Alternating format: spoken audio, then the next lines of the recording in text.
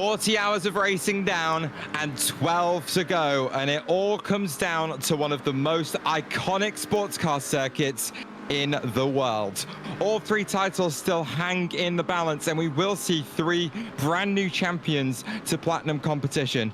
But who will be those champions? Well, we'll find out in a matter of time.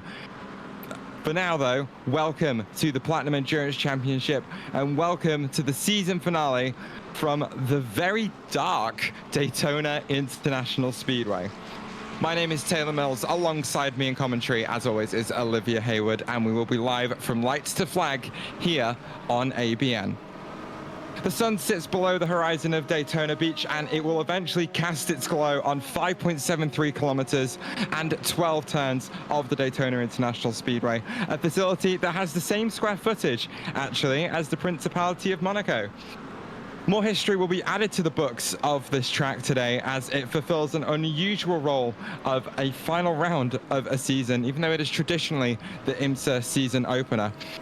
The circuit itself features high speed on those NASCAR banks, with speeds of up to 330 kilometers an hour, but the drivers are still going to have to tackle a very tricky infield. Tire management will be absolutely key today. As always, getting those tire pressures and temperatures up into their operating window will be tricky, and that race start could be very chaotic. So as always, joining us to bring you the action is British F4 esports driver Olivia Hayward. Liv, with 4 rounds that have already gone, it all comes down to one final blast around what is a genuinely fantastic race circuit. And that certainly puts the pressure on for the likes of Old Firm, Valkyrie, and Orca Performance Blue. So what's the key to handling that pressure in the final 12 hours of racing of this championship? I think the honest answer, especially for some of the teams that have a little bit of a breakaway at the top of the board, you have to treat it like it's any other race. You can't get focused on the finish line. You can't get focused on the championship and sort of start trying to chase towards it, because this is a very difficult track. We've seen so many incidents in practice with these cold temperatures and the low downforce you have to run to carry speed up on the high banks. You're gonna be very unstable, especially at the start of stints. You just have to make sure that you run it one stint at a time. You do not overextend yourself and continue what you've been doing to claim that championship.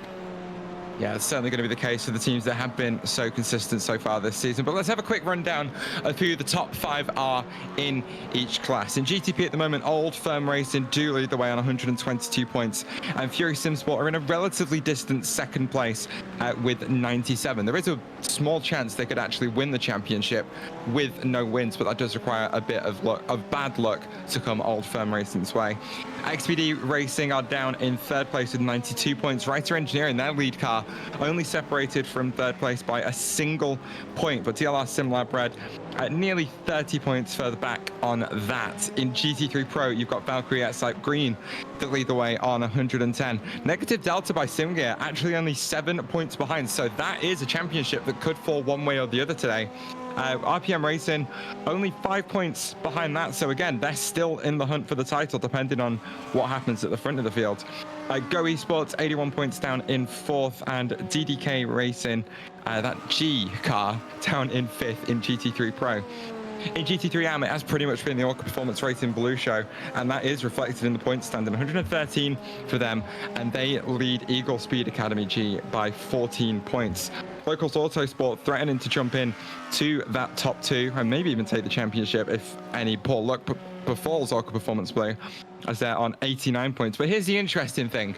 Remember, this championship does pay out to its top 5 finishers in each class, and we have Locals Autosport, IS Corsa Red, and DLR Green in GT3M all separated by 3 points. And as you move further up those standings, you do get yourself a little bit more money. So I'm thinking we're going to see a pretty impressive scrap out there on track between those 3 teams today. Yeah, it's going to be very tight, and of course we saw a lot of drama last time out in that GT3 AM class. It's what's given Auto Performance that little bit of an advantage compared to the rest of the pack. But again, it's a class that seems to be defined a little bit by attrition sometimes.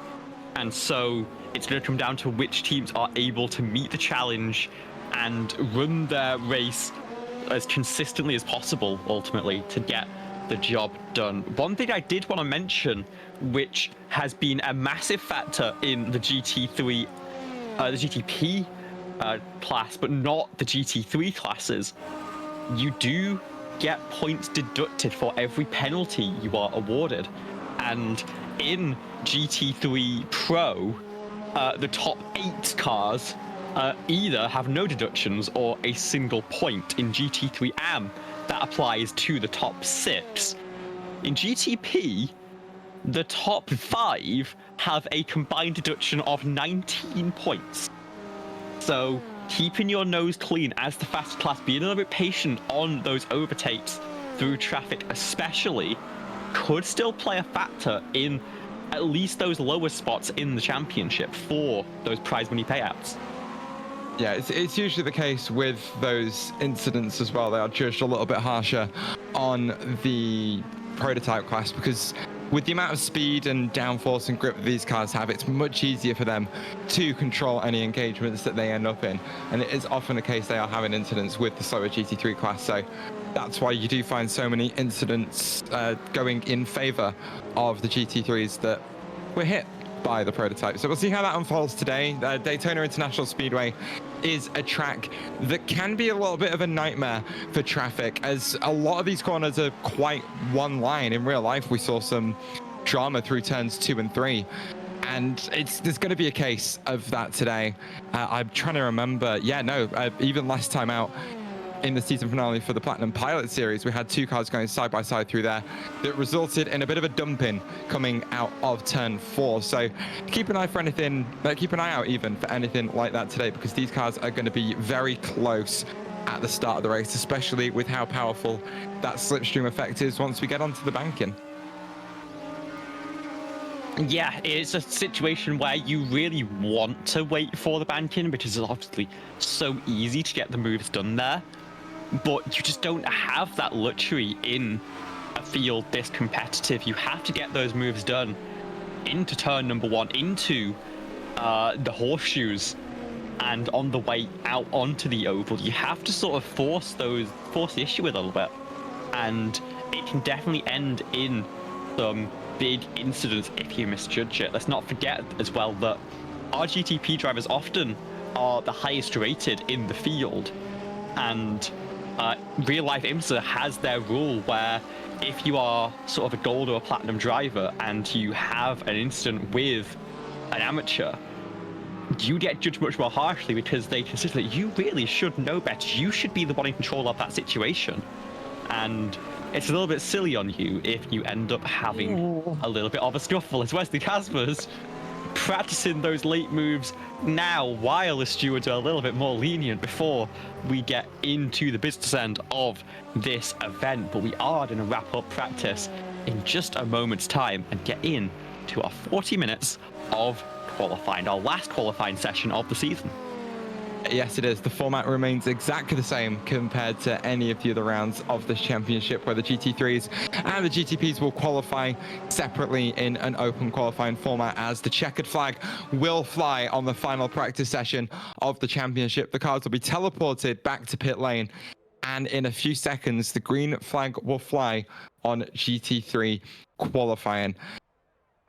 It's something that can make or break a race, especially in the early phases, as you have an entire field of cars making their way down into turn 1. We've seen Orca Performance Blue slot themselves deep into the GT3 Pro field many times so far this season, which has helped keep the pressure off them just a little bit in the opening stanza of the race. So we'll see if they can do that one again. One of the standouts in qualifying so far this championship, though, has been Abel Salan for Fast Repair Motorsport in that Ford Mustang. I think the only Ford Mustang in the field,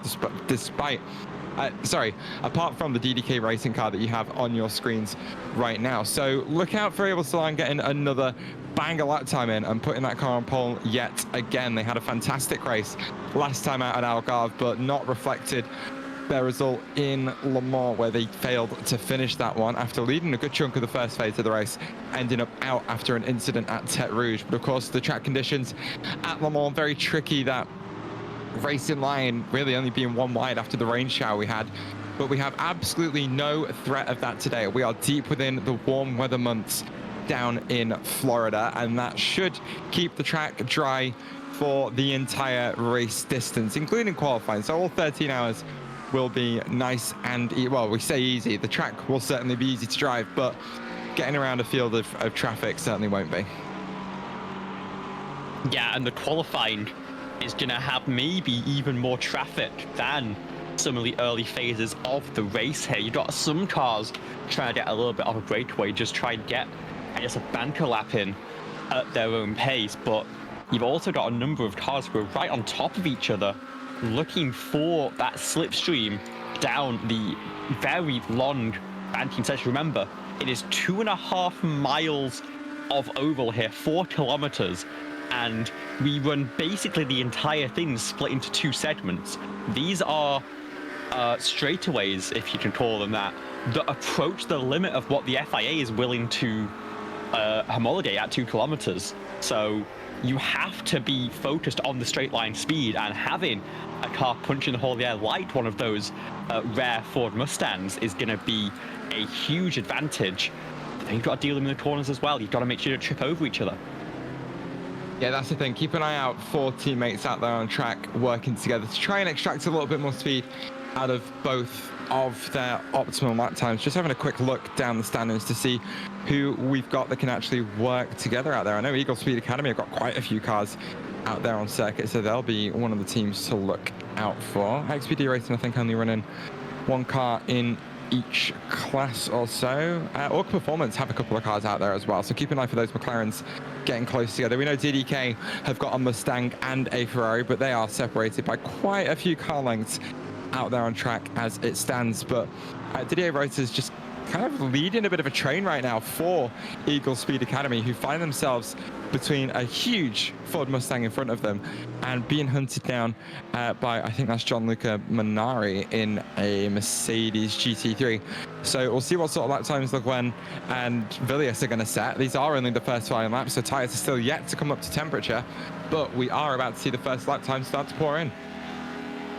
We sure are, and it is going to be Jaco Mikola in the RPM Racing Chevrolet, one of the first drivers across the line. We do, of course, have 1 Chevrolet Corvette and 1 BMW in this field, and I don't need to say any more about that if you watched Daytona 24 this year.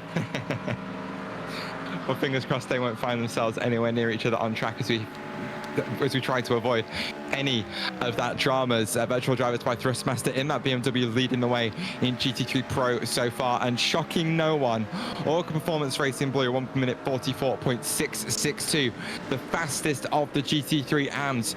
But Squadra Veloce Alpha already challenging a little bit, only 0.4 of a second off, with still plenty of lap times to come in. That was actually Stefan Le Guin, who is that McLaren just in the background, or who was in the background of shots following that Ford Mustang. Their teammate Didier Reuter's having to get around that Mustang on the banking, which really affects the lap time as Vladislav Shopov finds his way off the circuit down at turn 4. Really tricky to keep that car on the road. He might abandon that lap time and maybe tow back to pit lane, or it might just be a case staying out there on track, keeping the pressures and temperature in the tires, as they've only got about 15 more minutes to get a qualifying lap down.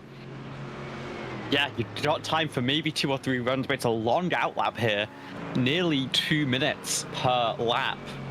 And when you take into account that you've got to find that pocket of draft or clean air that you're looking for, it does slow you down quite a lot. Right now it is Abel Solan who has gone to the top of the board, as you predicted at the top of the show, one of the last cars in the line. So there's potentially a little bit more rubber being laid down on the track, a little bit more grip being found as we get into the session, as Jaco Mikola on lap number 2 goes second fastest.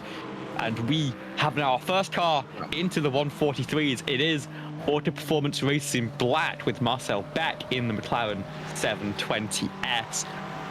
He's not going to be alone by the end of the session. We are going to see those times continue to improve. And right now, he's leading that AM car with a little bit of slipstream. This could be huge for the 264. Yeah, just keeping an eye on those lap times. Orca Performance Racing Blue still only 0.3 of a second clear of Eagle Speed Academy, but still getting that tow from their teammate. Marcel Beck was actually purple in the final sector on the last lap. So I want to keep an eye on this because I want to see what these two are doing. If it's just slipstream or we're seeing a little bit of bump drafting come into play, perhaps a little bit unrealistically, these cars can handle a bump draft despite the fact they have that diffuser that sticks out from underneath the rear bumper, which in real life, if you hit that with any sort of force, it's just going to start to crack and break. And going off the facts that these cars generate quite a bit of downforce from the underfloor, that is going to absolutely ruin your peak performance. But fortunately for both of these drivers, we are in a sim, basically a video game, and that sort of damage doesn't really occur unless you see some sort of really big contact, like the big concertina effects we see into some of these corners, as a bump draft is much more of a gentle tap, a little bit of a small push that the rear diffuser just doesn't even recognize as a hit. Yeah, and of course, if you need to, you can always take the tow back to pit lane. Mats Fischer, oh, yeah, I think that little bit of contact invalidating that lap force, any incident point, including a 0x contact with another car or with the wall, will invalidate the lap. So no improvement there for Maximilian Fischer. Has to settle for provisional pole in GT3 AM as he goes out for attempt number 2. But IS Corsa closing in. Gianluca Minari in that red car are only about 1/10 of a second behind right now, so they do need to find an improvement if they can. Currently in the pro class, it is still Marcel Beck, the only driver in the 143s, but there are 2 cars within half a tenth, and as cars get out for the second runs, imagine those times are going to fall. Yeah, flurry of cars making their way down pit lane to take a new set of tires and get back out there on circuit to try and improve their lap times. But that sort of strategy may not be something we see in the next season of Platinum competition, as of course in a couple of weeks' time we have the new build of iRacing making its way to the service, which will see the GT3s get the same pre-version 10 tire model that the LMP2s and the GTPs are on.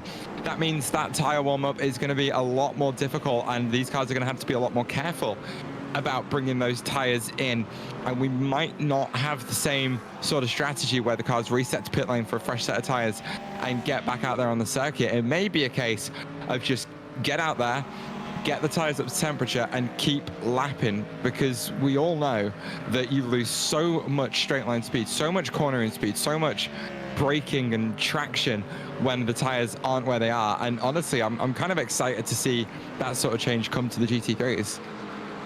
Yeah, it makes it much more like the real life qualifying sessions that we see. You don't often see cars go back to pit lane. I think actually in a lot of series, you're not allowed to make any changes to the car once the qualifying session starts. So having that additional tire warm up from that V9.7 tire will improve that experience a lot. I'm very excited to see how it goes. Our next set of cars coming across the line is Abel Solan here. And it's going to be an improvement. It's going to be provisional pole now, taking the top spot by just over 1/10 of a second. But of course, we still have about half of the GT3 qualifying left to go. And we have right now 15 cars between the two classes within a second of your race leader. Looking a little bit down the order, one team that seems to be struggling in qualifying at the moment, Kevin Chartier down in 7th place, your GT3 Pro Championship leader. He's trying to finish in front of Negative Delta by SimGear to try and keep a hold of that crown. Fortunately for him, just 3 places ahead of them right now. That could all change during the race, but it's one of those where you want to be as far up the field as possible to try and stay out of the gaggle, but Kevin Chartier currently finds himself slap bang in the middle of the GT3 Pro field with 6 cars between him and Abel Salan and a grand total of 0.6 of a second in qualifying time.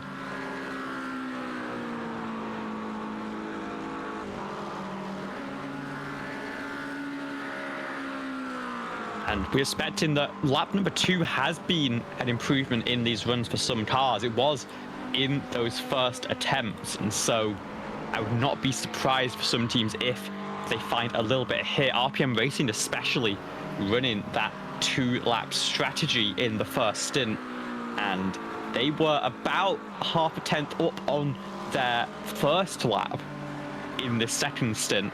So we'll see what happens as they come across the line. Valtteri gets that green, also coming to the start finish. Yeah, and no improvement for RPM PEC. We'll see if Valtteri can find anything at the hands of Kevin Chartier. And unfortunately, it's not going to happen. It seems like we are very quickly approaching the theoretical limit of what these cars can get. We have 2 cars in the 43s. We need to see if anyone can leap into that window or whether Jaakko Mikkola will be the gatekeeper in P3. A couple of personal best sectors being set by Sean Compte at the moment in P6 and GT3 as it stands, just trying to find some improvement in that NSX GT3. He's got Vladislav Shopov for company on track, punching a bit of a hole in the air to try and find a little bit more straight line speed on the banking as he makes his way through turn 7, and it is actually a purple sector from turns 5 around to turn 7. So keep an eye on that number 188 car because we could see a fastest lap in the session so far. Still taking advantage of that slipstream from the Mercedes-AMG GT3 just in front as they come down into the Le Mans chicane, into the bus stop. Gotta get that run perfect as those curbs have been pushed back a little bit and these cars have been given more space in recent years. It's a clean run through those 4 corners for Compte, as still just pulls a little bit high, actually chasing the slipstream of the car in front. Shopov may be playing some games to slow Compte down as they come back down the banking. Of course, that downhill run will give you a little bit of a speed boost, but not one bigger than just holding that yellow line. Across the line he's going to come. We should see an improvement, but is it enough to move him up the order? No, it's not, because other drivers found improvement around the same time, and Compte actually drops to 7th overall in GT3, but retains PT6 in GT3 Pro. But the biggest part of that is Maximilian Fischer for All Performance Racing Blue, setting a time good enough for P5 in GT3 overall. Yeah, and this is the team strategy coming into play, was having a tow the whole way around there from Marcel Beck in the Auto Performance black car, or at least, I mean, actually, yeah, the whole way around and very close out of that bus stop chicane. So great teamwork going on for Auto Performance. They've elevated the AM car to the very top of the field, now not down to the outside of the 3rd row. Now the question is, can Marcel Beck find that performance as they do a little bit of a swap? Now it's going to be Fischer leading Beck around to try and find that pole position lap. Trying to keep an eye on how things are lining up lower down the order as well. We are keeping a very close eye on that battle for 3rd in GT3 and Locals Autosport, currently leading the way in that fight, but also leading the way on track. Currently 2nd in class, 1 spot ahead of IS Corsa Red, so they'll be starting alongside each other. But DLR Green sitting on the outside of that one at the moment as they find themselves quite a bit down the order and are actually the slowest qualifying GT3 so far, so not a great start to their push for 3rd in the championships. It's another purple sector from Compte that launches that car to 2nd in the standings, a 1:43.875, just 14 thousandths off your current pole sitter of Abel Salan, but that might be all she wrote for Compte. It may go back out on track to try and get another one in, but that is one heck of a lap time late in the session. Yeah, that is really fantastic performance, and it puts you ahead of those incidents that you're worried about at the start of the race. it's not about being on the pole, but it's just about being in the sort of front of that pack, so that if anything happens, statistically, it probably happens behind you. And that is the crucial thing, and Go Esports well and truly ahead of the chaos. The question is just what the rest of the field can find in these dying minutes. I mean, it's remarkable, the split between the Pro and the Am cars. It's often a lot more interspersed, but here, second place in GT3 Am is behind the last GT3 Pro with a lap time. It's very close between the two, both in the 44.7s, but the class split acting very effectively, with the single exception of Max Fischer, who had that teamwork but also has had fantastic qualifying pace all season long. Yeah, it seems to be maybe an issue that crops up every now and again, or almost all the time in GT3M. You get one car that is absolutely dominant compared to the rest of the class, as the pit lane for GT3 will close in just under 60 seconds. So any car out there that goes to pit lane now doesn't have much time to get back out on the circuit. As Marcel Beck going slowly, playing some games with other cars out there on track to try and get themselves in an optimal slot for some slipstream. I'm trying to spot who that is. He's having a bit of not a run-in with. Jacob Bagala, Top 10 Motorsport. Yeah, so Top 10 Motorsport. Who more games as Max Fischer's trying to wait for Marcel Beck. Oh, you see it. At the top of the banking. This is giving me some Monza qualifying vibes here, and that's not necessarily a good thing. We'll hope that they can keep it clean once they get to the start-finish line. But we have 5 cars, I think, under a blanket coming out of the International Horseshoe right now for their final laps, including some heavy hitters. We have Jakob Mikkola in there, Vladislav Shopov. So there's going to be a little bit of a sketchiness happening, you've got to say. RPM actually backing up. I don't think they'll have time to get back around for another lap here. So it might be all eyes on Marcel Beck with that little bit of gamesmanship, that little bit of strategy coming into the final lap. Can there be an improvement? Can it be a shot for pole position potentially? Pit exit will close for the GT3s, so no more rejoining the circuit for any of the cars that are down pit lane now. If you are out there on track, you have to commit to what you're doing. Jakob Mikkola for RPM Racing on his way through the bus stop for one of the final times. He will set up for another run for one final lap as he comes through turns through turn 11. Apparently they mark that as one corner. Who knew? Up to the high side, trying to gain a bit of bonus speed as he comes back down the hill, back down that banking to try and gain just a little bit more straight line speed as he makes his way towards the timing line, towards the start finish line. DDK Racing are going to pull off to the inside of the track. That will be their qualifying session done. Are we going to see an improvement from Jakob Mikkola? Across the line he comes. And I don't think we're going to see one. No, we're not. It's going to be this lap. So RPM Racing putting it all on the line in their final lap of the session to see if they can launch themselves well up the order. GTP's already waiting at pit lane exit to get out there on track as early as possible. Top Tier Motorsport coming to the line to try and improve their position. To the inside, under the yellow line they come, and across the start finish line. And it's not an improvement for Jakob Bugala in terms of position on track. He will toe to pit lane, and that will be his final run. Abel Salan is down pit lane and is letting the fates decide. Well, it's letting everyone else decide where he's going to start this race. As DDK Racing fully given up on that run, just trying to flick down the order and see if we've got any improvements out there on circuit. But still the standout has always been Orca Performance Racing Blue over there in 7th in GT3 overall. But don't think we're seeing any improvements out there on the circuit right now, so it looks like Abel Salan's pole position will remain secure yet again, as that is a tremendously consistent performance from Fast Repair Motorsport, and they can definitely be proud of what they pulled off today. Yeah, I mean, another fantastic result for Fast Repair Motorsport, and I've seen in the entry list they might have another driver coming in added before round number 4. Diana Perez is waiting in the pit lane for the 102, so that would be another very strong name to throw into that car from the GT3 Pro pole position. But we are now rolling for our GTP qualifying, and The meat and potatoes.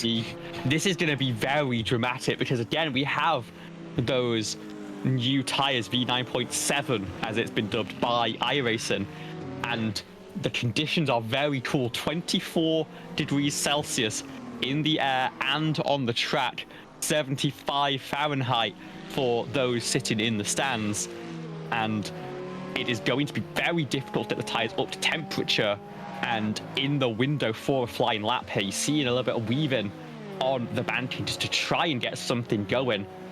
Got to balance that with, of course, the slipstream, which is just as important in these cars at a circuit like this. 8 cars look set to take the green flag here at Daytona in GTP. A lot of the prototype teams choosing not to run in the final round of the championship, including the DLR Sim Lab Cadillac. Instead, you find their Ferrari and their Acura both out there on circuit, and they are in fact nose to tail. We've got a couple of teams with, well, it's literally a couple of teams with 2 cars in the class. One of them being DLR, the other one being Writer Engineer. And I think those two finding themselves on track. No, separated by a good few seconds on the circuit, actually. But we're seeing the 2 DLR by SimLab cars taking the same sort of strategy as Orca Performance in GT3. But right now, just looking at Davy van der Wacker, your defending champions in that number 1 car, and Jean-Paul Seaman, it certainly looks like Jean-Paul has the advantage in terms of pace. But Liv, we were making an observation in the practice, in the build-up to this qualifying session, that Seaman was sort of struggling on the early laps on the cold tires. Yeah, just a lot of spins, sort of losing the rear end of that Acura ARX 06. And I mean, this is not helping anything. They are not quite on the same wavelength with who is going to lead this qualifying pack. It's just not, I mean, it's the first lap, so it's not too consequential, but they need to really get this sorted out now if they want to try and get the optimal window. I think John Paul wants the slipstream, but might actually have the ultimate pace, and that is the balance you've got to run when you're looking for the slipstream. You can't catch up to the car ahead because then you've got nowhere to go. Here's the interesting thing with the tire changes that have come to GTP in the last season.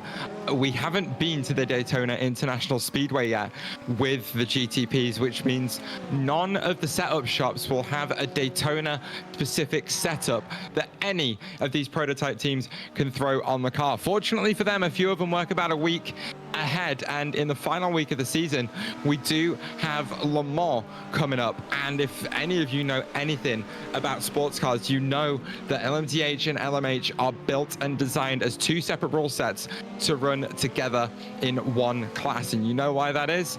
That is because Daytona and Le Mans ask for very similar things in terms of downforce to drag, in terms of balance, in terms of straight line speed.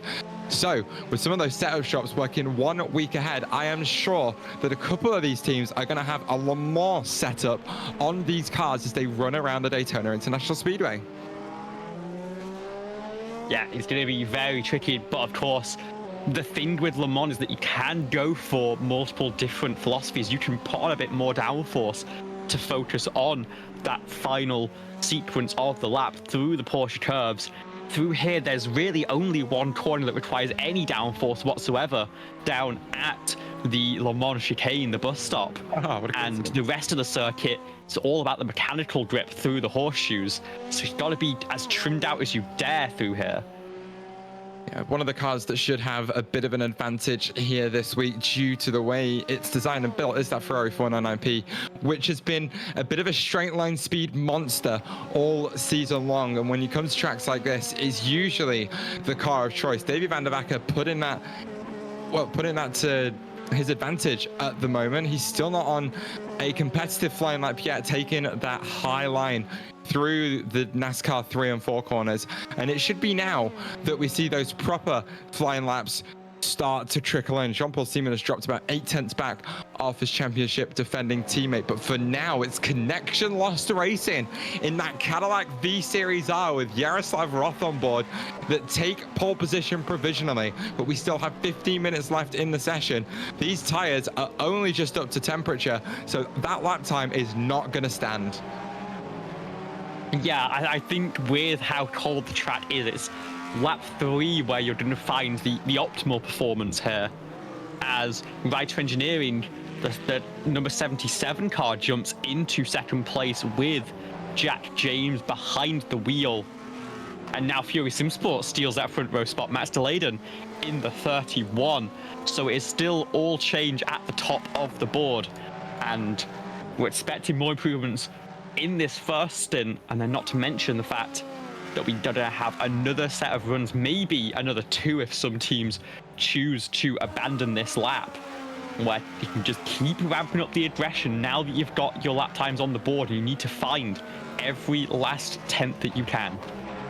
Green in sector 1, green in sector 2, green in sector 3, but a purple sector 4 for Davy van der Vacker as he comes through NASCAR 3 and 4 on a competitive lap time for the first time. It is the one of 2 Ferrari 499Ps in the field. The MRRS Racing Sapphire car not out there on track at the moment, but it's across the line for van der Vacker as he doesn't get provisional pole. He just gets nipped to it by Alberto Garcia Blasco in the Acura ARX 06. It is a 10th of a second that will separate your front row of the grid as the first flying laps have finally pulled their way in. And now to pole position, Wesley Caspers in the 76 Writer Engineering car. Started the season with the DLR crew and has now jumped ship to the number 76 and is immediately making a huge impact in that car. They are in a very close fight for second place, but it is not close at the top of the board right now. 0.6 of a second is the difference for pole right now. You know what, Liv? I didn't even notice that. That is one hell of an observation. I'm going to be honest. I've been looking at the Discord because there's been a lot of discussion about it. Yeah, fair enough. I'm trying to see. In fact, the question is, has he actually replaced anyone at that team? Has someone stepped away and they've pulled him in? I do love a little bit of mid-season drama, seeing that sort of thing. It's like, can you imagine that actually happening in sports cars in real life? Like, that would just be absolutely wonderful. That silly season happens between like December and March, but in PEC, you never know when that driver drama is going to sneak in. Yeah, and of course, driver change is not allowed after round number 4, but as Caspers did not run the last race, I believe had that confirmed prior to the deadline. So he's on the pole position right now, and it's up to everyone else to try and chase him down. One driver who seems up to the task is Randy Martin and Mateos. Doesn't quite have it this time, is off by 2/100ths of a second, but it is very close to what, I mean, there's still time to find out on the racetrack there. And currently those two both should be a huge advantage. Now Jack James gets into the 32s as well, but he's still 4/10ths back. There's got to be something found for the rest of the runners here. There's a little bit of a slipstream train. Davy van der Vacker leads John-Paul Seaman around turn number 6. That could be the way to move up to the front row of the grid. Just over 10 minutes to go in the final qualifying session of the season for the GTP class, as we are starting to see cars reset to pit lane and start new runs. Connection Lost Racing and Writer Engineering making their way out on track on fresh tires. It's going to take them a few laps to get those Michelin, allegedly medium compound tires, up into that operating window. But once they are, we should see those fast lap times start to sneak their way in yet again. We are still seeing that train out on track of DLR SimLab and threw myself off there, of the 2 DLR SimLab cars and XBD Racing, as Davy van der Vacker just letting Alberto Garcia Blasco slip on through. But we are following Randy Martin and Mateos, currently second on the grid, breaking the beam for yet another lap, and he does put it on provisional pole position by 35,000ths of a second. So now with Casper's reset to pit lane on a fresh set of tires, Randy Martin and Mateos reset to pit lane for a fresh set of tires, it looks to be a bit of a 2-horse race between 2 of the Acura running teams for the final pole position of the season. Yeah, this is a fantastic showdown, and what I am curious about is whether teams might add a little bit more fuel for this final run, because the lap times just continue to improve. We didn't really see them hit the cliff where they start to fall off again. and Mateos peeled off to the side immediately, suggesting he didn't have enough fuel to go round another time to try and improve once again. Maybe they'll tweak the setup for these final 10 minutes to give themselves a little bit more room to work within this final attempt. But right now it is Wesley Caspers. This is the first flying lap. Not expecting too much out of this one, but it's about how you prep the tires to set up for that following run for the rest of qualifying. Further down the order, we have Davy van der Vacker, I believe, who might still be out on track on that initial run. So we'll see if there's an improvement for the number 1 car, reigning champion, but of course, seemingly cursed as that number tends to bring in the Platinum Endurance Championship. Is it an improvement? And it does not look like he's able to find anything there. But he's going to continue on. They've put a lot of fuel in that car, is the one thing I've noticed. Yeah, they certainly have, but maybe it's time to reset to pit lane and get a fresh set of tyres as qualifying does just sort of settle into a bit of a lull as we have 6 cars out there on track getting tyres up to temperature. One of them, DLR Simlab Orange, that is still out there on the first set of tyres, so we are not expecting to see any improvements in the next couple of minutes at least, which gives me time to poke a little bit of fun at my co-commentator, who so far impressively hasn't mentioned her hatred of the esports line through turn 1. Well timed, Wesley, thank you. I mean, it's not really something to, especially in qualifying, it's going to happen. These drivers are going to try and find every single thing they can. And the real trickiness of it sometimes is whether enough cars go out there to keep it clean from marbles with the new debris updates that we've been given in iRacing recently. But I think with a field this strong and this competitive, they're going to keep that line clean, and it's going to be a factor the whole way through the race. The only real concern is if you're racing for position and you open up the inside quite that aggressively, it could end in disaster. Someone can poke a nose down. At that point, you have to adjust for it. Yeah, that is the tricky thing about running that line, especially in race trim. It's very fast, but your entry is so relatively slow compared to taking that much shorter line. It does allow a very aggressive move to slot it up the inside, and I think we're going to see a couple of tangles with GT3s down there once we get into the race session. But flicking down the order, yeah, again, keeping an eye out for any improvement. We aren't actually seeing any of those yet. No personal bests. No, in fact, no, I tell a lie. Davy van der Vacker is actually on a personal best in Sector 2. So we'll see if that one continues through Sector 3 and 4 into turn 7 he comes. And I'm not seeing any improvement there, so it might be time for that Ferrari 499P squad to get onto a fresh set of tyres. So we'll see how that unfolds in the next few minutes or so.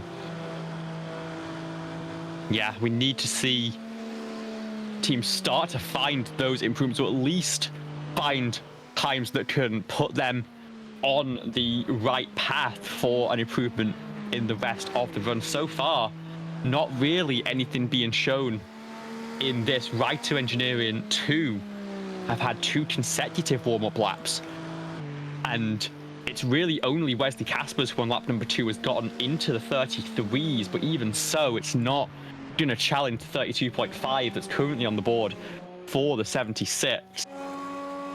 Just got to see who is the first one to really get those tires bedded in for these final attempts. We only have 5 minutes and 20 seconds left in our final qualifying of the season. It's next up to the line is going to be the number 18. Did they find anything? No, it's another warm-up lap for them. Now it will be Wesley Caspers coming out of NASCAR turn 3 into turn 12 on the road course, NASCAR 4, and then down below that yellow line. If you want to maximize the speed, it's allowed to go down there in the tri-oval, so long as you come back up the track safely. They do cross the beam, they do improve, and it's now into the 32.4s for provisional pole. Back over to you, Martin E. Mateos. What do you have in response?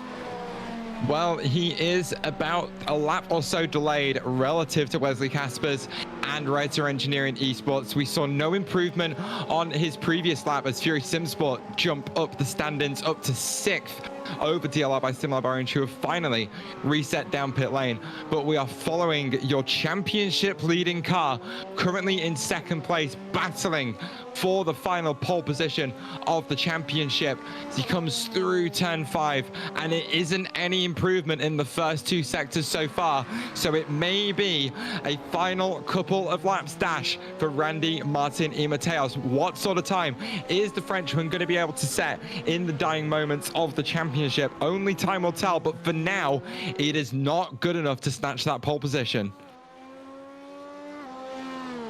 And now the question becomes, do any teams further back in the running have a chance at this? Does XBD, for example, they do jump up into P3, into the 32s as well.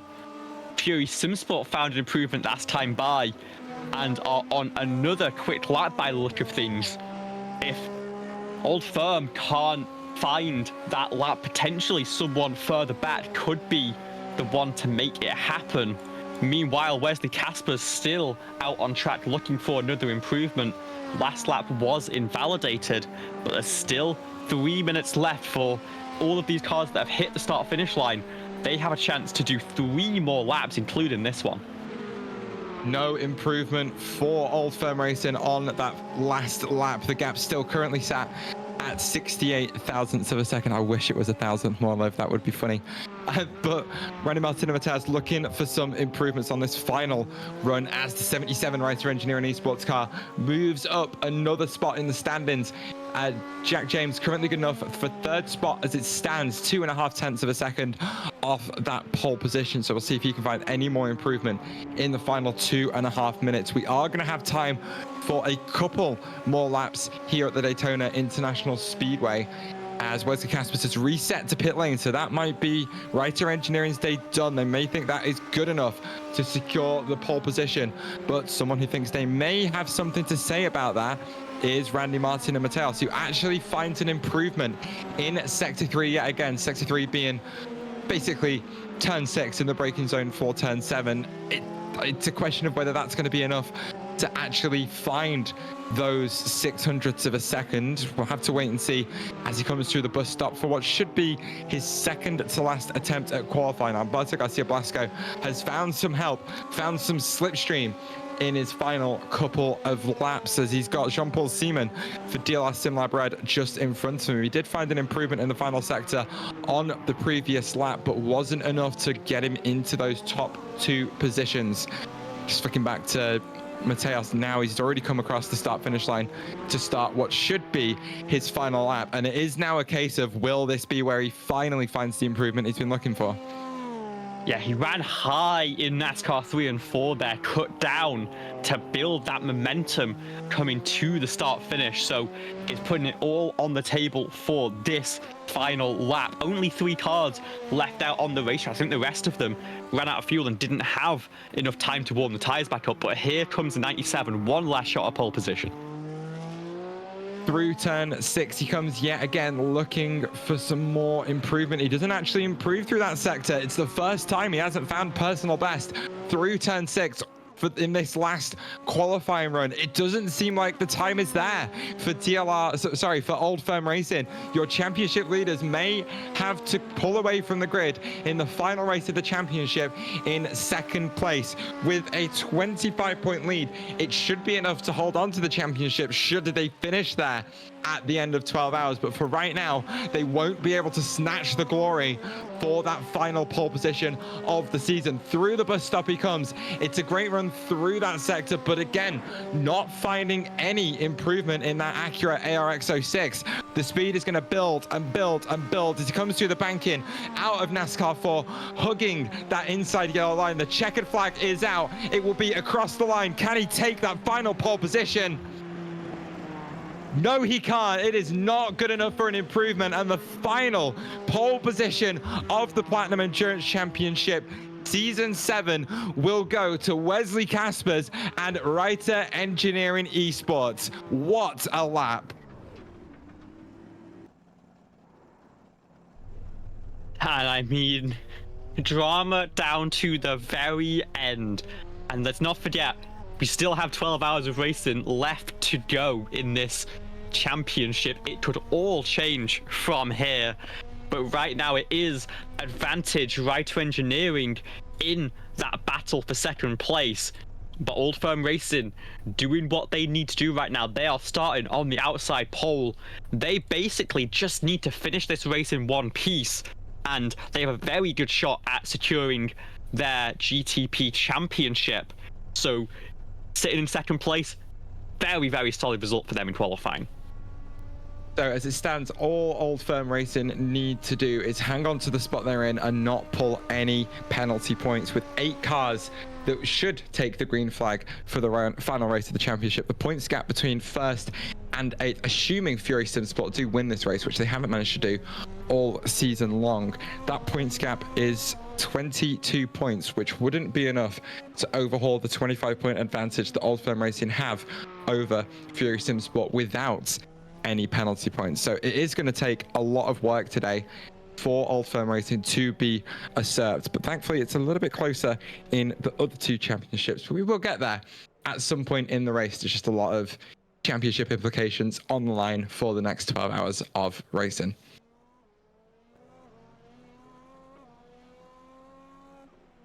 And as the final seconds of our qualifying tick down, get anything you get your drinks, get your stats, because it is going to be non-stop from the moment the green flag flies here at the World Centre of Racing. We'll be back with the race start in just a moment.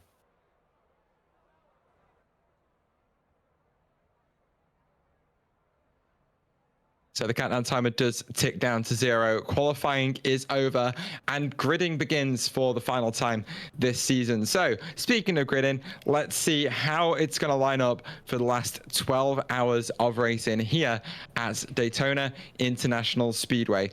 It is a debut pole position for Wesley Caspers in that number 76 Writer Engineering Esports, as he beats championship leader Randy Martin and Old Firm Racing to that pole position by 68 thousandths of a second. Alberto Garcia Blasco will line up in 3rd place alongside the sister Writer Engineering Esports car of Jack James in 4th. Jean-Paul Seaman will start from 5th on the grid alongside Fury Sim Sports Max Galaden, a team that are looking to try and snatch that championship here today, not starting perhaps in the spot that they would have wanted to. Davey van der Vacker and DLR Simlab Orange, your defending champions, only good enough for 7th place today, lining up alongside Connection Lost Racing. That's lap time set by Yaroslav Roth. Wim Stockmans for MRRS Racing Sapphire. They didn't set a lap time in qualifying. I'm not 100% sure they're actually here today. I can't see them on the grid at all, but that is a car that is listed in 9th place. They are on the grid. They'd have to shuffle past our GT3 field before the race start. And speaking of, your GT3 pole sitter is going to be Abel Salan in the Fast Repair Motorsport Ford Mustang. Very quick in qualifying here. Go Esports will line up alongside with your own company in the Acura NSX GT3 Evo. The second row of the grid will be Auto Performance Black and DDK Racing Team G ahead of RPM Racing PEC and the virtual drivers by Thrustmaster Maxime Chassé on board that one. Then we have slotting in with that bit of teamwork between the autocars, the AM car of Max Fischer sat well in the middle of the GT3 Pro field ahead of Native Delta by SimGear and Gnosis Esports Simultuate, Valtteri at Cyber Green, Top Tier Motorsport, and Gnosis Emits, Eagle Speed Academy S, and Octopus Racing Team. And then we get into the rest of our GT3 AM runners, Taylor. We certainly do, with Locals Autosport in 2nd place in that class. IS Corsa Red lining up just alongside them. Carbono Esports, Eagle Speed Academy, MRRS fill out 4th to 6th, with Squadron Volta Alpha by Eagle RS with Stefan McGuinn on board in 7th. DDK Racing Team, DLR Simlab Green fill out spots 8 and 9, with Smurf Racing Team not setting a time, lining up last in GT3 AM. However, our GTP field is making their way round to the start zone, even as the Porsche backup car, safety car, those lights are out, which means we will be getting underway this time by. As the grid forms 2 by 2 for one last time this season, it will be Wesley Caspers who leads the field away from the inside pole, and he launches early, and it's a slow reaction from Randy Martin Mateos, who just had to slot in behind your race leader for now, as Alberto Garcia Blasco 3 wide with Jean-Paul Seaman and Jack James, as Seaman going to go through the middle of both of those Acuras. It's a wiggle on exit. They will be side by side through turns 2 and 3, and Jean-Paul Seaman will snatch the position. And as they file through the International Horseshoe for the first time, we are underway in our GT3 class. It's a great jump from Abel Salan. Joan Compton is under pressure now from Andrew Fairley in the Ford Mustang and the car of Marcel Beck in Auto Performance Black, who has climbed up through the order. Now they come through towards the International Horseshoe for the first time. A big dive, side by side, filing through here. They've got it settled out before the kink at turn number 4 here. Otherwise, there's going to be disaster as we file through turn number 1. A lot of grass that can easily feed you back into the firing line on the exit of the West Horseshoe, but it looks like all the cars taking it nice and cautiously for the time being. We file through the rest of the infield and charge back up onto the banking. It's an aggressive move from Francisco. I'm just trying to read that name. Barrio Nuevo in the Enosis Esports car up the inside of turn 6.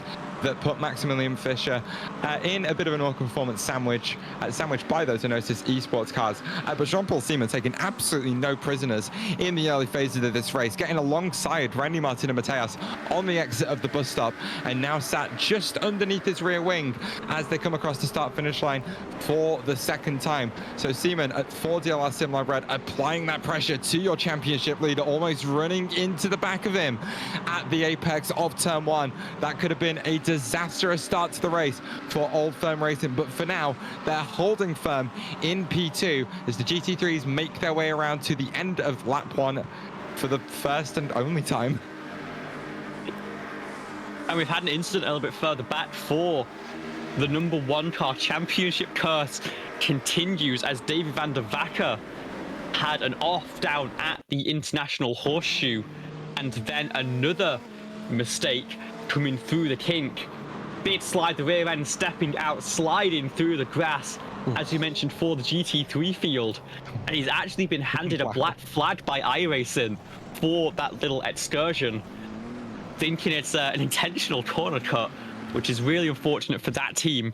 They'll have to come in and serve that, but of course will still be able to carry on for the rest of the race and try and pick some spots off through attrition. Yeah, the Champions Curse does seem to continue even in the last round of the championship, as they're going to have to serve that penalty, as even though they're already about 11 seconds off the tail of the leader. Back at the front of the field, though, this is Wesley Caspers, clear of Old Firm Racing by 3.3 seconds, as the speed of these cars is slowly starting to increase. He's been purple in every single sector and does set the fastest lap of the session so far, 1 minute 34.467, as it wasn't a legal lap time, Liv, because Randy Martin and Mateos for Old Firm Racing has just been handed the flowers of the fastest lap of the session. Yeah, and that is going to be important as we get into this race. 60x your limit for the first drive-through, and then every 10 until being booted from the race at 90 incidents. It sounds like a lot, but the bus stop is always tricky when it comes to off tracks here, especially when you're dealing with those cold tires. And so it's going to be a balancing act of how much you can push, given the incidents picked up by prior teammates throughout the early stages of the race. Got to be clean now to set things up for the rest of the race. Dave van der Vacker pulls into pit lane to serve that penalty. Grim Stockman's actually cutting through after a pit lane start and is now at the leaders of your GT3 class. Abel Salan still holding on to the advantage there, but unlike at the front of the GTP field, it is very close between all of these GT3 leaders, and you can tell the number 70 is just trying to not cause any trouble here, but it's just so tricky when everyone else is pushing at 10 tenths the whole way in the opening stint, and you're just trying to get through without any incident. A lot of these cars in GT3 just looking for early positions to be gained in this first stint. They will get spread out eventually as mistakes and the GTP field start to creep their way in, so keep an eye on that. But for now, the high banks of Daytona keeping both fields relatively close together, of course, bar Wesley Caspers.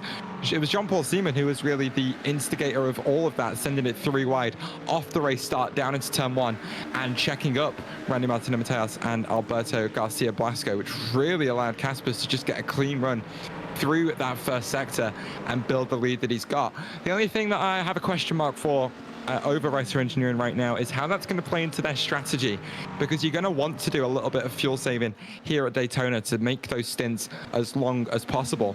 And that job is going to be made a lot easier for the likes of Seaman, for the likes of Garcia Blasco and Delayden, who are all deep in the pack dealing with or being helped by the slipstream of a couple of few cars in front of them, whereas Caspers and Randy Martin and Mateos are punching the hole in the air for themselves and the rest of the field. So we'll keep an eye on how those stint lengths develop over the course of the race, but we're expecting 30 plus laps in terms of a fuel extended stint, maybe 29 if you're being forced to go full push, which it feels like Writer and Old Firm Racing are having to do for now.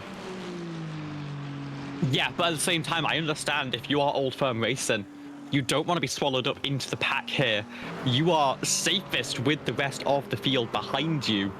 And so even if it puts you a little bit behind the 8 ball as we get later in the race, remember the 97, they are more than happy. I mean, maybe not happy, they do not want to be in second place, but the championship is what is at stake here. And this position would be more than enough to secure that. They just need to make sure that they can keep this car rolling at pace without any trouble. And right now, being at the front of the train is the way to do that. Still purple sectors coming in for Writer Engineering, so those temperatures starting to build as the fuel is starting to burn off. And just to highlight it as a bit of a change for the Platinum Endurance Championship, this race is starting in the dark, which is wonderful because it means it's currently 5:25 a.m. in the sim, and starting here means we will have daylight, glorious daylight bathing the circuit come the end of the race, which means it's going to be a lot easier to see our cars in the closing stages of the race, follow the race in and see them all and give them their flowers as they come across the start finish line. So I've got to give them some credit for that, because that is a positive change that we definitely noticed over here all season long, where we've had a lot more races ending in the daylight. But in GT3, Fast Repair Motorsports still lead the way from Orca Performance Racing Black, but the sister Orca Performance car slowly being shuffled down the field as Santos for Enosis Esports has managed to finally clear that McLaren 720S GT3, as Maximilian Fischer now only finds himself separated from the rest of the M field by 3 cars. It's going to take a bit of work for them to lose their championship lead to Eagle Speed Academy G, but they are second place on the track so far. But if those two swap positions, it's only a 9-point swing. Yeah, this is really a very close battle for second in the championship. And let's remember that as much as there is such a big advantage right now, we've seen in these races how easily attrition can hit, and no lead is safe at the Platinum Endurance Championship. I can very much expect that something could happen to riders who have been a little bit snake bitten over the past couple seasons after their championship charge in season 5. They've got to make sure to keep their head if they want to secure that position in the championship as well. And then it's so tough for the GT3 pros, who really have to push as much as possible with their fight coming down to just a handful of points. They do not have the margin to back off and be safe. They've got to give it absolutely everything. But the pack's starting to form in the GT3 field. You got second through, I want to say, where are we? Second through 9th in a bit of a train, with one from 10th back starting to form a little bit as well. IS Corsa Red forming a bit of a separation between the proper tail end of the field. But speaking of separation, we have a very low-nosed Acura ARX-06 that is looking to drive a wedge between the entire GT3 field, as we're actually just following, or just spotting even, a bit of a fight between Stefan Le Guin and Vacarus Filius that's actually slowing Wesley Caspers up quite a lot, as he's having to lift out massively through turn 5 to stay out the back end of Filius, as Alex Mass has to dive out of the way of your overall race leader down at turn 6, as Caspers, with the aggression that he was showing in practice, has carried that one over into the race as well. Yeah, and this is a close battle for second place now. DLR's actually gotten the move done down into turn number 6, as Randy Martin got a bit checked up by traffic, splitting a GT3 3 wide on the way into the corner. Now, Mateus might take that chance to do a little bit of fuel saving behind Jean-Paul Seaman as they come into the bus stop. No, the 18 has to slow down, in fact. And what on earth has happened down at the bus stop? Ooh. That is Martin Mateus down into the barrier with contact from the number 18. He's towed. And he's towed back to pit lane. Wow, I think that's going to be a meatball flag for Randy Martin and Mateus as well, as it's damage enough for him to tow down pit lane. DLR Simlife squeezing around the outside, and it knocks Randy Martin and Mateus to the inside of the track and into the barrier. I am sure the stewards are going to have something to say about that, but fortunately for Old Firm Racing, with how short the GTP field is today, that isn't going to have many, if any, championship implications at all. Yeah, and what it is, it's DLR backed off, and so Mateus moved over thinking that the corner and the racing line was being given. And then maybe checked a bit too early, because then DLR continues to shoot around the outside, and I think immediately it's broken the right rear suspension, and that is what sends the car spiraling into the barrier. If it wasn't broken before, the front definitely is now. They're down on pit lane. DLR, you would assume, is carrying some damage on the front nose after that, and they sure are. And that is going to shuffle them all the way to the tail end of the field, ahead of only David van der Backer, who it looks like has retired that number 1 car with a really, really tough end to their season. They're in fact meatball down in pit lane as well. But Old Firm Racing now down in the 8th position. That does award just 19 points. And so if they're given a penalty for that incident as well, it could shuffle some other teams into the championship fight.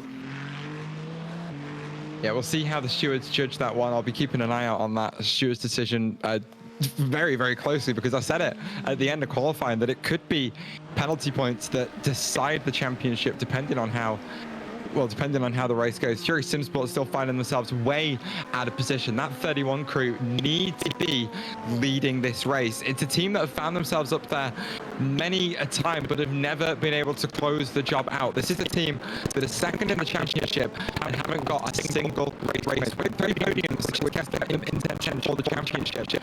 But the difficulty and all the pressure is on them today, as they need to be quick enough to be at the front of the field, but it just doesn't look like they have the pace so far. As even though P4 is a relatively good spot, you can easily describe that as lamenting down in 4th. Yeah, I mean, it's in the middle of the remaining running cars. It's such a small GTP field, as that attrition has come throughout the championship even. Matt Zeladen trying to work on Blasco. There's an incentive to get this overtake done, because it can then leapfrog the 31 towards Jean-Paul in the 18 and continue that slipstream train, only about 1.5 seconds ahead as they finally clear the GT3 traffic for the first time. And I'm sure there's no one happier about this field coming through than Abel Salan, who has managed to break out a 3-second advantage coming through that traffic. Marcel Beck down in 2nd, defending from Vladislav Shopov and the rest of the GT3 Pro pack.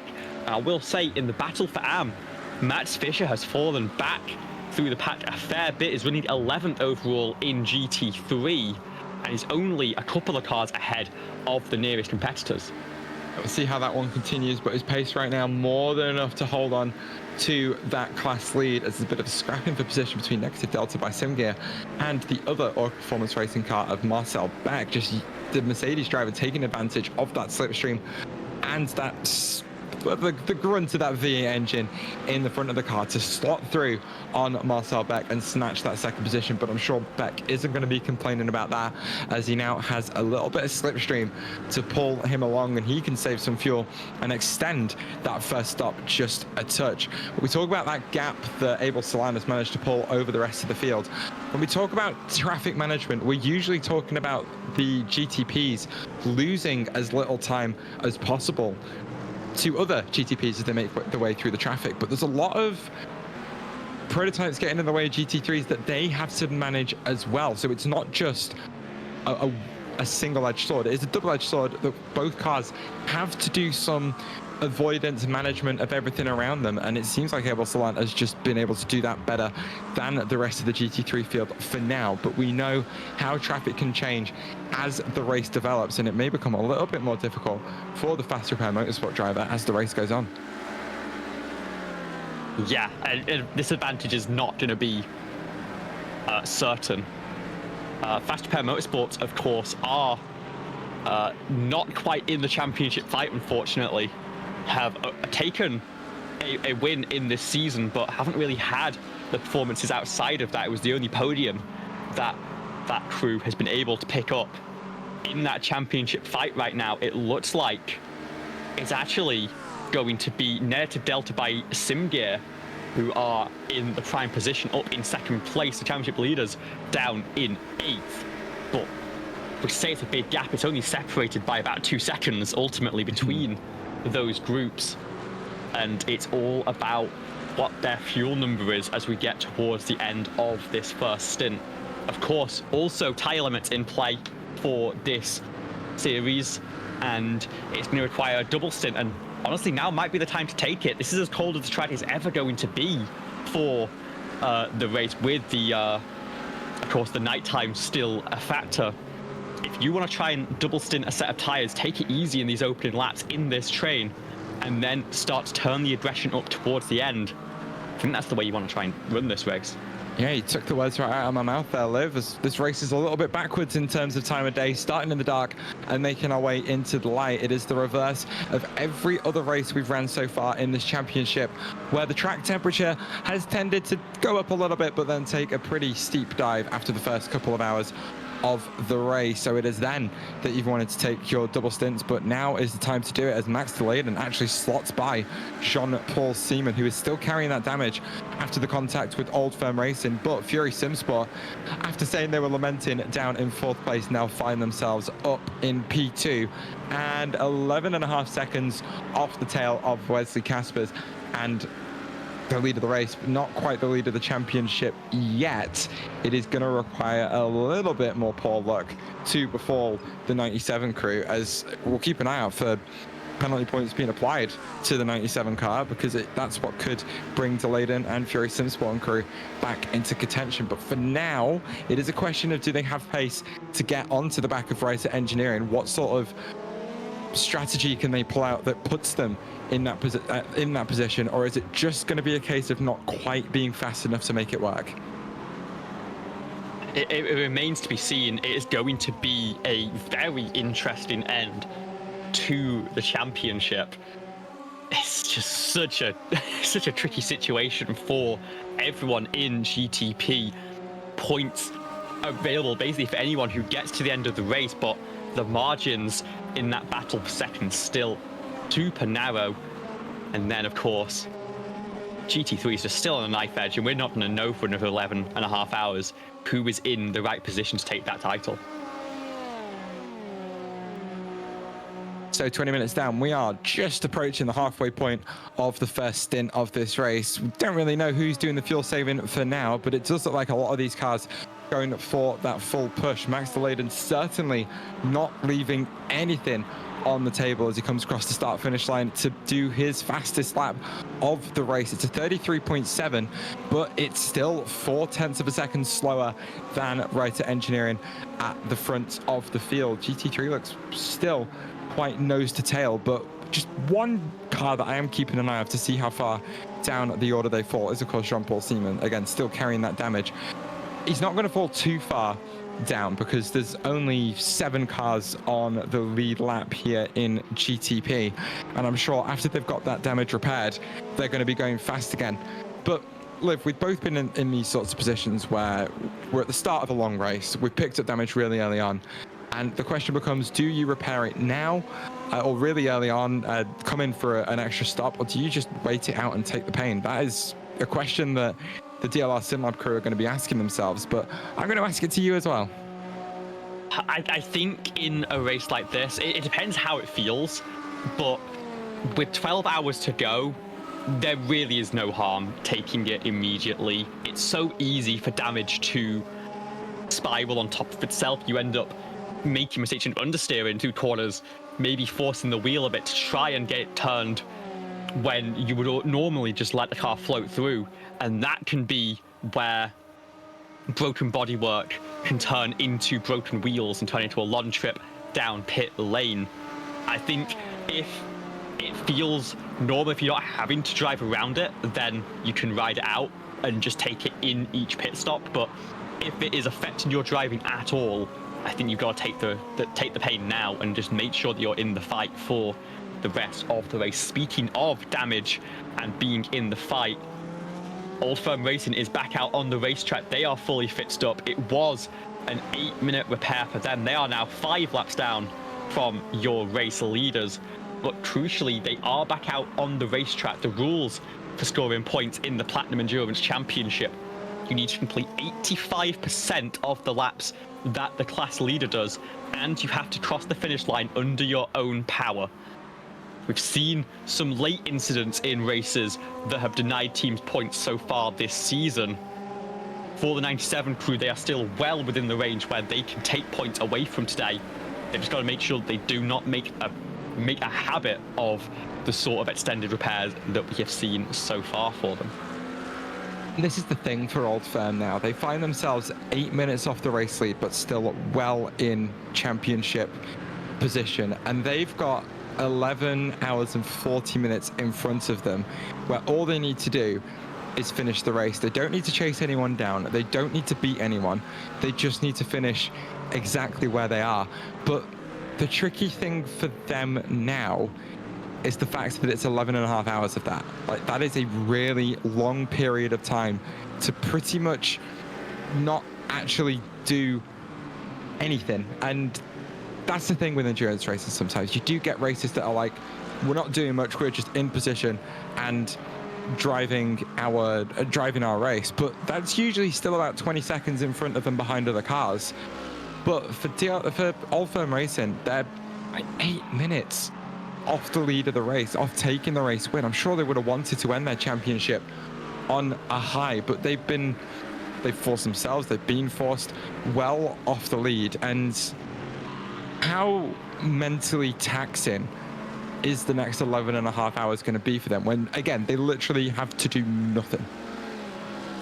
It's so tough, and we sometimes talk about this when you're a car that is in the lead of a race, where once you are not under any pressure, once you have that breakaway, you can start to let your mind wander and sort of sit on other things, and that can be where the mistakes creep in. I think that's the biggest thing that Old Firm have to deal with. They are just so worried about making sure that they don't lose concentration for the rest of this one. And it's so tough to do that because, like you said, there's really nothing for them to do other than drive around for the next, half a day. It's tough, but of course, they need this for the championship. They are not going to want to give that up by any means, especially with some of the frustration in the pre-race with their team. they are going to be focused on making sure that they take this one home. But of course, they have to wait and see what a call might be based on that incident, because it was a very strange one. I mean, obviously, I have some student experience. You do? I don't know where I'd even start with an incident like that. Well, like we say, we'll keep an eye on the stewards' decision, because that is going to play a factor in the championship fight, depending on what happens to the likes of Fury Simsport. Currently 1.4 seconds clear of the train of the rest of the field. But John-Paul Seaman doing a fantastic job to hold on to that third place spot for now, just maximizing his speed on the exit of the bus stop, meaning that Alberto Garcia Blasco doesn't really end up drawing alongside until they get into the tri-oval, at which point Seaman has just been holding the inside line the entire way, forcing the XPD racing driver the long way around the outside, and there's just been absolutely nowhere that he can go. I think the thing that XPD are thinking about right now is the fact that they're not really losing too much time to Max Delayed in second place. Still, well, the lead of the race is still on the cards for now, but second place only a second and a bit up the road, so they can just do a bit of fuel saving and try and jump the DLR SimLab team, try and jump the Fury Simsport team in that way, and they don't necessarily have to do it on track. I think that's the beauty of a circuit like Daytona International Speedway, with the amount of big flat out sections, the amount of straight line speed sections, the big braking zones. I mean, you can play around with that fuel number a little bit and really extend each and every single one of those fuel stints, especially when you've got someone punching a hole in the air for you who isn't really losing that much time to the car in front.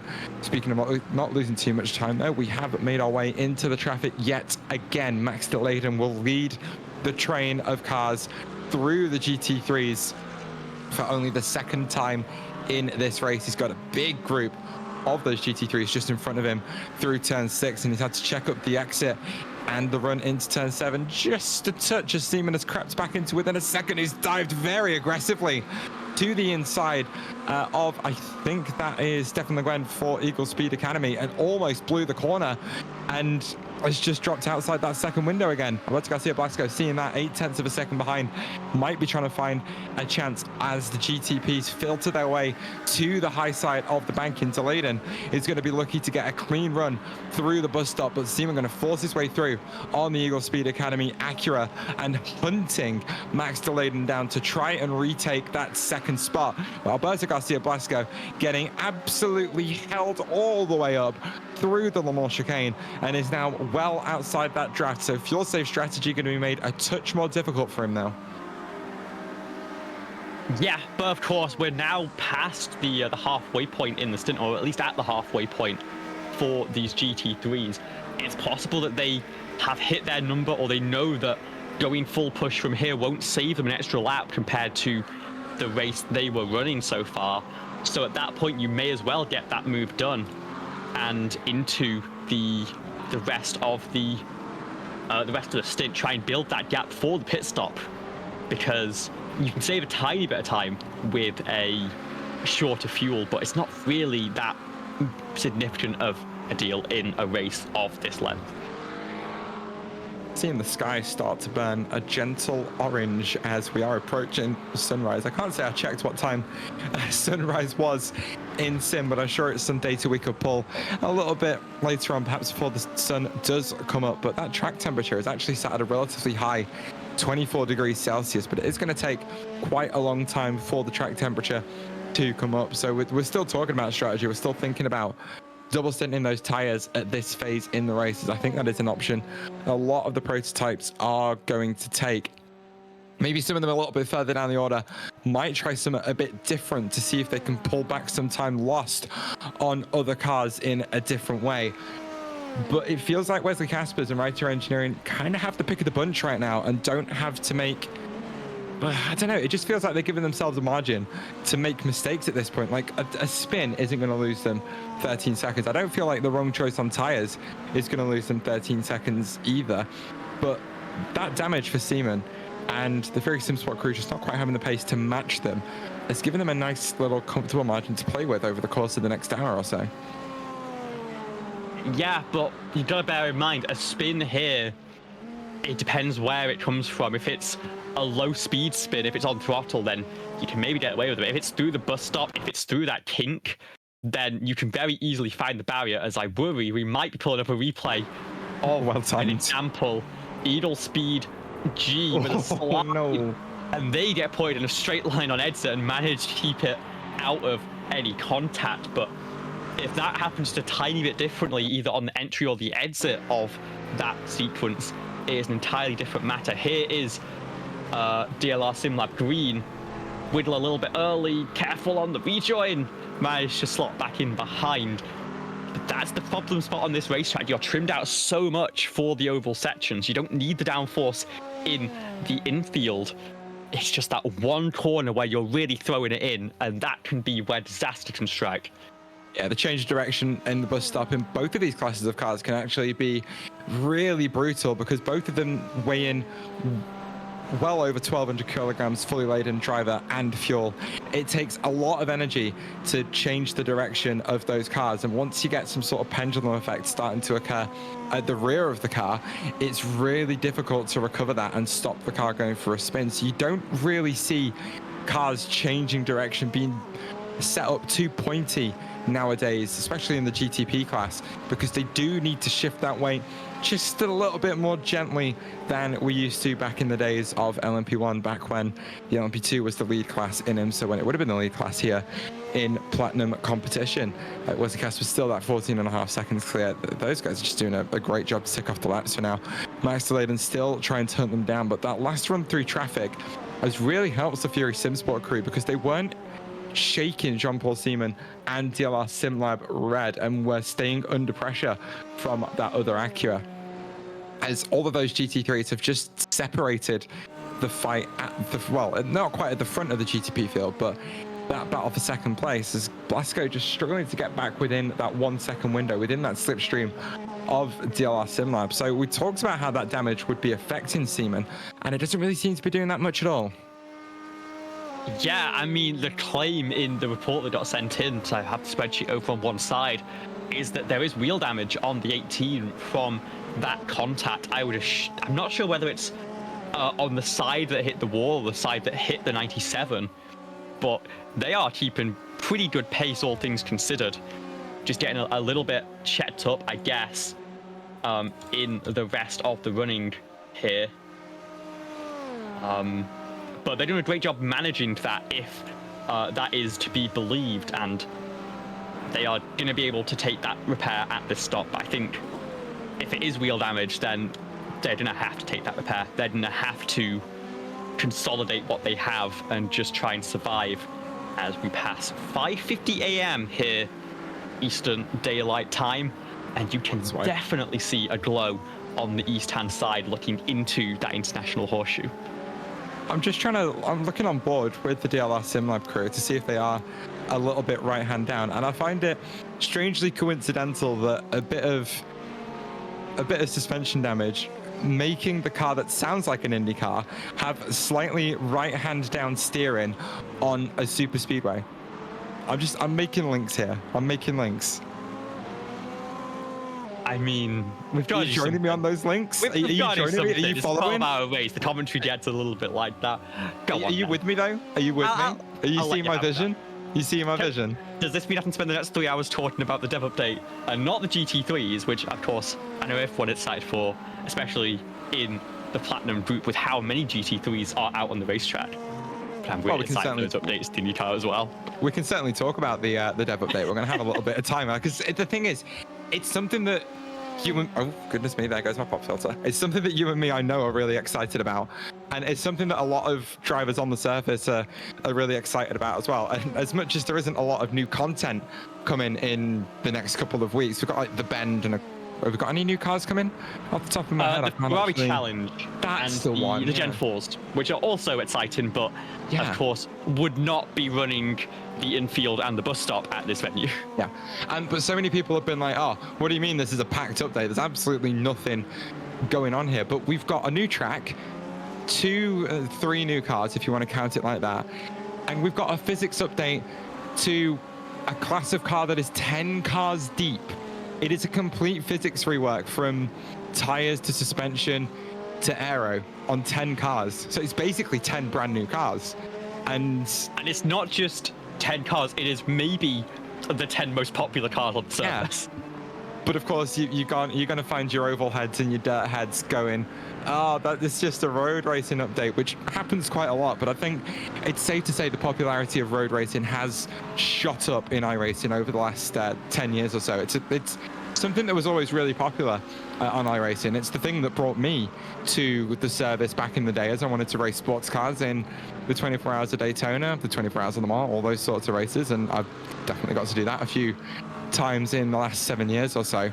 But this is huge. This is a class of car that people have a lot of fun with now, but look at and go, the speed's not quite right, we're a little bit too quick, the handling's a bit strange, some of these cars don't quite work how they're supposed to. And the tires as well, these cars that we see out there on track right now still have that flash heating surface problem that we've all been tackling in iRacing for years at this point, which that pre-version 10 tire model seems to have, I don't want to say solved, because it's technically still an issue, but it's not as much of an issue as it used to be. But we are getting all those aero changes as well, so cornering speed should be a bit more accurate, top end speed should be a little bit more accurate. And Liv, I know we've both driven the GTPs on the new tire model, but it's a marked improvement over what we've had before. Yeah, it is a massive improvement. It feels so much closer to both what wheel drivers have claimed, and also the efforts of some other sims over the past few years to try and push that boundary forwards. iRacing really matching up to that, and now trying to take that on with the GT3s as well. One thing to state is that it's such a big amount of pressure on that early stint. It's so much more tricky as we look at Metsim Chassé here in the 113, going for a look up the inside. Is going to just misjudge the brake in there into the International Horseshoe, and it's going to go around. Nice quick recovery, fortunately, with that Joker lap there. And then an instant down here. This is IS Corsa Red with the DDK G car behind. They're going to go for a look up the inside. They're not really there on turn-in. And Old Firm Racing caught up in another minor incident. That one definitely not falling on their shoulders. But it's not going to be pleasant for them. It's going to be another few incident points that's not there. They cannot get to 90. If they hit 90x in this race, that is their championship up in smoke. It certainly is, and the pressure is, again, it almost feels like the way they're driving is that the pressure is on, but it is so far off, because, Fury Sim's put us 16 seconds off the lead. They can get there, but even if they get there, it's not really realistic that they're going to snatch the championship lead. But I don't know if you've got anything to say on that, Liv, but if you want to get back to your point about the tyres and GT3. Yeah, you've got to manage it so much more, especially on the Atlas right now. There's a little bit of a strange interaction where the GT3s can almost challenge LMP2s in the first couple laps of a race if they start close together, because of the fact that the GT3s are just switched on from the word go, and the P2s have this updated, more realistic tyre model.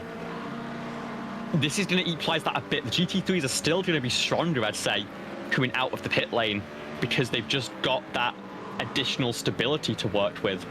But it's not going to be anywhere near as dramatic as it is in the current system, which is going to help the multi-class interactions ultimately, but it's also going to mean that within the GT3 class, there's going to be a lot more danger on the opening laps. And as we head into season number 8, teams are going to have to really work their way through that, as they did in the GTPs this season.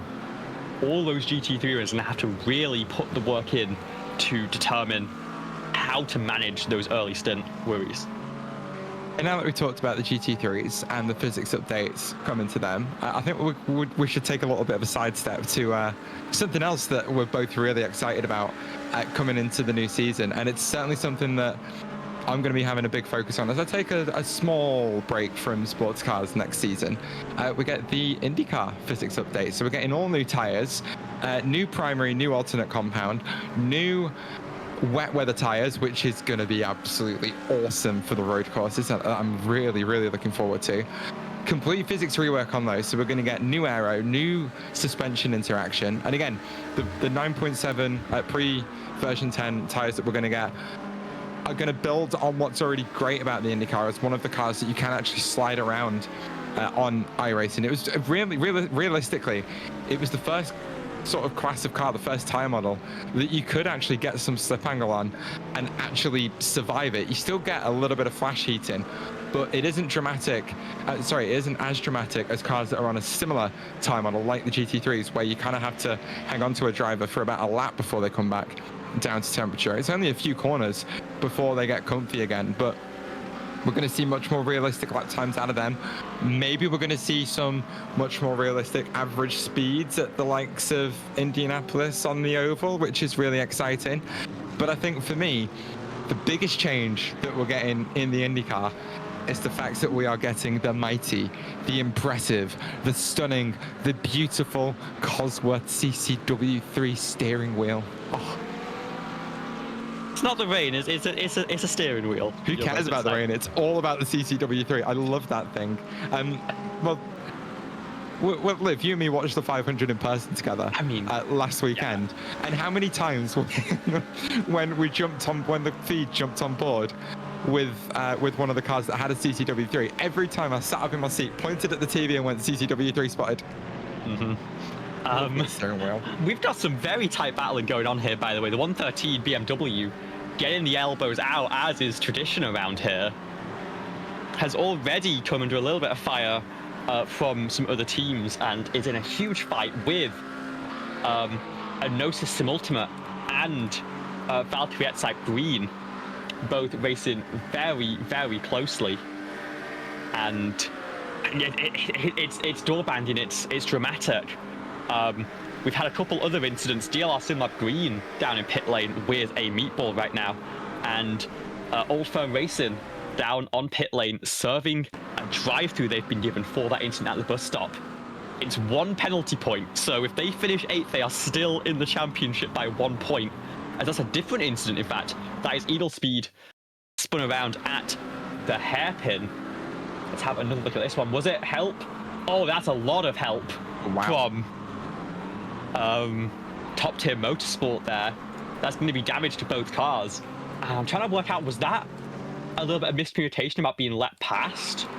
Because that was such a dramatic closing speed. We'll have another look at that. We shall. So we'll see the Acura pull over to the left-hand side of the circuit and slam on.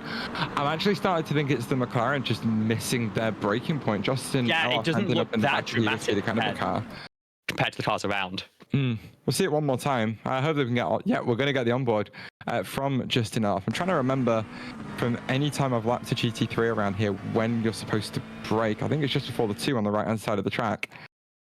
And the Acura slams on the brakes. And I don't know. I feel like the McLaren's late on the slowdown, and I can't. Yeah. That's how I'm reading it, at least. Yeah, I mean, ultimately, it's not too much damage. I don't think both cars avoiding the barrier. There's definitely a little bit of bodywork damage on the back of the 285. And yeah, like I said, DLR Simlab Green down on pit lane, down to last place in GT3 AM after an incident through the kink with their sister car. Well, I say an incident, it wasn't that dramatic, but the car going for the overtake around the outside as that car, the DLR red car, pulls into pit lane for the first scheduled pit stop of the 12 hours of Daytona. Oh, that's early. That is early. That's 27 laps. That is a little bit early for these cars, I'd say. I think they said now's time. We've gotten into a window that we're happy with, but we need to get this fixed. We need to get back up to confidence, even if not full performance, full confidence in the car. And it looks like now is the time they're going to try and get some of that damage fixed. The double stint in those tires, by the way, they are not up on the jack, so it is just going to be a refuel and a bit of damage repair. I don't know if we could jump on board with them, because I'd definitely like to hear the bump start on board on the broadcast, because that's always fun to listen to. They've been station free for about 52 seconds, which they are getting to the end of that pit stop now and trying to see if that suspension damage is starting to get itself fixed as the carbon fiber. I'll shut up. It's good. It's good every single time. I love the bump starts, and I'm so glad that they've been brought in. But taking a little bit of damage repair is DLR SimLab. I'm not quite sure it's all of it. That steering wheel looking straight, but I think they're still carrying a little bit of aero damage on that front right corner, front left corner even. Yes, they are in fact. So more of that damage repair will be taken later on in the race, but this really is the start of the pit stop cycle for the GTPs, as I think my numbers may be skewed as to how much extra fuel I was able to save during the 24 Hours of Daytona special event earlier this year. Yeah, and I think taking fuel only there is smart for any team if they are looking to save that tire set right now, but especially if you have damage, because let's not forget, the crew cannot work on tires and repairs at the same time. But they can work on repairs while the cars are up fueling, and so it's given them a little bit more time to work with, get that wheel damage fixed. And at that point, once it is just about the bodywork damage, it's a lot easier to take it in a following stop, to live with it for the time being. And I think DLR SimLab are doing a great job to manage the situation they were in, and they've taken it like 5 extra seconds compared to some of these other teams, but that's really not that significant given the length of this race and how much we have left to go. So in the pit stop cycle, then XPD Racing have launched into the lead as they haven't stopped yet for their first pit stop, as Racer Engineering Fury Sim Sport, the other Racer Engineering car, DLR SimLab Red, and MRRS Racing Sapphire have all made their way down pit lane. I've still got the DLR SimLab orange pit timer ticking up, currently sat at 42 minutes for those who are curious. But Alberto Garcia Blasco and XBD, a team that tend to go a little bit longer in terms of their fuel stints, up at 29 laps completed, and they haven't stopped yet. They spent a lot of time in the slipstream and are taking every single drop of fuel out of this tank that they can. It means their pit stop is probably going to be a little bit longer than the likes of Racer Engineering and Fury Sim Sport, but we'll see how that pays off for them at the end of these 12 hours. Yeah, I mean, now is the time to get that work done if you think you can stretch it. We're getting towards the 48-minute mark. Does that divide evenly into 720? No, it doesn't, in fact. So there's all these, it's 50 minutes, I think, is what you target to go for an 11 stop here. We'll see if XBD can continue that. They've got to go and take another lap or 2 to make that work. It might be a little bit too much to ask, but they're keeping themselves in an advantageous position, which is the important thing. They can always switch back onto a different strategy later if they so wish. As long as they're staying with the pack, there's no real harm in extending these stints and taking a shorter stop at the end, if nothing else. We'll see as they come through the bus stop now. Are they going to make their way down pit lane, as Connection Lost Racing have made their way down pit lane for the first time?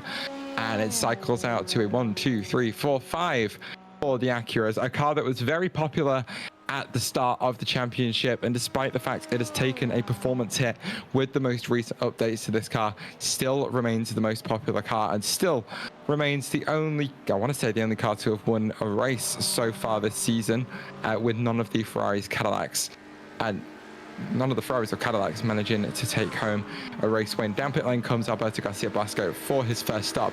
We've got it stopped in the box nice and neatly. It is no tire change for XBD Racing, as well as it will be fuel only, as I believe it was for the rest of the field, as GT3s continue to make their way around the circuit. Those fuel tanks being a lot bigger than the prototypes, which is actually unusual compared to real life now. Well, the fuel tanks are bigger in a GT3. The question is more about how much more efficient the prototypes can run. They can extend almost as far, I'd say, as a GT3 machine can. Whereas here, it's not quite as far. It's some tracks it definitely can be, tracks where you can get that extra work from the hybrid system. But Daytona's so flat out, there's not really many big region opportunities, and so your stints are going to be that little bit shorter than you would expect.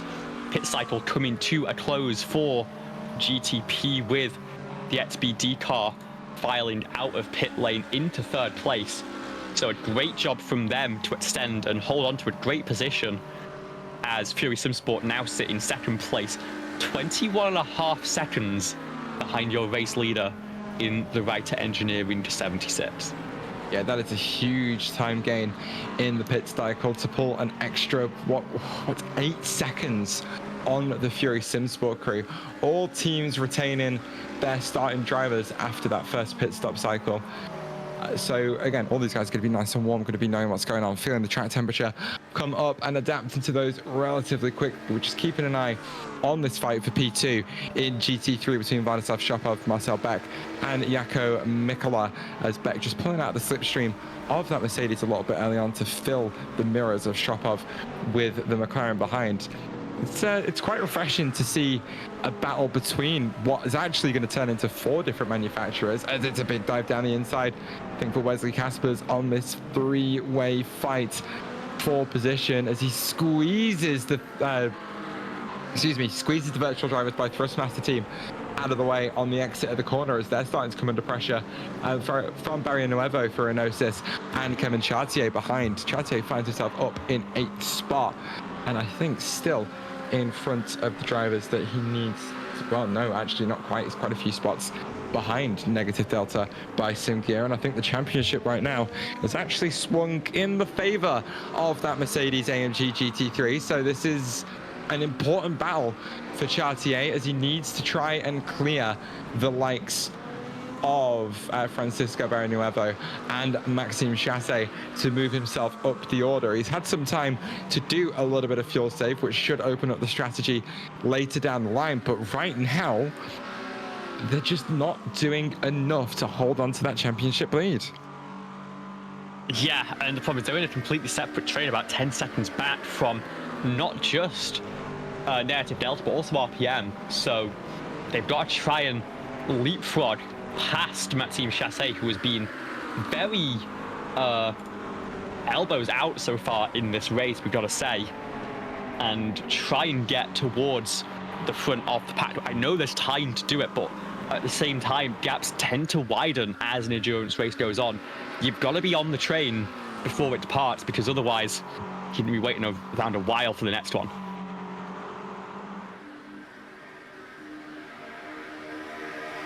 Shopov then still managing to hold off the likes of Orc Performance. We are just keeping an eye on a couple of different fights. The one that you're watching right now isn't actually a fight for position in class. It's Maximilian Fischer who's still leading the way in GT3 AM. Only 2 cars now in front of Carl Bono Esports after Eagle Speed Academy G sort of dropped out of that second place competition. He's now got a car that isn't really a factor in the championship, hunting him down for that spot. They are separated by about 7 or so seconds. So Sergio Exposito got a bit of work to do before he gets onto the back of that train and starts to challenge Max Fischer. But Fischer and Orc Performance will be doing a great job to just hang on to those spots for now. But Liv, I gapped about the physics update on the IndyCar and talked about what I was looking forward to, but as someone who is a series regular, what are you most excited about for those changes?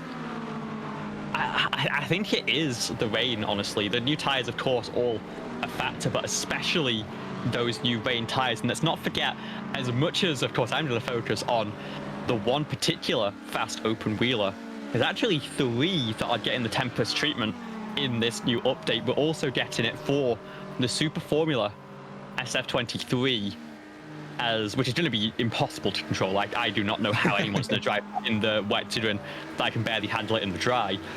As well as Lotus 79, which is the showcase of what 9.7 can look like for an open wheeler. That was kind of the test bed as a bit of a prep project in iRacing, and it has shown to be a fantastic model for that car. That they're also getting that wet weather for their full length series that continues on this season. So a lot of improvements on the open wheel side this season, a massive improvement to the sports car side. And for those oval regulars, I mean, first of all, their open wheel side is getting just as big of an update, but also some old school, what some people would call the golden era of NASCAR, getting a fresh coat of paint and some era accurate cars to replace what is a little bit of a hodgepodge from an old 2010 nationwide scan. I'll say it's a really fun car to drive. I did a league in that thing a couple of years ago when it first came out. I didn't do very well until we got to Indy, where the oval that drove like a road course, shockingly, I was actually all right at until the final stages of that race. But I know you touched on how difficult the Super Formula is to drive. There's actually a bit of a cheat code for that I can share with you if you'd like. Is it drive 4 seconds slower? No, it's just don't go above third. Don't go below third. Like, you don't need second gear to get out the corners. Just stay in third and be careful on the throttle, and you can get. I think I tried that. It was still causing me trouble. Honestly, in the nicest way possible, skill issue. No, I know. I'm not saying it's anything else. It's the car that got me back into single-seater racing, you know? Like, apart from you, it was one of the reasons I came back to the IndyCar. I kept myself fresh with single-seater driving. I was like, you know what? Let's get back into some IndyCar driving. Oh, we got a pit stop at the front of the GT3 field, and it is the very front of the field. Fast Pair Motorsport not able to do that fuel save, of course, being all the way at the front. They are going to make an early stop. Also, Maxime Chassé in that BMW coming down pit lane early. So if you are Valkyrie at Site Green and I notice some Ultimate, I mean, you're stuck in traffic right now. You've got that battle for fourth place in GTP cutting through. But now is go time if you want to try and clear that BMW M4 and get your head down to try and catch up to your championship rivals. Now is the time you have to do it, as the field ahead. This is the battle for that championship position that we were talking about. They are just filing through onto the oval, and it's now into turn 6 for Valtteri side. The gap is 8 seconds, maybe close to 10, and they would really like for it to narrow down by the end of the next stint. Top Tier Motorsport finding themselves with a black flag and a penalty after that contact with the Eagle Speed, I think it was the Eagle Speed Academy, Acura, earlier on, but they'll have to take an extra trip through the pit lane. It's a relatively quick pit lane, but it's certainly a long one. It's fast, but it's long. That's it's like true. 86 kilometers an hour. I understand that. Yeah. You just let me finish my sentence, Liv. We'll get there. It's a fast pit lane, but a relatively long one. So it'll be a good chunk of time loss for that McLaren 720S GT3. That found itself buried in the rear bumper of an NSX. Orca Performance Racing are going to stay out on the circuit and continue in clean air as Vladislav Shopov and Jako Mikola make their way down pit lane for the first time. Let's see how much fuel the likes of Mikola saved, and if they can get a bit of a jump on that Mercedes-AMG GT3 that was punching a hole in the air for most of the last 56 minutes. Those GT3s are going to be stopped for quite a while as they fill those 110-litre tanks full of racing fuel, but Fish is in a bit of a 50-50 spot where he could jump a couple of spots here as he takes the lead of the race in GT3 Pro. He's going to be a lot quicker through this infield sector, but the banking is going to be a touch more difficult to get pace out of, as it's going to be him that's punching the hole in the air for the first time. The fuel save becomes a little bit more difficult as well, as it's a relatively even exit from the pit lane by Jako Mikola and Vladislav Shopov. I feel like if Mikola got a slightly better exit out of his box, he may have actually come out in front there, but the order will stay the same for P2 once it all cycles out. But the big question is, where is that Orca Performance Racing black car going to come out? Yeah, they're just coming through the bus stop right now. We expect they've got a pit this time by, if not next time, as we head towards sunrise. 6:25 today in Daytona Beach, and we are just a few minutes away from seeing the first hint of the sun over the horizon, where it will guide us all the way through to the checker flag. Marcel Beck is going to file into pit lane in the Orca Performance black car. A bit of a cautious pit entry, but overslowed a bit to the line. So it's going to cost a little time to get to speed. Also, they are much more aggressive on the entry. Great job from them to get it stopped right in the nick of time. Here's Orca Performance Blue going for the very same. And again, pushing the absolute limit there in the 264. You can brake so late, you've got so much room to work with as well. It's that it's between those little two kinks in the white line that is going to be your reference point in a car like this. And you've got so much open space that you are invited to push on entry, but the speeding penalty can still kick in the same as any other racetrack.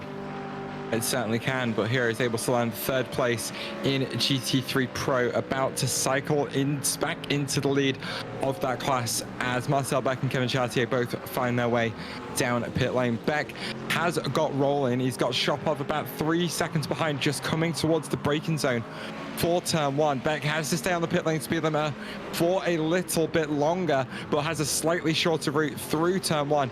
As he comes off the pit lane speed limiter now, he's going to be side by side with Jaakko Mikkola as they come off pit lane.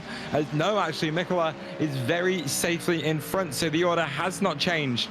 No, sorry, that's a lie. It has changed as Mikkola has managed to jump Marcel Beck in the pit cycle, having the assistance of Slipstream from Vladislav Shopov to just help close that gap and shuffle back down another position. So Shopov and Negative Delta by Simgear still in championship position and doing a great job to hang on to it for now. Yeah, and let's not forget though, Marcel Beck saved that extra lap of fuel, so might be okay being just tucked behind right now. It sets up very well for the rest of the running here. Meanwhile, in the rest of the championship fight, Valkyrie at Side Green and NOC Sports Sim Ultimate did both clear virtual drivers by Thrustmaster, who took that earlier stop. So now Chartier is going to try and boogie with Baron Nuevo to get towards Native Delta and RPM Racing, because that is where the fight lies for the 177. We've just passed the 1 hour mark and we are heading into the sunrise. Well, speaking of just getting past the 1 hour mark, that pit stop cycle well and truly over with in both classes. We are going to step away for just a few minutes to take a short break, but we'll be back to continue our coverage of the Platinum Endurance Championship, 12 hours of Daytona.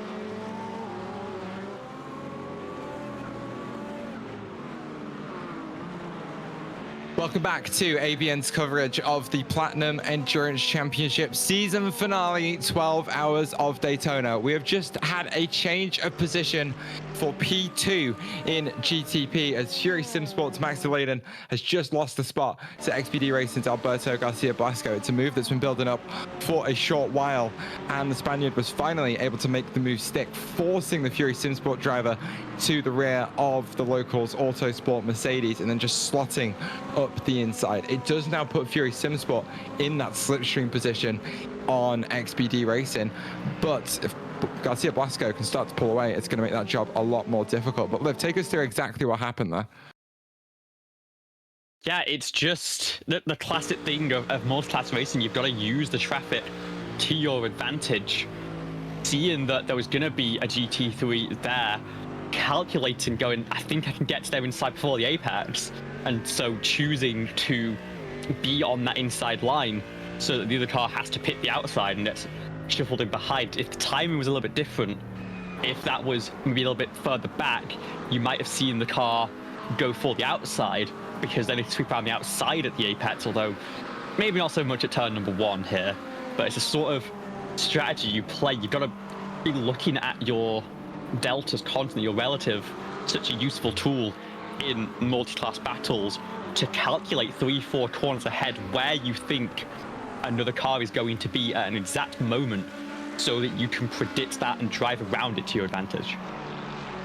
So we are back, keeping an eye on this fight for P2 and GT3 as well, where Jaakko Mikkola has actually managed to clear negative delta by sim gear, as Vladislav Shopov finding himself in that third position, giving a bit of a bump draft to the American car just off his nose. A little bit of German-American teamwork, which is something we haven't seen for a very long time. He's going to lift up a little bit early and allow the Corvette to slide into the corner just in front, but they are trying to work their way ahead of the Orca Performance Racing black car of Marcel Beck, who wants to find himself up a couple of spots. Still keeping an eye on where Kevin Chartier for Valkyrie Excite Green is in the field at the moment, down in P8.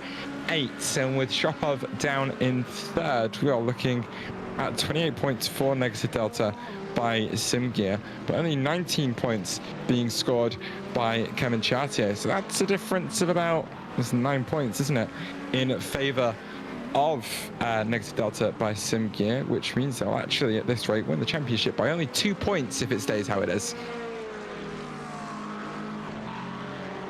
And it's... I don't think we can really look at the points in GT3 Pro right now, because it's in such a delicately balanced position that it's going to change so quickly. The moment any of it happen, the moment that Valkyrie Excite try and charge through, they can actually fallen back a little bit in this second stint. So they're struggling a little bit for pace right now. But once they get themselves into this fight, I think they're going to do, because they have been at that sort of pace all season. And of course, as driver swaps happen, it's all about the balance between the performance of different drivers. It is going to be very close indeed. But right now, Shopov and Mikkola helping each other through in the front stretch, trying to make it a 2-horse race that they can then battle out for the rest of the championship points. Remember, they're separated by 5, and so it's a spot where I believe even if it is for second and third, the points difference is exactly 5 points. Hang on. It is done by countback, and so I have to now look into the individual race results of those 2 cars. And while she does that, talk about how things are unfolding at the front of the GTP field as we cross 1 hour and 15 minutes gone. Wesley Casper's now 29 seconds clear, or 31 seconds as it reads on the screen. 31 seconds clear of XPD Racing's Alberto Garcia Blasco, with Max DeLayden for Fury Simsport having fell a couple of seconds behind the Spanish team already. Right, the second row engineering sports car, the 77, 5 seconds further back on that, and the final car on the lead lap in GTP. Connection Lost Racing, 1 minute and 29 seconds off the lead, and much closer to going a lap down to the overall race leader. then they are gaining any time. Than being in a position to overtake Writer Engineering. I'm just looking on the track map now, actually. The 44 entering turn 1, the apex of turn 1 as the 76. Just now, apex is 1, so they're getting very, very close together. We are following Anosis Esports and Orca Performance Racing Black as they are scrapping it out on track just a little bit. I think this is the GT. Pardon me, I'm trying to figure out exactly what we're looking at here. Anosis Esports Team X, they are leading Orca Performance Racing Blue. That's the confusing thing. It's the Performance Blue car that's behind the Anosis car. There's another little battle with featuring the Anosis car happening a little bit further up the field, but not quite between these two cars. It's another battle on track. It isn't actually for position in class. It is all for track position, as I'm sure the blue team looking to try and push Anosis Esports on a little bit, trying to increase that overall pace as the sun is starting to peek its way over the horizon and make those shadows very long down at turn 1. But Orca Performance Racing just trying to save a little bit of fuel off what should theoretically be the faster class car, as Stefan Le Guin actually has just made a spot up on teammate Lawrence, the Villager, down into turn 1. So we might be able to get up a replay of that on the fight between the 246 and the 285 to see what's unfolded down there. Here it comes for you. It's the McLaren 720S GT3 just in front, coming under attack from their teammate. Both cars moving to the outside of the track as you actually happened there. So I saw a little bit of swapping and change of a position, but it looks like they stayed completely nose to tail. So not quite sure what the feed was giving us there. But Liv, I think you have some news for us on the number 18. Yeah, while we were on break, and apologies for not noticing it until now, because it was just a very quiet moment in the pit lane, but the DLR SimLab red car, the number 18, seemingly has pulled it down pit lane without any real damage or anything I can spot on the timing to show what would have been the problem for that car. And they have now left the session. They are seemingly going to retire both cars just after the 1 hour mark. So DLR, at least their GT P entries have been pulled from the race at this point. And I mean, I can only speculate as to why, but you've got to imagine it's related to some of the conversations in the pre-race proceedings. Yeah, it certainly is. It's not something we'll touch on at the moment until we have a little bit more information on how it goes. But I know that the entire broadcast booth certainly has their own opinions on it. But this is neither the time nor the place to talk about it, as we still have, I'm trying to do the maths quickly, 10 hours and 40 minutes of racing to focus on. But yeah, 6 GTPs left in the race. 6 GTPs left in the race ahead of the GT3 field, as All Firm Racing are starting to slowly tick off the GT3s a bit further down the order, currently about 13 seconds off the back of IS Corsa Red, as Orca Performance Racing Blue have actually, you've just seen it unfold in front of you on circuit. They've got past Anosis Esports because they've made a mistake in the bus stop. So we'll get a replay of that one to take you through how that one's unfolded from a slightly different angle. That is a big chunk of time lost for Santos and the 178 crew as they found themselves off the road. Yeah, I will say that was not the bus stop. That was at turn 6 on the entry back into the oval. It's a lot of concrete in both spots. It's easy to mistake the two, but they just looped it on the brakes, in fact, and have fallen back down the order. They're still running 10th in class, so still plenty of opportunity to move forward, of course, and a long way left to go in this one. But it does neutralize one of the battle habits, of course. There was also the pressure from Mass Devils, who, you gotta imagine, was maybe a little bit frustrated about having a AM car separating the battle in GT3 Pro, but has definitely earned their position there with that fantastic qualifying effort. And they are just holding on. It looks like about 10 seconds ahead of the next AM car. It's closed in race pace. I think it really was that slipstream work from or Performance Black, who are now, of course, settled into that battle for second place in their own pro category. But it leapfrogged them forwards, and things have neutralized a bit as we've gotten out of that qualifying scenario. But as past 6:40 in the morning, I mean, this is the most beautiful moment of a race here at Daytona. Of course, normally it marks the beginning of the end, but today it's merely the end of the beginning, because we have 10 hours and 38 minutes still on the clock. Sounds like you're counting there, Liv. But talking about concrete, you were bringing that up about how similar those two sections of tracks look, as we keep coming back to the most recent dev update, because it's a pretty significant one, as we keep saying. Confirmed art reworks on a lot of circuits, including the Daytona International Speedway, which I think a lot of people will have seen that initially and gone, yeah, and then all of a sudden slowly realized exactly what that means, because it means that all the grass that's down there at the bus stop is suddenly going to become concrete.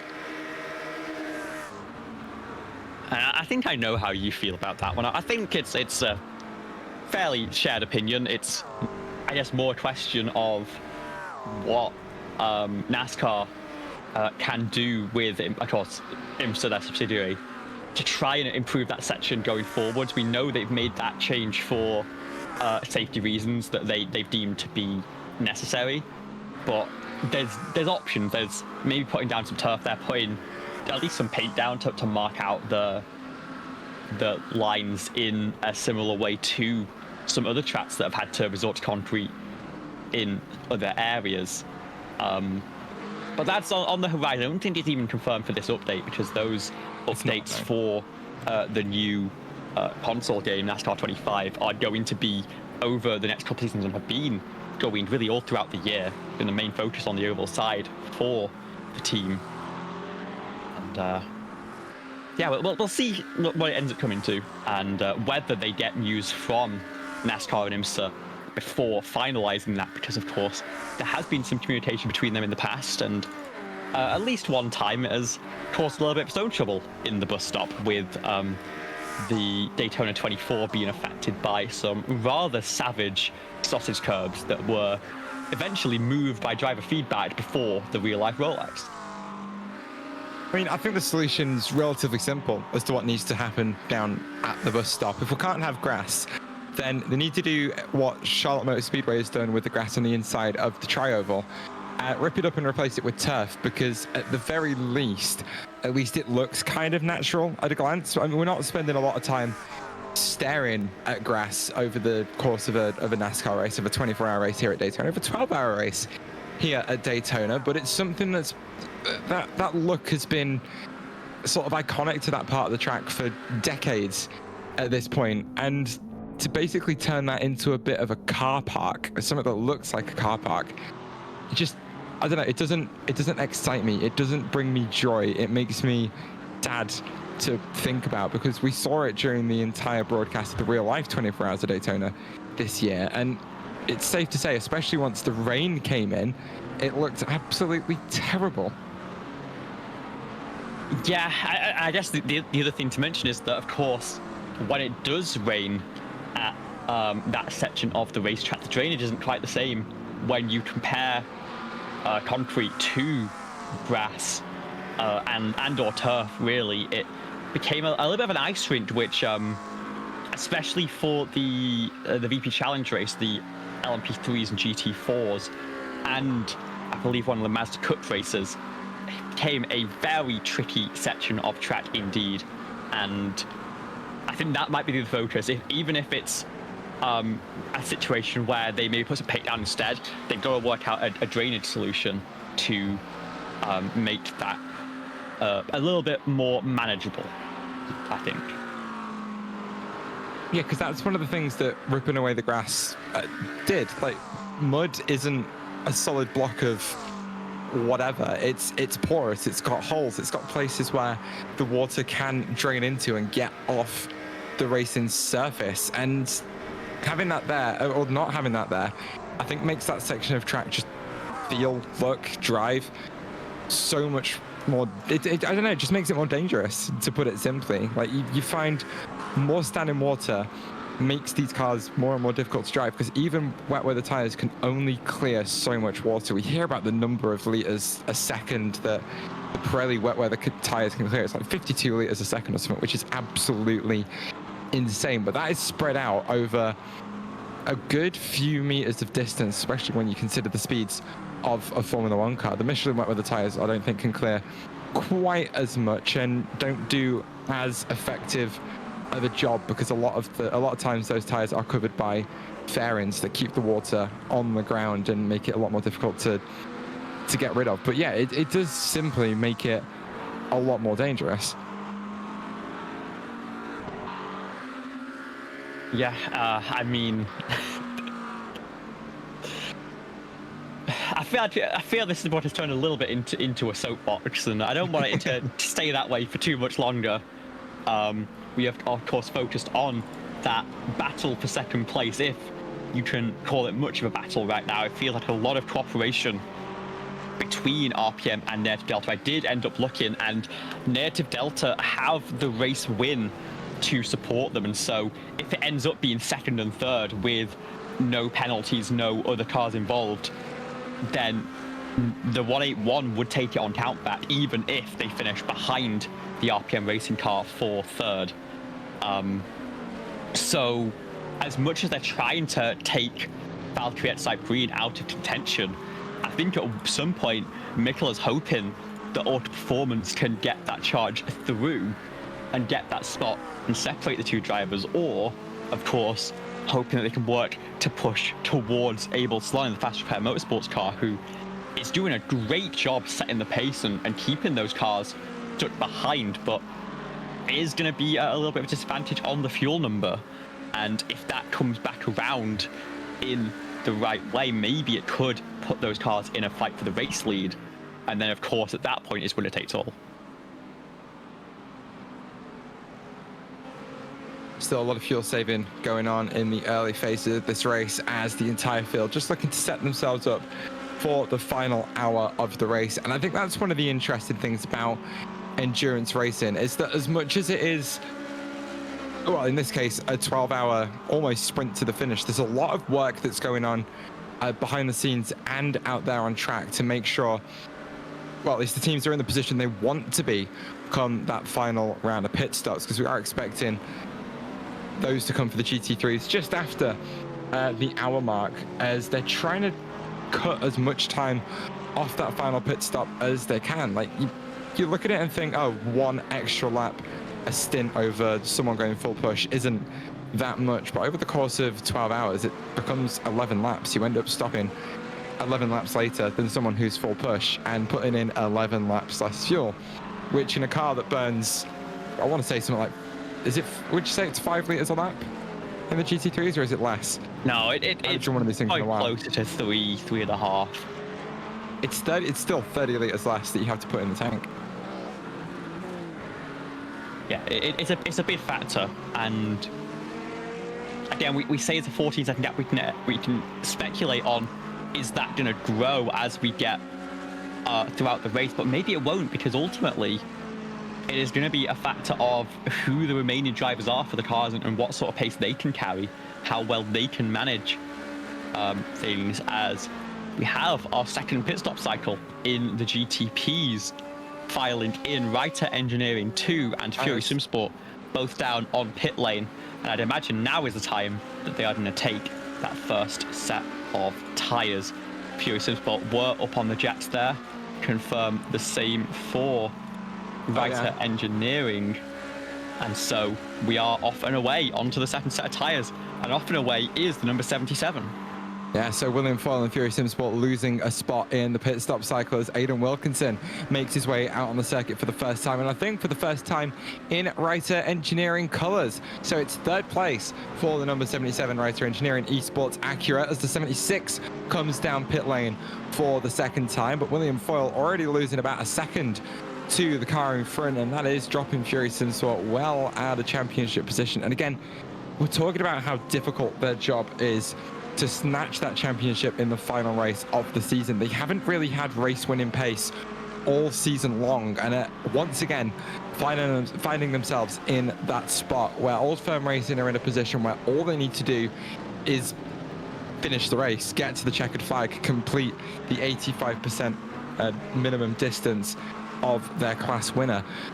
So as much as for Old Firm it is a case of just ticking off the laps, there's not really much that Fury Sim Sport can do. They've got tenths of, maybe even a second to find per lap over the course of the next 10.5 hours to actually put themselves in championship position. And I think as the pit stop cycle out, as the drivers cycle through that car, I just don't really see the 3 cars in front of them losing that much time over the course of the race without having a massive incident.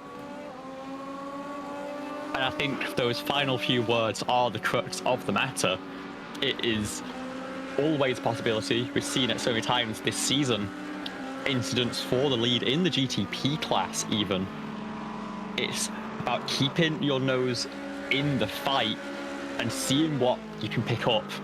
And of course, the championship is more than just first place, as much as teams are obviously striving for that first place finish.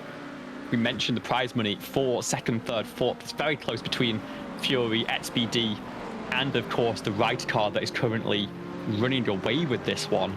Currently XBD are in the race lead with their extended fuel strategy. And so they are just hoping for a mistake from either of those 2 cars to get themselves up a position. And I'm pretty sure that at that point, they would have something to hang their hat on for today. It's always a tricky challenge when you've got fields of this strength, but that is going to be their type. Try and pick these cars off one by one if you can.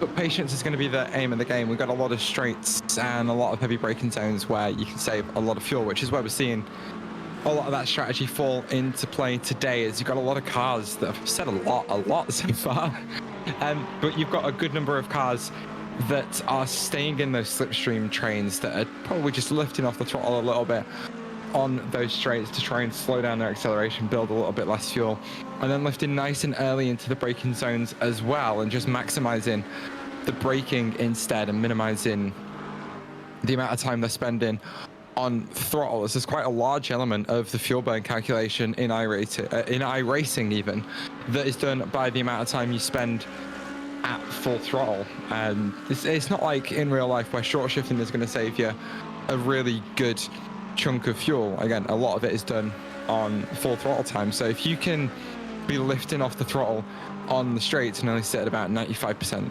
that's going to save you a good chunk of fuel. But then lifting off into the corners as well is going to do exactly the same, and minimizing the amount of time you're spending on the straights is going to help with that as well. So with Jaakko Mikkola getting bump drafts from Vladislav Shopov, it's going to increase the amount of speed that they carry into turn 1, and it's going to slightly shorten the amount of time that they do spend at full throttle. So it's all those little things that start to add up over the course of a stint that really bring that fuel number down, as Mikkola just a little bit wide at the apex of turn 4, allowing Vladislav Shopov just to get underneath him a touch in the middle of the corner. But negative delta by Simgear driver just not choosing to go for that move just yet, lifting off really early on the exit of turn 5 and staying in that 3rd place position. Again, this whole little train of 3 cars on that fuel save strategy right now, and being very patient about when they want to move forward.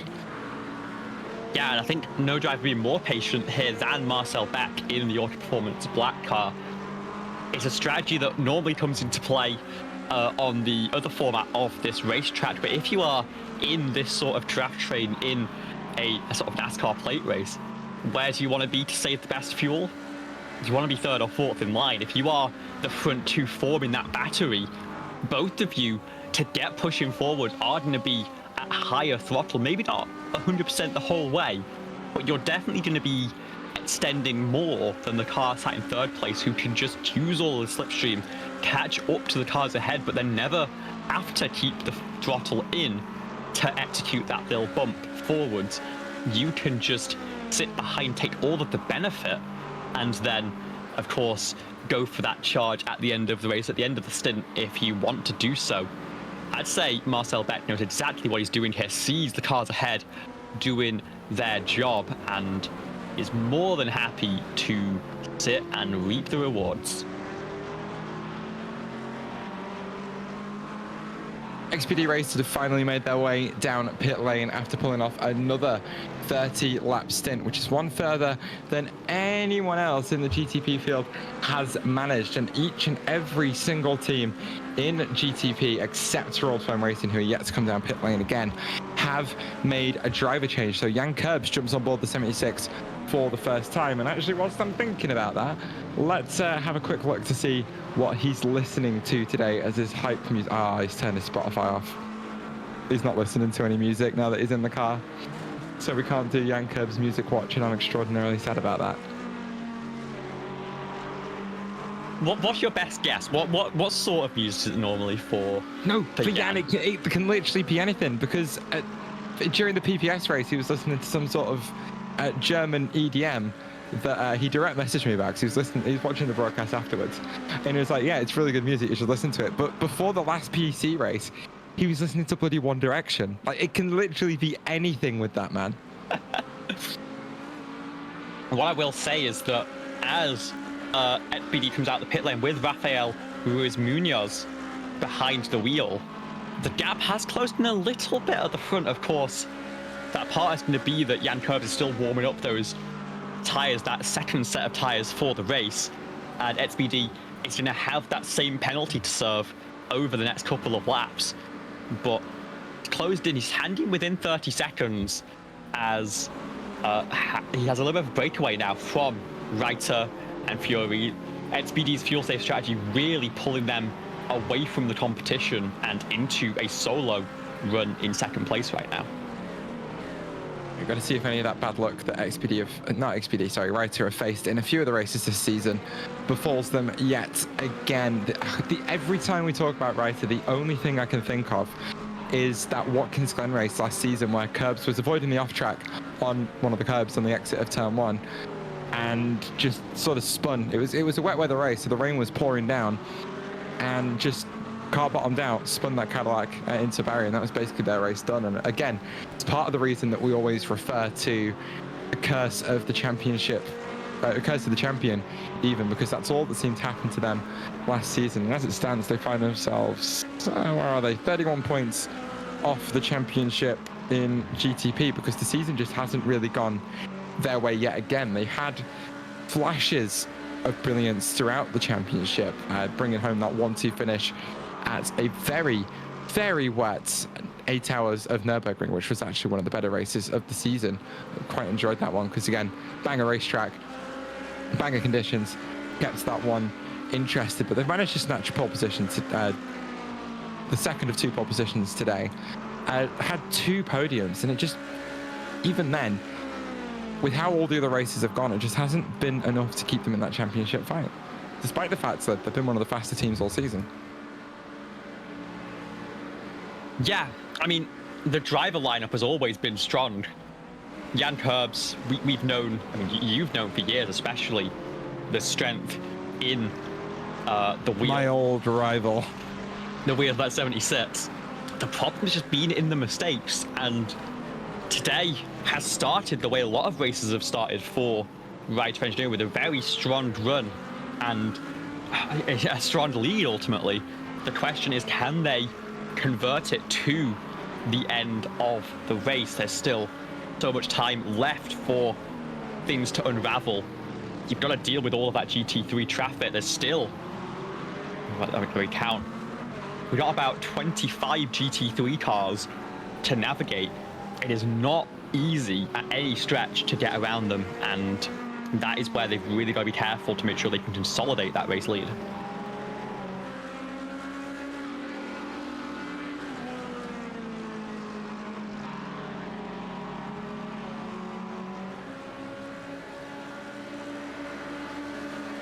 Still keeping an eye on, we were keeping an eye on that fight in P2 in GT3, but we have since switched focus to Ultra Performance Racing Blue, who are just off the tail of that Analyst Esports Emix car, who have recovered the time they lost earlier on after a little spin down at turn 7, and now find themselves on the tail end of Masked Devils Esports. Alex Mass is still on board that car, most teams choosing to double stint their drivers. And of course, the GT3 is not quite at the end of that double stint yet.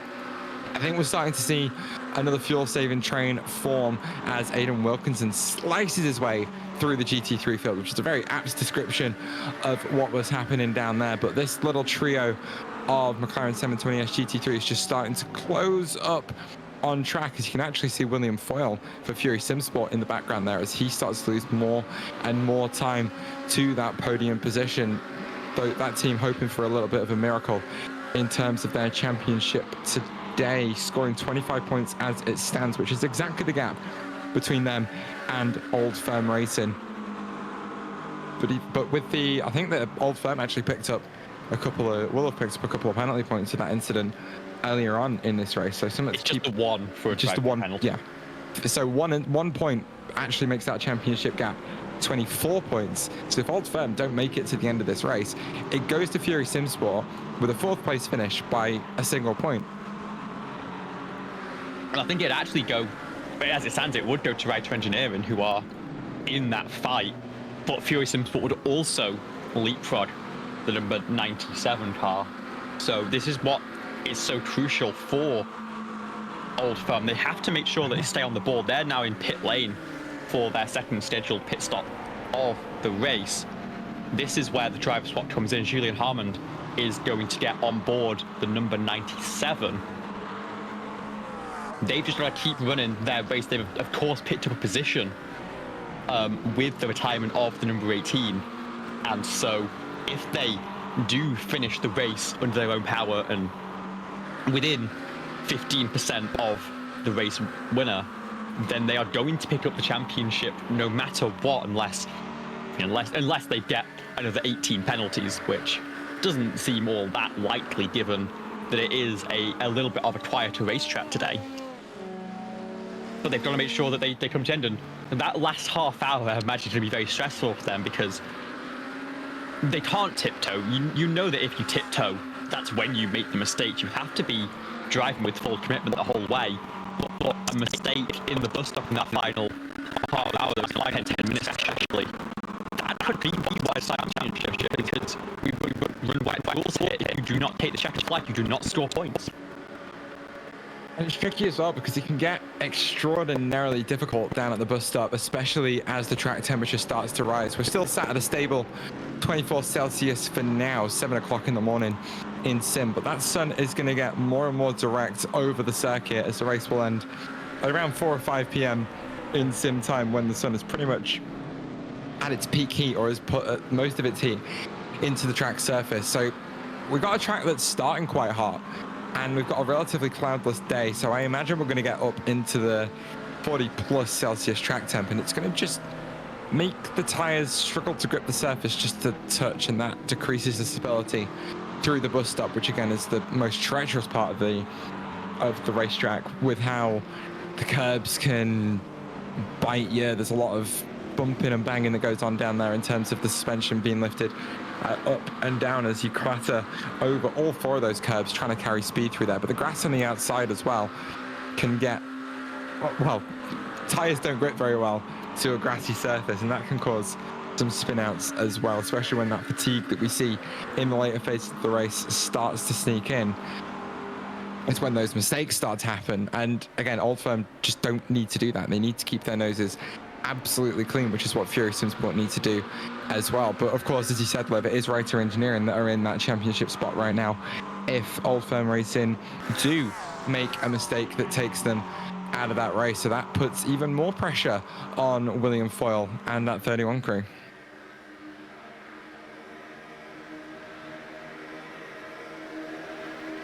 Yeah, and at the front of the field, it seems like Munoz might have the edge over Jan Kurbs right now. Yeah, I mean, Jan has had some very quick laps, but has also been caught up a little bit in traffic. And XBD is at least staying in contention and is within that 30-second range, which I think is narrower than it was on the way into this pit stop cycle. Crucially for XBD, they have broken well away from the second Ryder car behind. That is 10 seconds and another few seconds back to William Foyle. And XBD, of course, currently sit third in the championship, 5 points behind Fury Simsport. And so I mean, it'd be all shuffles in the battle for second place, and what would become, as we said, the battle for the race win if there is an incident for Old Firm, or the championship win, I should say.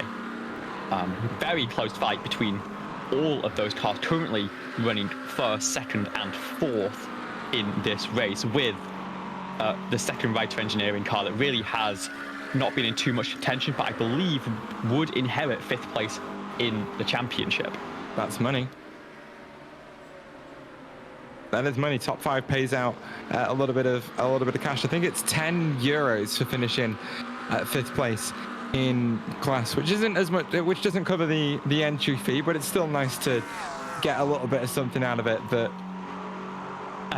is a result of the hard work that each of these drivers has put in over 52 hours of racing. I think we did the maths. Yeah, it would be split between a fair few drivers on that second Writer team. They've had it's been used as a little bit of an academy car almost after some of the early incidents they've had, and so it'd be split a few ways. I think it's fair to say.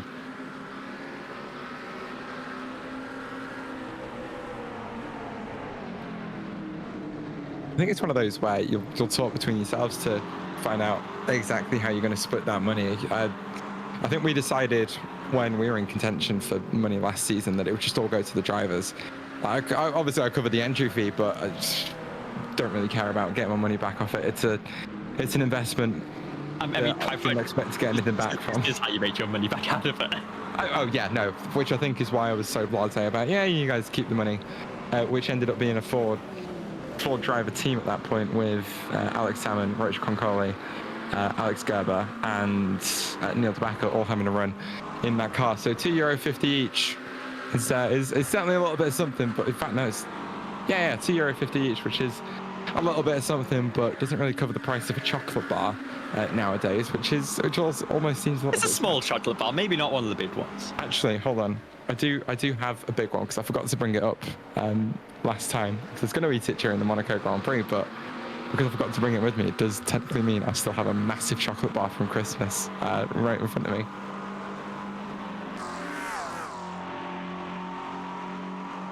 I'm really excited to see, as we get into the second pit cycle for GT3, just how much longer Marcel Beck chooses to extend. He's already 1 lap better on fuel coming out of the stint out of the first stint, but he spent the entire second stint in the prime position, third in this draft train.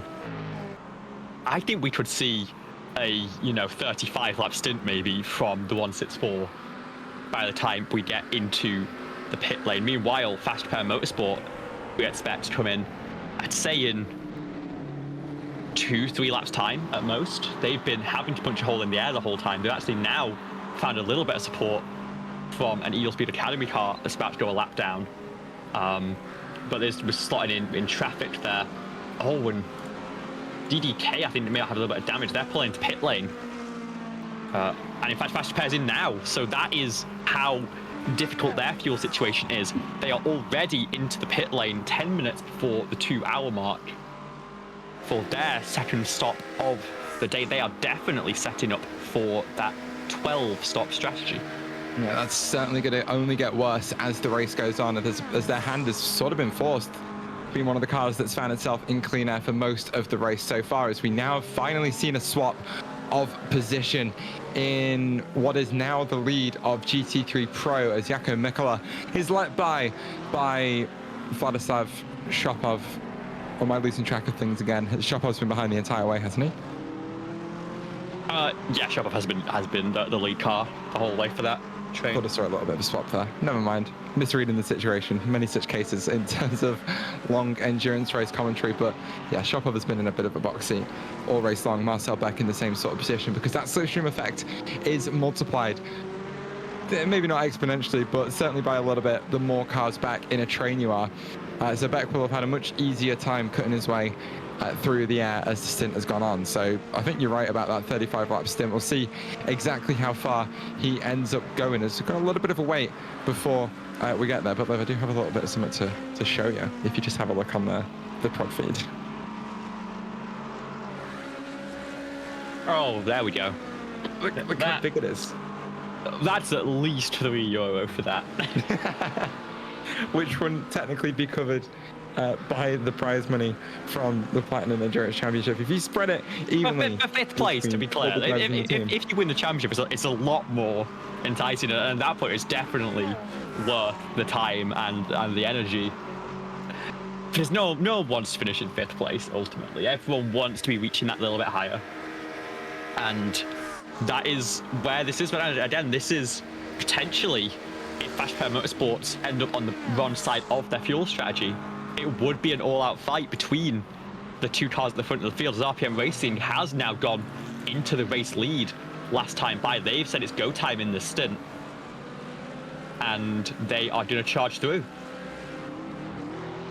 Yeah, we'll see how it unfolds over the next few minutes. Jaco Mikola leading this train away. There's negative delta by Simga, going to try and take advantage of saving a couple more laps of fuel. But look, they've got the Locals Auto Sport car for company just in front, which is going to help Mikola's fuel number as well. Of course, Locals, the guys who provide the graphics that you see on the social media for the Platinum Endurance Championship. And it's always good little bits of graphics as well that give us the championship standings as we come into each and every race weekend. And I love the presentation of it as well. They've done a special one for Daytona as well that's been very America-ified with the red, white, and blue stars and stripes absolutely everywhere on the event poster. But I think Mikola not content just hanging behind that Mercedes in front, posturing with some very aggressive body language, slotting to the inside of that laps down GT3 and taking that track position into the Le Mans chicane, as all three of those GT3s are actually going to slot through, as it was a very late choice to make that move by Marcel Beck. Yeah, I think it was a choice made by the Locals Autosport car to just get out of the way of that fight, not trying to separate them through the bus stop. But it was so close to the corner that it was a little bit of a tight squeeze.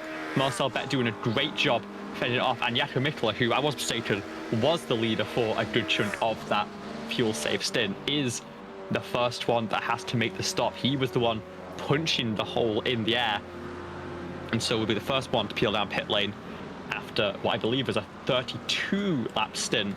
Was indeed. Ned to Delta will continue on for their 33rd lap.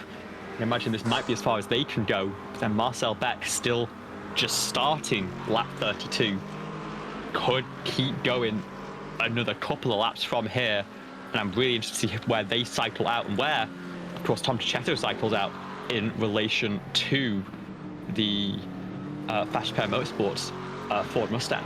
Yeah, Mikola, of course, off board that car now. Tom Tichetto taking control of the Chevrolet Corvette Z06.R GT3, just to give it its full government name, because goodness gracious me, GM are certainly interested in how they name their race cars. But it's now Vladislav Shopov at the front of this little train that's turned into a two-car train, and he's now going to have to be watching that fuel number like a hawk, because his fuel burn is going to take a big jump compared to the last 32 laps or so. Marcel Beck still going to be able to save a little bit more energy, a little bit more fuel over the course of the next few laps or so, but it is a question of where is Shopov going to come out. The overcut not necessarily that effective in GT3, as those fresh tires do get up to temperature a lot quicker than they do in the prototypes, but of course that is all change next season, as this class of car will get that pre-version 10 tire model. Let's see if Shopov does decide to stay out. He doesn't make a turn left underneath that double yellow line towards pit lane. He will make it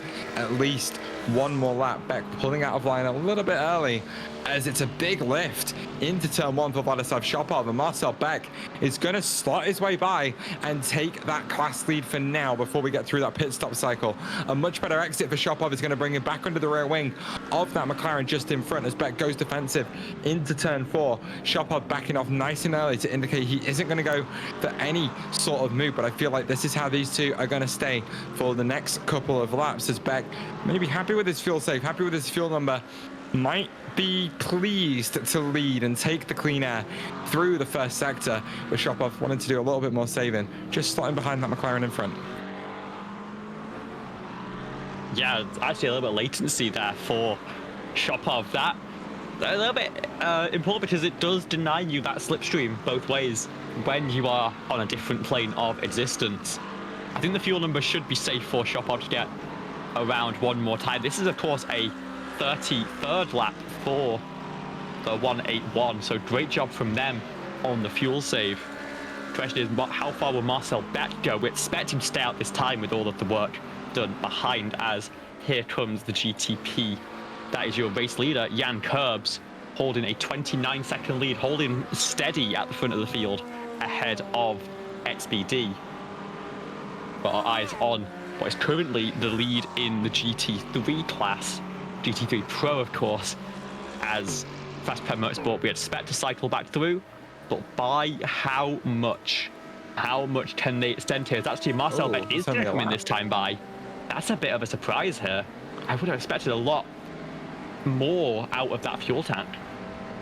Well, we'll see if they've just decided to pull down pit lane as a matter of shortening that fuel stop as they slot just in front of Killian Claes as he makes his way out on circuit for the first time on board that Acura NSX GT3. It's a driver change for both of the cars we've just seen come down pit lane as Kevin Lazar jumps on board for Orca Performance Black and Christian Novev for Negative Delta by Sim Gear. So we're just trying to keep an eye on Fast Repair Motorsport with Ishmael Hibab Jimenez that's jumped on board that Ford Mustang GT3. Don't really know what his pace is relative to the rest of his team, but we will see over the next few minutes as we are waiting for Christian Novev's fuel to get topped up. We are waiting for Kevin Lazar's fuel tank to get topped up as well. Both cars choosing to take a new set of tires as Julian Moore has made his way down pit lane as well for Valkyrie Excite Green. That team, of course, leading the championship coming into this race, but dropping out of championship position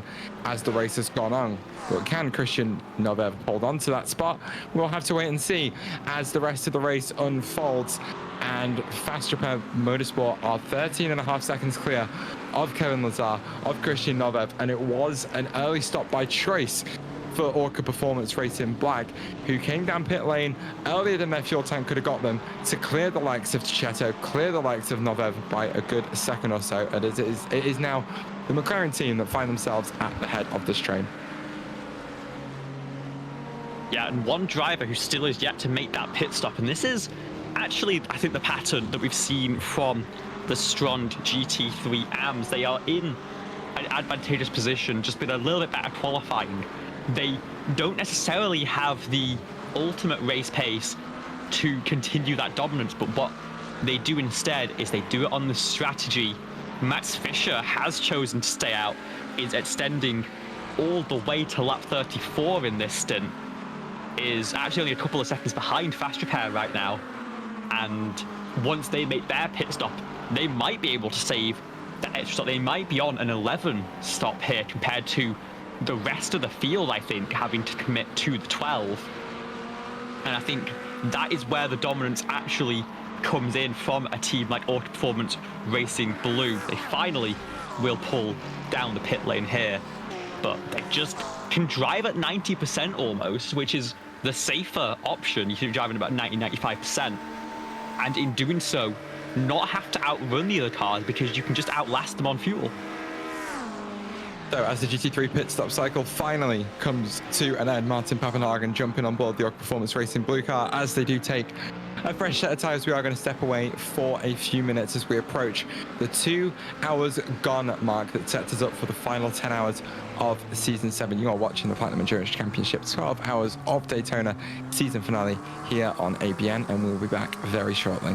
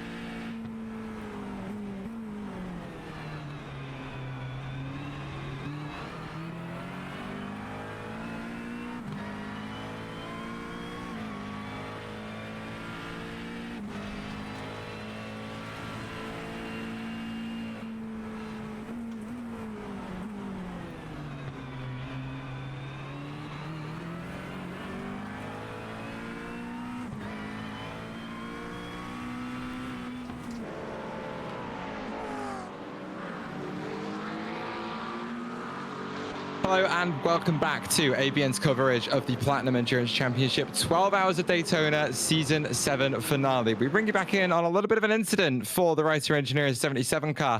Here is Aiden Wilkinson making his way into the Le Mans chicane behind the Fast Repair Motorsports Mustang that you see going through shot. The back end just starts to come around in the middle of the chicane. He tries to catch the side, but all of a sudden the car grips back up and sends him into a bit of a spin, Liv. Yeah, I mean, part of it's catching the slide, but also in that situation, I think you throw the wheel left hand down, and if the car spins, then it spins.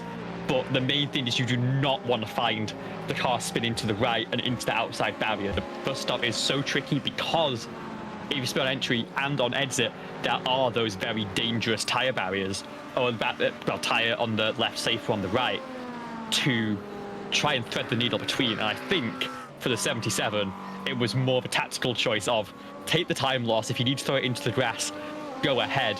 Just make sure it goes that way and not up and into the barrier. These cars tend to be a little bit snappy when you try to save them. We talked about how these cars are really difficult to get the direction changed on, and that's sort of proven true for Aiden Wilkinson there with the overcorrection that sent him into the spin. You have to be a lot more gentle about catching these cars if you need to. The tire model, of course, allows for that as well, which again is one of the things that a lot of people are looking forward to coming to the IndyCar. And the GT3 is another little bit of an oversteer moment for Wilkinson there on the exit of turn one.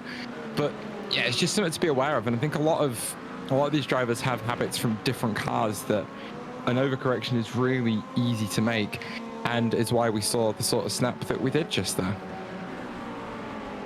Yeah, it's so tricky, and I'm just monitoring something that I've just seen. Ooh.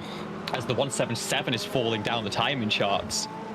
It looks like maybe a disconnection for their new driver in the car, Julian Moore, and I mean, that would be disastrous for their championship hopes. Has been dropped from the server, and mechanical issues in the final round of the season could be what costs the 177 a chance at the GT3 Pro Championship. They came in with a 7-point advantage, as we are. I mean, this is dramatic stuff. This is Fury Simsport going for the move on Wilkinson, who is still a little bit rattled, I think. Is going to get the move done. Is going to have to keep fighting it. There's going to be closer to the barrier than Wilkinson would have wanted once again, as they continue to race side by side. But yeah, the update on the GT3 Pro Championship, it is, I think, now officially a two-horse race between Negative Delta by SimGear and RPM Racing. And in fact, there's Reiter pulling into the pit lane. Is this on schedule, or is that an early stop? This is on schedule. 28 lap stints, yeah. So Aiden Wilkinson then at the end of a stint, and should be double stinting these tyres, unless Reiter have decided that now perhaps not the time. Track temperature around 25 degrees Celsius, so that wear will be comparable to what it was in the first stint of this race. Not up on the jacks for debutant Wilkinson on this particular occasion. That car will keep that same set of tyres on for a second stint and be stinted the same way that the drivers are. So there's a good chunk of time here that will come back to them once everyone else completes their pit stop cycle. But right now, that team going about a lap or so shorter than the rest of the field. Yeah, they are on a full push strategy for sure. Their sister car, the race leaders, are into the pit lane as well, one lap later. Of course, they've been pushing the air at the front of the field and have had no chance to save. Again, we've seen XBD have been extending a fair few laps. They are 4 laps shorter on the current stint. And so the question is, how much longer are they going to push this to try and pull off another overcut, or maybe just set themselves up on the strategy for later on in the race? They do officially retake the race lead here in that number 33. But of course, with a pit stop still to serve. Keep an eye on the numbers in terms of how the championship looks like it's going to unfold. You're right about it being a two-horse race between RPM Racing and Negative Delta by SimGear. Of course, RPM Racing finding themselves in position right now. All they need to do is outscore Negative Delta by SimGear by at least 6 points to make sure that that one is absolutely solidified. As it stands, RPM Racing in second will score 33 points, and it will be 25 points for Negative Delta by SimGear. So just double checking the mental maths on that. in my head. That is 5, 6, 7, 8 points. Yeah, falls in RPM's favor as it stands. One more position would make it a lot more difficult for RPM Racing, who would need to gain another spot or would need negative delta to lose another spot. But Novev is only half a second off the back of Kevin Lazar right now and gaining in that slipstream. So they would put themselves in championship position if they made that spot up and took third place. But of course, they are not thinking that right now, are they? No, absolutely not. You've got to run your own race at this point. Deal with those scenarios as it comes later in the race. But RPM Racing, I mean, they're doing a good job. They've used that strategy. They're starting to pull away. They've got, of course, Kevin Lazar putting that pressure and actually covering off from Christian Nebev behind. And Cheto, who is now on board that car, you've got to say has been the ace in that team all season long. And you've got to think is going to feel pretty confident to charge down Fast Car Motorsport, now driven by Ismael Habib Jimenez. Yeah, Fast Repair have been so consistent. Well, not even that. They haven't been consistent, but they've definitely been fast in every race that they've been in, challenging for those race wins, finally picking one up last time out at Algarve, just double checking where that was in my head there, and bringing that same sort of pace through to Daytona as well, which is another low downforce circuit like we had at Le Mans. But of course, there with the tricky conditions, they did make a mistake that ended their race early, but not befalling that same poor luck this time out, just hanging out at the front of the field, 14 seconds in front of Tom Cicchetto. And they need to build a bit of a lead though, because they are on a slightly more aggressive pit stop strategy, and that they are taking more by stopping a lap or so earlier than the RPM Racing crew, which will add up come the end of the race, and they'll need to take a slightly longer stop in the final stint. And as it stands, as it all is going to unfold, I think they're going to actually drop behind RPM Racing come that final pit cycle. But again, we've got quite a way to go before we get there. They've got time. They've got just under 10 hours to actually open up that gap a little bit more and give themselves a bubble to play with. But Cicchetto right now, I think, running a lot more aggressively than RPM Racing have been doing all race long so far, and just starting to chip away at that gap. 13 seconds it sits at now. Yeah, and I think ultimately what it might be is that RPM might be bailing out of any fuel save, realizing that it is going to be so difficult to cut out a pit stop with how this race is going to go. They put themselves in a position to try and go for it, but then had the knowledge that they could abandon that and go to a different strategy whenever they needed to, and now they're going full push, which is gonna help them a lot to try and close in, more importantly to pull away from Novev, who is their primary championship rival right now. The other battle to keep an eye on, of course, is for the GT 3AM race lead. Martin Pappenharden is in the Auto Performance blue car in the race lead, and they're starting to bleed a little bit of time away to Carbono Esports, who have been doing single stints so far. They have Sergio Esposito, who started the car back in for stint number 3, and they are now within about 5 or 6 seconds from the 264. And so, although the difference in fuel is 4 laps between those two cars, it is going to make no difference if the 232 can catch up and outrun the current race leader. Well, I've just seen a bit of a position change in GT3 Pro. Negative Delta by Simgear have got past Kevin Lazar. So live championship update, it swings back in favor of Negative Delta by Simgear. So it's now on the shoulders of RPM Racing and Tom Cicchetto to cut down that gap to Ismael Jimenez at the front of the field and try and get that lead spot, because that would more than give them enough to take the championship lead. But as I say, long way to go, but change in position this early on does swing the championship in a different direction. So Negative Delta by Simgear doing a great job to finally take that spot from Kevin Lazar. Obviously happy with the fuel number they've got, and maybe realizing that they can't just let RPM Racing run off into the distance. They need to keep themselves within touch and distance of that Corvette, of that overall well, not overall, of that class lead to give themselves a spot at the championship in the final hour or so. So I think a lot of it is going to come down to how the pace of each individual driver in each car compares to each other. Because right now, Chichetto is looking like the class of the field. He's lost a little bit of time to Jimenez in the last lap, but still looking like the faster of the top three right now. Yeah, has been looking really solid so far in this stint, and I can't wait to see what he can do heading through the rest of this third hour to set himself up maybe for that move in the pit cycle in hour number 4.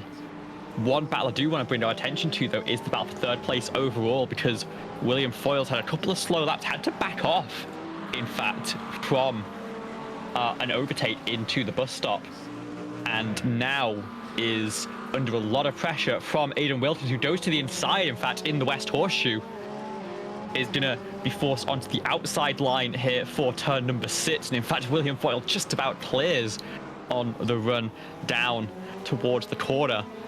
But now as they head into the bus stop once again, it is clear that Wilkinson wants to make his way back onto the podium after his earlier mistakes, and is looking to try and get this move done as quickly and as cleanly as possible. Wilkinson looking a lot more comfortable behind the wheel of that Acura now, as he is starting to close that gap on William Foyle to take that Fury Simsport car off the last step of the podium. A car that has, of course, picked up a couple of podiums so far this championship, and the 31 crew sat in second in the championship coming into this race. Of course, still waiting for something to happen, praying for something to happen with all the teams, the two teams at the front of the field that are in that championship fight, to Old Firm Racing, who, again, are still sat down there in 7th place in class and ticking off those laps as they come. They only have to do it for another 9.5 hours, and they will be your PEC Season 7 GTP champions. But again, that's still a long way to go. But it is a very spread out field, which is going to make this a lot easier as Wilkinson dives it up the inside of turn 4. They're going to be side by side through the apex. Foyle maintaining a little bit of overlap on corner exit, but can't quite get the run off the corner that he wants.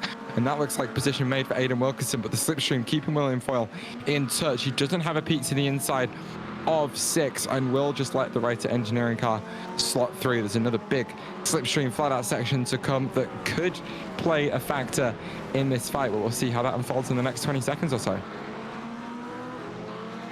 Yeah, and I think even if the nose had been kept in there from William Foyle, it would have been awfully foolish to keep it there on the way through the kink. I think backing out and living to fight another day was going to be the better strategy. And now here we come, though. There's one GT3 who could cause a little bit of trouble into the bus stop. It looks like both cars will catch with enough time, but only Wilkinson has the time to properly open up the corner. William Foyle has to enter narrow with Killian Clace on the outside wall. And I think that might be the gap that Wilkinson needs to start to bolt away from William Foyle. Gap is already up to 1 second, still just about in the slipstream range. But it all comes down to how this infield run is for the number 77. There'll be some traffic to deal with for Aiden Wilkinson as Jakob Bugala for, I think that's that's the 130, isn't it? Where are you on my list? Yeah, the top tier motorsport driver, Jan Bugala, the team that picked up that penalty for missing their braking point and ended up in the rear of an Eagle Speed Academy Acura NSX GT3 is, Foyle goes deep into turn 4, and that's going to ruin his run out of the corner down through turn 5 and opens that gap up to 1.4 seconds. Means Wilkinson should be able to be a little bit more patient with how he navigates the traffic that's just in front of him, as Foyle is going to have to do more work to get himself back within slipstream, back within range of trying to get that position, well, regain that position for his team. Bugler is going to be well clear of Aiden Wilkinson just in front as they come through turn 7. It'll be a clean exit for both of them, but will Foyle also be able to clear that number 130 before they get down to the bus stop? Look ahead as we see Wilkinson just clearing that McLaren nice and easily way before they get to the braking zone. It's Wilkinson closing it down, closing the gap just to pull to the inside, and this time will have chance to pull back to the outside, but chooses not to. Will compromise his run through the corner yet again, and that just allows Wilkinson to walk away a little bit more. I mean, it's the safer option to leave that little bit more room if need be. What I have realised, listening to your commentary there, is that we're using different corner numbers for this racetrack. Are we? Yeah, so I think it? so I think we're both counting 12 corners. It's just where we're putting those corners that is different. I think you are doing maybe the more European thing, which is this is turn 1 that wheeling foil's coming through. Yeah. Then there is Can we jump on board, Carmen? Let's get some on boards for the corner count. turns 2 and 3 is what you're counting here. Then the hairpin's turn 4. Yep, agreed. Crucially, what I'm doing, because I think it's what the official track map has, is that squiggle section is turn 2 and only turn 2. The International Horseshoe's turn 3. This is turn 4 through the King. Then it's 5 at the West Horseshoe, 6 for oval entry, and then this is where America gets its own back, because NASCAR 1 and 2 are counted as oval, 7 and 8. No. And then the bus stop, the first half is turn 9, the second half is turn 10, and then 11, 12. You see, I'm just going with what I've got on the overlays, which counts this as turn 8, and which I think is the better way of counting it in sports cars. Because I'm not saying you're wrong, but I know that iRacing has it a certain way, and I've picked up that habit because I think when I was using Crew Chief, the program, it would count the oval entry as turn number 6, and that is where it would pick that up. No, I'm sure that's always been 7. I think as long as I've been racing on iRacing, that's been turn 7. I have vague memories of calling it 7. Like maybe going back 4, 5, 6 years ago. Oh no, iRacing has it the way that you're counting it, yeah. So then the bus stop is 9, 10, 11, and then the final corner is turn 12. I need to work out where have I picked up those numbers from? That is a very good question, but hopefully you jump yourself back onto the same page as me, as William Foyle getting a bit of oversteer through turn 1, threading his way through turns 2 and 3, gets hard on the brakes down into turn 4. It's an apex that's easy to miss, but he's got a nice late one there that will focus up his exit on the run down towards turn 5. He's going to have a little bit of traffic from the Enosis McLaren GT3 to deal with as he makes his way through a kink that is very dangerous on cold tires before slamming on the brakes for turn 6 and taking an equally late apex, but leaving a little bit more room to try and get past the Enosis McLaren. On the way down to 7, it's tight entry for the Fury Cinesport driver that will pick up the apex nice and early this time and track out wide early on through that corner all the way up to the wall onto the banking as he makes his way through turn 8. Foot absolutely flat to the floor as he makes his way down towards the bus stop. He will have a little bit of traffic to deal with on, and no, he won't actually. He's going to get a nice clean run into the first part of the bus stop at turn 9 and the middle part of 10 and through the exit at 11, back on the throttle again as he makes that run down towards turn 1 and the speed climbing above 300 kilometers an hour through the middle of turn 12 and across the start finish line to complete a lap of Daytona. We are following the University Sports Sim Ultimate car in 6th place in class behind the Go Esports PJ car of Juan Marti. This is a bit of a train on track, because I think that's another Enosis Esports car that leads this bit of a train, but not one for position for the NSX. Yeah, I have been doing my research, so it seems like the numbering that I have comes from Wikipedia first of all, but it's also supported by the NASCAR road course track map, which of course has 14 corners with a second chicane, but numbers the rest the way that I've been calling it. 1, 2, 3, 4, the SS5 situation. I hate it. But the IMSA track map is even more strange. That's egregious. Because the kink that you are calling turns 2 and 3 is 2A, because the first corner is both 1 and 2.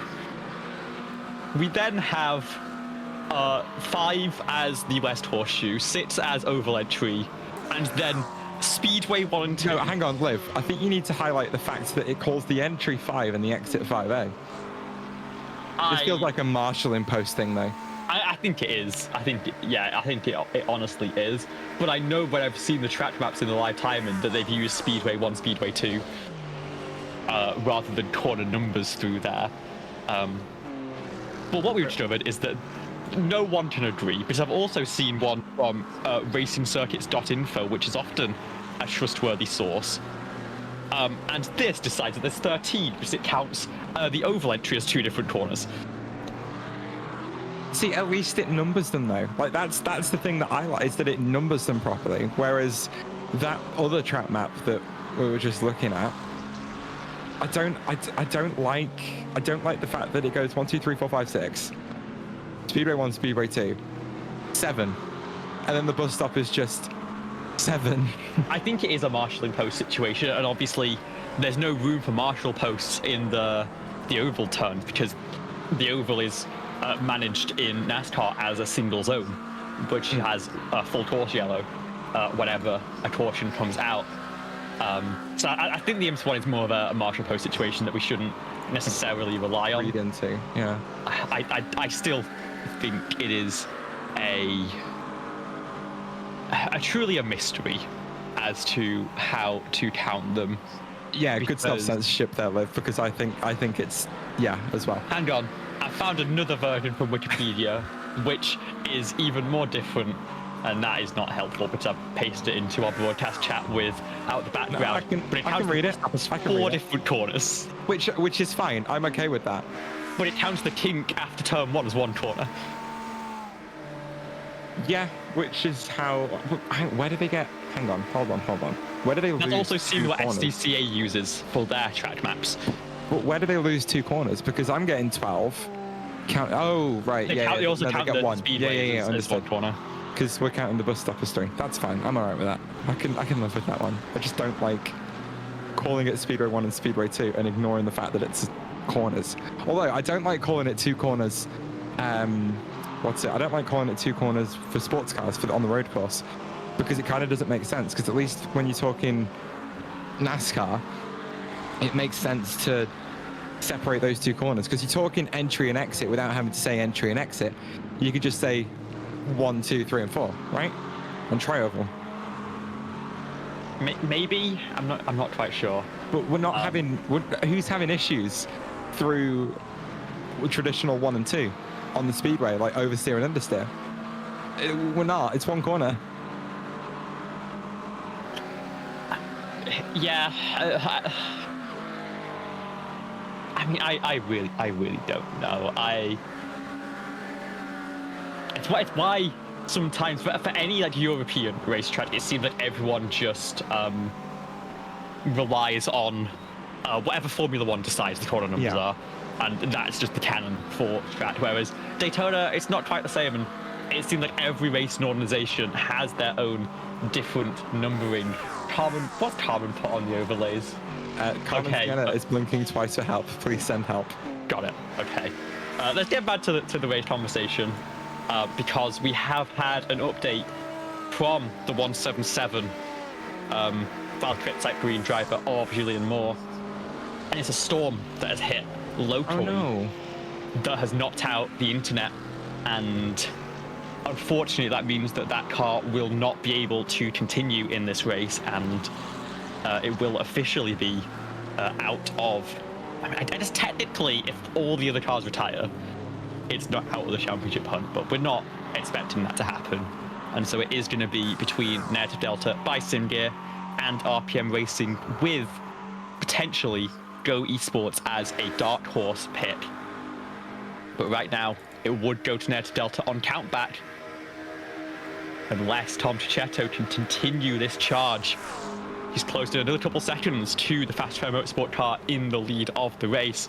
And so it seems very possible that by the end of his drive stint, he could be right on the back of the 102 and start to set that move up as well. Yeah, completing a couple of side quests here. I am looking at a weather map of France, and there does seem to be a couple of really aggressive storms sweeping their way across the country, particularly in the centre and the northeast. So I certainly hope everyone who is affected by that is safe, because thunderstorms aren't particularly fun to deal with, especially when there are active lightning strikes hitting the ground. And the weather radar that I'm using makes a little clicky sound whenever it detects a lightning strike, which I think is pretty cool. But that's actual lightning strikes that might actually be affecting people, so I don't know if it's ethical to say it's cool.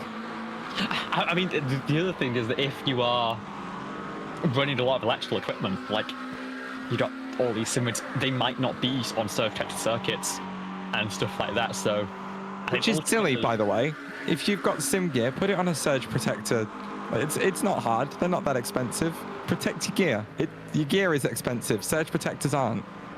That's true, but at the same time, it's a consideration. So, as much as unfortunately Valkyrie might not be able to continue their fight for this, they can at least make sure to get all of that set up and safe. And I mean, get the phone, get the laptop out or something.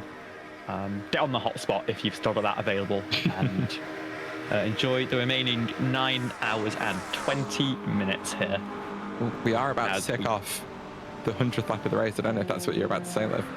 I was not, but that is a very notable point. We are on lap 99 right now, at least for Jan Kurbs and Rafael Ruiz Munoz. Aiden Wilson and William Foyle still coming through turns 11 and 12, and I'm not going to specify what I mean by that because it could be any of them. But they will get to the start lap 99 as well. Your GT3 leader in the Fast Motorsports car is on lap number 90, so that gives you an idea of the pace differential. It's about 10% faster for the GTPs compared to a GT3 round here. In lap time terms, it's about 10 seconds. Great maths, Liv. We like it.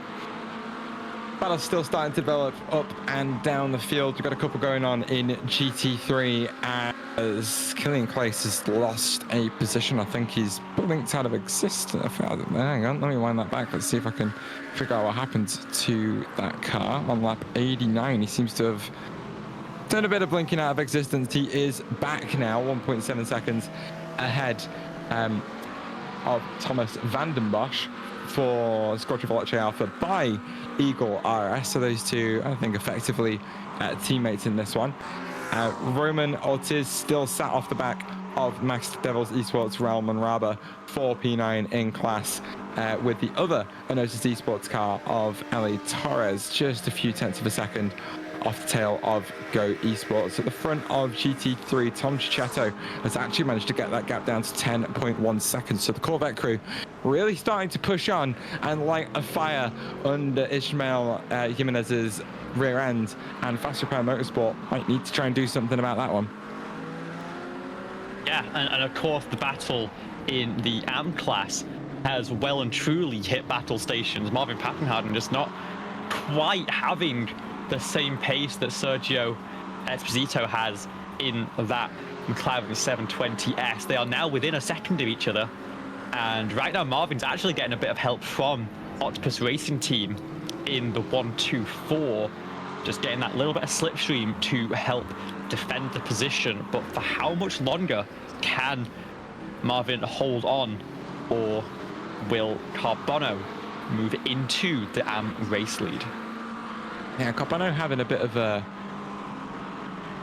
what's the word, an anonymous race. We haven't really talked about them too much, apart from the fact that they are threatening Marvin Pappenhagen and Orca Performance Racing Blue. 9/10 of a second being that gap as it stands. It's not going to swing the championship in any sort of favor for now, but it's something, again, it's something for Orca Performance to think about. They've got the pace, they've got the strategy, but they are starting to get a little bit of a challenge from a different car. So what do? I think we're going to see them just drop behind Sergio Esposito and Carbono when they do get up to the back of them and maybe start to save a bit of fuel. But it's a great run, actually, through the bus stop for Pappenhagen. He's just managed to eke the gap out by a couple of tenths. It's taken a while for the slipstream effect to come into play and bring that gap closer together. And in fact, it isn't, as the gap continues to grow as both cars make their way down towards turn one. It's because the blue car has some slipstream assistance. Yeah, it's about 1 second back for Carbono. Marvin is sat within 2 tenths. I think this is actually the key I was talking about. The AM teams, the real heavy hitters in the AM category, often making their wins happen on fuel mileage, or at least securing them on fuel mileage. And I think part of the reason they can do that so effectively is because they can lead the race without leading the train. They can have a pro car ahead of them and know they don't need to force the move. They can let them run their race while they save fuel behind and run theirs. And I think that is exactly what we're seeing from the 264 right now. I think they're going to try and make this 11 stop happen. You may as well, when you are in a spot like this. You're already 4 laps to the good on fuel compared to the car behind that you're fighting. And behind them, it's 24 seconds to Edel Speed G, who are having those intermittent connection issues down in third. You have no real risk in going a little bit safer here. If it doesn't work out, you can always just try and fly back through. Max Fisher, I'm sure, would love to hop into the car later on and make some overtakes.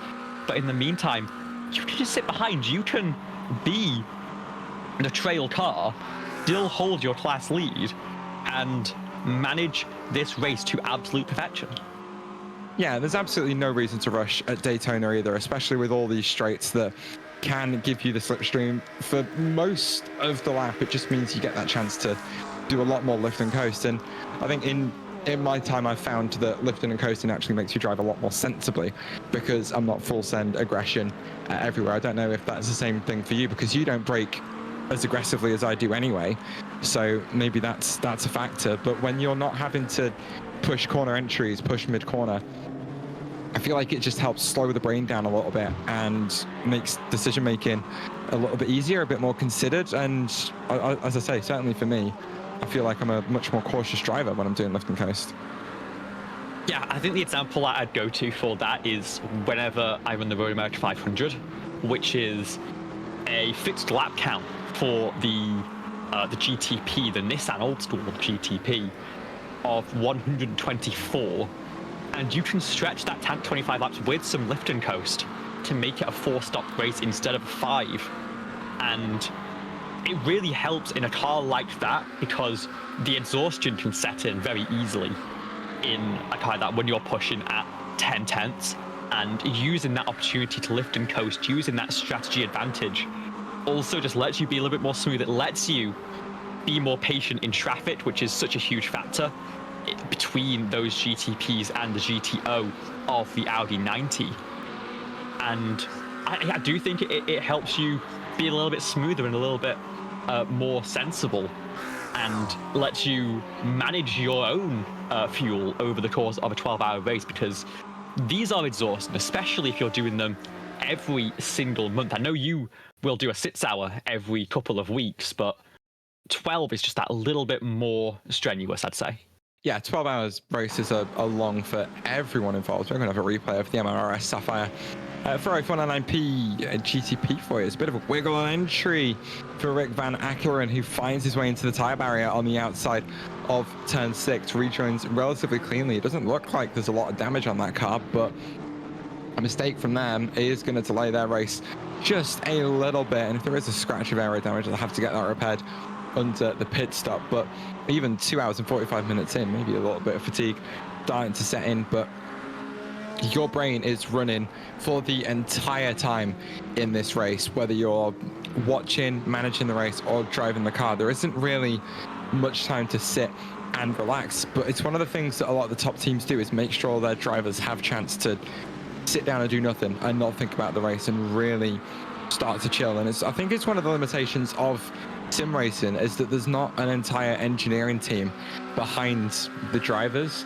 The drivers are the engineering team. They, do the race engineering, build the setups, do the everything else and all of the other, which can be quite fatiguing over the course of the race, especially when you want someone with the driver to help coach them through their stint. And that's what helps the fatigue set in, I think, a lot quicker mentally than maybe it does in real life. Of course, driving a car in real life is a lot more difficult, a lot more physically strenuous, and you're dealing with that risk of injury and that risk of hurting yourself that could be a little bit more mentally fatiguing. But it just feels like there's a lot more to do over the course of a 12-hour race as a sim driver, because you have to do all the things that a lot of people are doing in the background for you. Yeah, and I think truthfully that is where a lot of the strength in numbers comes from in an endurance context. If you have 2 or 3 or 4 cars in the same event, you can, especially if you're in the same session, like if it's a special event, just sometimes spread over different lobbies, but here especially, if you are a team that has multiple cars, like Auto Performance especially, who are running so well right now in both of their GT3 cars, you can use the same spotter essentially to keep one eye on each car. You can use team members to just watch and see what's happening, and it means that you don't have to have the driver looking over the shoulder when they're really meant to be resting and recharging for their next stint. I think that is really the benefit, and I think when you scroll down the channels in here, you'll often see a lot of teams. Actually, Auto Performance, not the case here. They have 3 drivers per channel, which is, of course, plenty for them right now. But you will see drivers hop in and they'll share a channel. I believe that is exactly the situation that Writer tends to run in, and Eagle Speed Academy, in fact, they have 8 people in one Discord call, which I would argue could be too many, but you can always, of course, mute specific people if you need to focus on a certain thing. And they have the numbers for sure to manage anything that's required on the strategy side, on the spotting side. And I've just been following on board with Fast Pair Motorsport, and it's very deep into turn number 1, just misjudged it a little bit on what I think might be a fresh set of tyres for that car. We'll see how that affects the charge down from Tom Tichetto, who's still out on the racetrack, but we expect to pit very shortly for the pit stop. Will it be this time by? It will not. There'll be one more lap for a 32-lap stint for Tom Tichetto, or... yeah, 32 I think it is. And he will see if he can pull off that overcut with that mistake from the 102. Of course, the undercut proving the more effective of the strategy tier in GT3s, and get those tyres up to temperature really quickly and just start to run away. But a mistake may limit the advantage you get, especially with the one that Fast Pair Motorsport have just had. They've kept Ismael Jimenez on board, so they might be double stinting that set of tyres like they did in the first couple of stints. So keep an eye on how that one unfolds. Tichetto still turning some good lap times to the front of the field, a 44.7 last time by, compared to Jimenez's 241.365. But of course, that isn't representative just yet, as we're still waiting for him to come across the start finish line and set his first flying lap of the stint. With that mistake, what's it going to be when he comes across it? It's a 45.928, so he's lost 1.2 seconds actually to Tom Tichetto. So that gap was sat at around 10 seconds when he came down pit lane. Do the maths on that, it's going to be sat at around 8.8 right now. Yeah, and I did check, and it is in fact a double stint on those tyres once again. GT3 is still working on saving those additional sets as Carbono pulls into the pit lane. This is what we expected. Auto Performance have the additional fuel to run long. The question now is, though, will the undercut pay off for the 232? They've had such good pace to catch up in the first place, but now they're on separate strategies, and the problem you'll have is that they are going to be heavier on fuel for this undercut period. Marvin Pappenharden is going to be as light as it gets in that GT3 and might be able to find a bit of an advantage as Tom Tichetto, your new GT3 Pro race leader, pulls into the pit lane and will hand off the race lead to Christian Novev. Well, let's see how this one unfolds then. We are trying to keep an eye on that gap between Tichetto and Jimenez once that cycles out. Jimenez currently coming through the Le Mans chicane as he makes his way up to and through turn 12. We're just watching Manaba and Anosis be a little bit nose to tail through the same chicane that Jimenez has just come through. Tom Tichetto will stay on board. I bet that's going to be the same set of tyres as well. But if you made a noise. Yeah, there was a mistake from Aidan Wilkinson through the bus stop last time by. Put him under a lot of pressure from William Foyle, but was able to hold on to the car and not feel that pressure too strongly. Here's the rest of the field coming in. Tom Tichetto is rolling out of pit lane, and the 102 will make the move stick. But what is the delta going to be? It'll be less than 10 seconds, I think. Here's the attempt from William Foyle around the outside. It is after a slide through the grass for Aidan Wilkinson, and you see that inside line just prevailing. A good defense there from the number 77 driver, but it's going to be a lot of pressure. I think this is yeah. Let's see if he's able to hold on to it, because once you make that one mistake through the bottom, make that, you know, a couple of times I think that we had from Wilkinson, you start to feel that pressure. You start to get in your own head about it a little bit, and I'm worried that we might see the same thing happen again. Oh, there is the snap on exit. Saves it better in a straight line. Yeah. As he blinks out a bit, maybe causing a little bit of hardware trouble, maybe, as the wheel snaps, a little bit of a lag spike. But he's in one piece, and he's still holding on to the position, so great work from Aidan Wilkinson to recover that.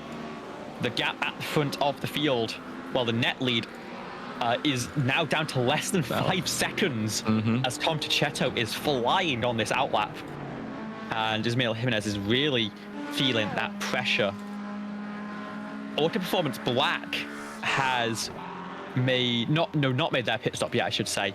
Ned Delta by Simdia and Analyst Esports Sim Ultimate both in pit lane now. And Kevin Lazar is going to extend this time after pitting a little bit early last time by. It will cycle those two cars up into the primary spots of the race. Native Delta will hold the position and stay in what I believe is net P3 out of the pit lane, which again, for now, is it good enough for the championship? But if Tom Tichetto can keep doing what he has been doing, it is going to become a win or nothing for that GT3 Pro title. You always have to wait until the outlap is complete to see exactly what the gap is on the track. But even on the outlap, Tom Tichetto managed to chip away at that gap a little bit more and bring it under 4.5 seconds. And he is still gaining. He's going to have the advantage of a bit of a slipstream from a car that has just made its way off of pit lane. Killian Clace in that Acura just in front, 0.7 of a second. Will give Tichetto the slipstream all the way on that run to the bus stop.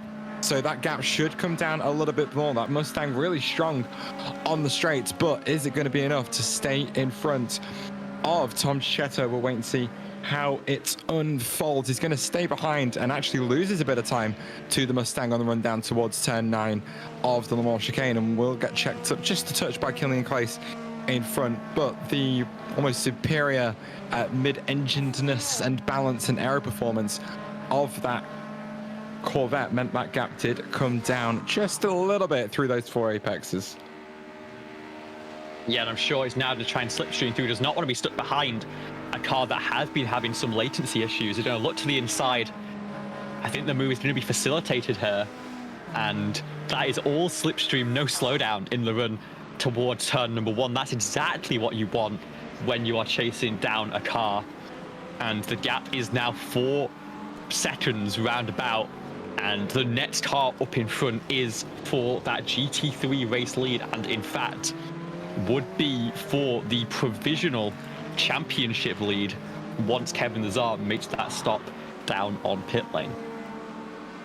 Yeah, and Tom Tichetto isn't letting it go either. He is really starting to put the pressure on as the gap just continues to tumble to that Ford Mustang GT3 in the net lead of the GT3 class. 4 seconds it sits at. We'll watch that GT3 sorry, it's all GT3, so watch that Mustang walk away a little bit on the straights and improve that gap, but under braking and through the corners, Tichetto just looks so much more comfortable, so much stronger compared to the car that's been in the race lead for all in the net race lead for all 3 hours of the race so far. You see it extend to 4.5 seconds or so. Tichetto can't close up enough just yet, as Rafael Munoz is going to squeeze his way through into the Le Mans chicane, chasing after Rick Van Ackeren, not for position, but for track position. Give him a little bit of slipstream down that straight as well. Tichetto closes in all the time that he lost on the run towards the bus stop. Through the bus stop, as Kevin Lazar comes down pit lane, this will cycle into your fight for the GT3 race lead. Yeah, Lazar is going to fall well back. Has only just started. That started fuel a fair while ago. It looks like he's also just taking fuel only here. It seems like these are the early times to do it. Of course, air temp has risen, but the track temp still staying level with that air temp, only 26 Celsius on the tarmac compared to 25 in the air. It's going to take until closer to noon before the surface temperature really starts to run away from these drivers, and that is when you're going to need to have those spare sets of tires to change in every single stop. We've got a battle here for 5th place in GT3 Pro as well. Ali Torres putting a lot of pressure on Joan Marti for that final spot in the top 5. And he's doing a great job holding on and really putting that pressure on through the last few laps on the way out of the pit lane. Soon to come flying through this battle as well is that battle for 3rd place overall, with Aidan Wilkinson still withstanding that pressure from William Foyle. But it's going to be a pit cycle very soon for our GTP field, and we'll see if the 31 can use the opportunity, running maybe a lap longer on fuel, to gain that spot back. It would be, at this point, the 4th stop, and so expect a tyre change for those GTP machines. The overcut is going to be mighty powerful indeed. It certainly is, and as we wait for a couple of things to shake out, we are approaching that 3 hours gone mark. We are going to step away for another few minutes, and when we return, Liv won't be with us in the commentary booth. She's going to go take a little bit of a break and then rejoin us for the last 3 hours of this race. Carmen and Sienna will be stepping up into a commentary position, and so we're just watching these 2 cars shuffle through the GT3 field. That's going to be a fight soon enough. But Carmen and Sienna will be stepping up into commentary, and we will be taking you through the next, do the mental maths, 6 hours of this one. If the race promises to still keep itself nice and tight, as we've still got some battles going out there on circuit, still got some driver changes to go as we watch the dynamic of the race shift and change. Do come back and join us shortly as ABN's coverage of the Platinum Endurance Championship 12 Hours of Daytona Season 7 finale continues.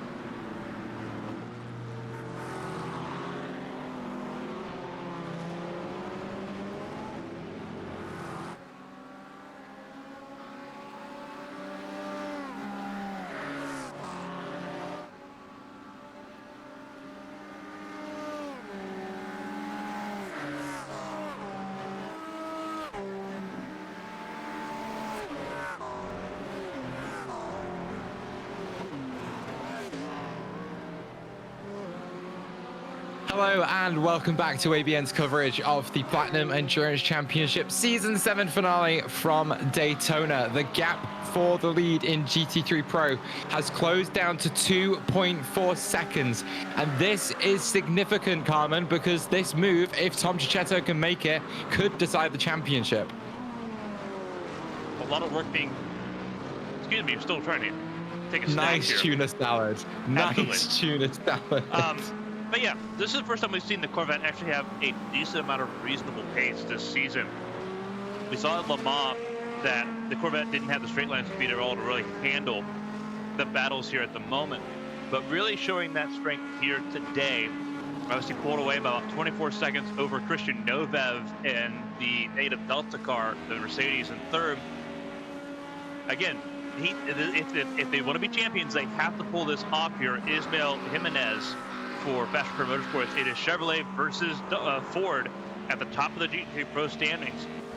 But it's been a very slow climb. Thankfully, they have time. They have about 9 hours, a little under 9 hours to do what they need to do here. And looking comfortable in that process. But Cicchetto knows that the pressure is on right now. The only thing stopping them from a championship is that 102 that has been strong throughout this season, just hasn't had the ability to finish strong the way they've wanted to throughout these first 4 races. So right now, Tom Cicchetto in the catbird seat has power in his hands and closing in a little bit now, 2.2 seconds as they go through towards the, I believe, towards the home straightaway. Look at those lap times, Carmen. Last lap, 1 minute 45.089 for Ismael Jimenez at the front of the field. Tom Cicchetto, 1 minute 45.052. We are talking 300ths of a second last lap between these two drivers. They are absolutely going at it, and it is basically a dead heat with the 2 American cars on track fighting it out for the lead in GT3. It feels like it is the 1860s all over again as the Civil War Part 2 looks like it's due to start. I wouldn't use something like that to say anything significant there. But with the battle we're seeing right now, obviously the battle is still going on throughout the GT3 field as well. You've got Acura versus McLaren. This is Juan Marti versus the Analyst Esports Ultimate McLaren, the 174. They've been back and forth in extra traded positions. We rode on board with the 174 during the most recent break. Watching that battle going on there, that's still raging on here as well. There's also a battle between Davo Ramos and Roman.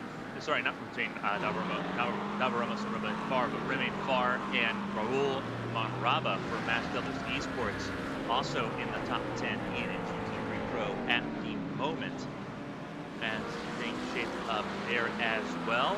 GT3 Amp looking pretty competitive at the moment, but they're all spread out a little bit. Everyone trying to work on their own program as things sit currently in that Amp class. Marvin Papenhagen holds on to the lead over Sergio Ochoa Esposito, the Quantum Esports GT3 Amp car, in second by about, I would like to say, about 4.8 seconds. Sorry, so it's actually less than that, 1.0 seconds. I was reading that gap wrong. Wow, that is a bit of a misread. So when I'm reading the intervals and I'm seeing the gap change, I thought I was reading like up, like in the direction going like the intervals the car up to the car down. So it's all.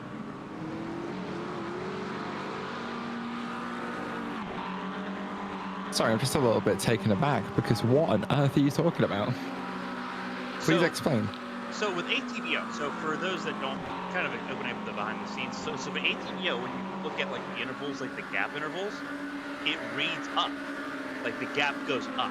It like say like we're focusing right now on Esposito, the Carbono Sports GT3 Amp. The gap we're reading typically would read up. With SDK, the actual broadcast software we use, it reads down.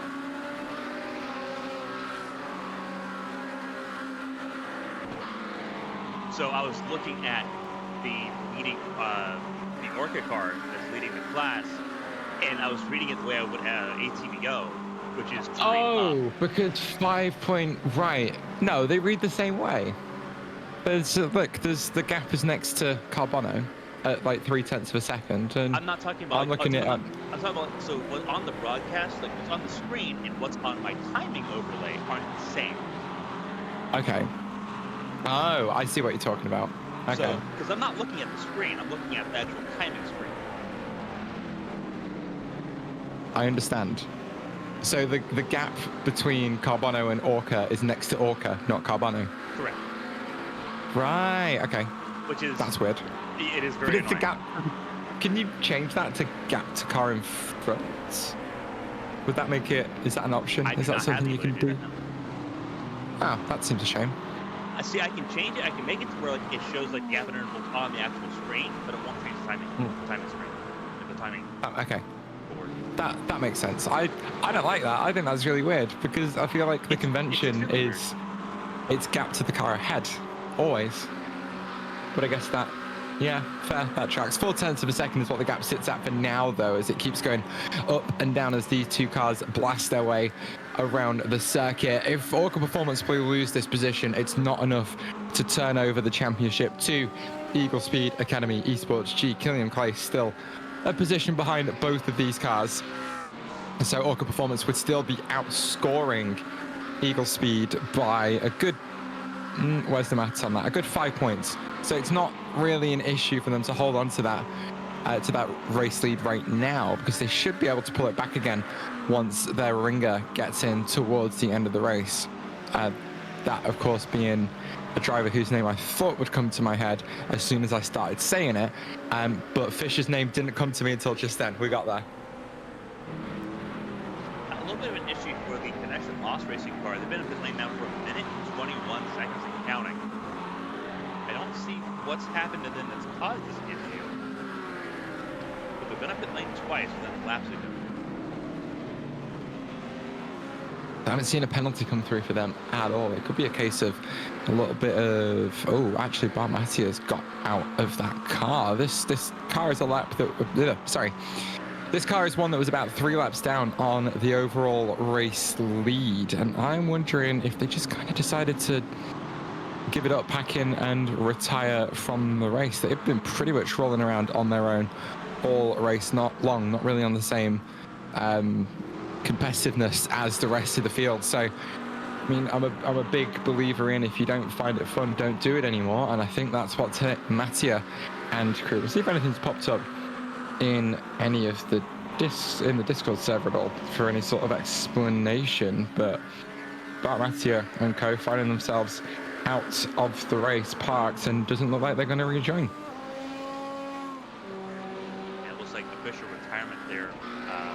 They've lit up as an official retirement on the timing screen. So it looks like Matthias not only gotten out of the car, but has left the session altogether.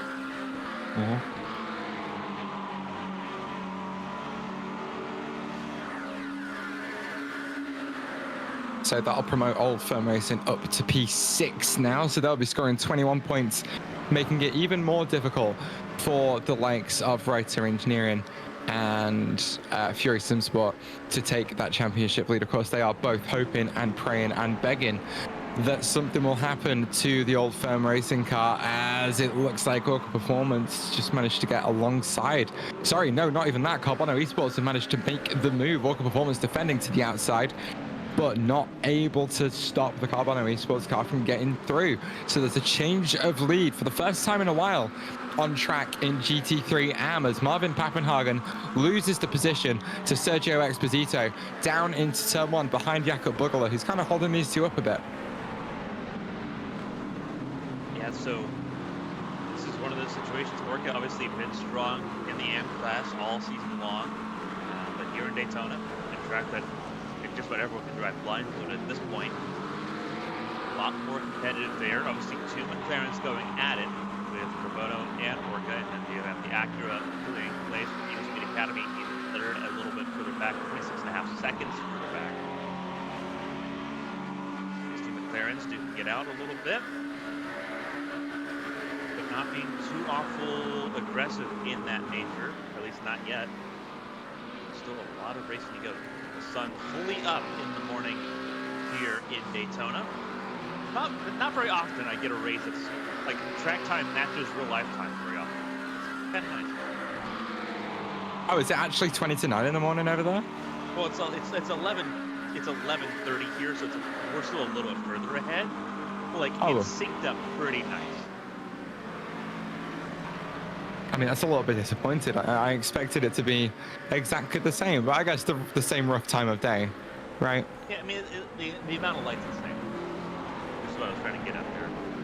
It is nice, isn't it, to see a race starting in the early hours of the morning and slowly watching the sun come up. I don't think I made this announcement yet. There's an event coming up here later on this year. It gives a lot of vibes to hopefully what that race will be later on this year too, where you start in the early sunset or early sunrise and early like dusk conditions and progress throughout the day naturally.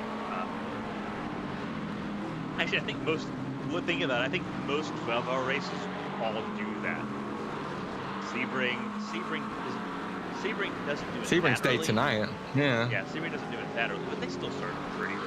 They still start like 10, 11. With 10 a.m. or something, yeah. So, like, I think you're just thinking of Bathurst because it's the most famous of the 12-hour races. I think it is the only one that starts in the early hours of the morning.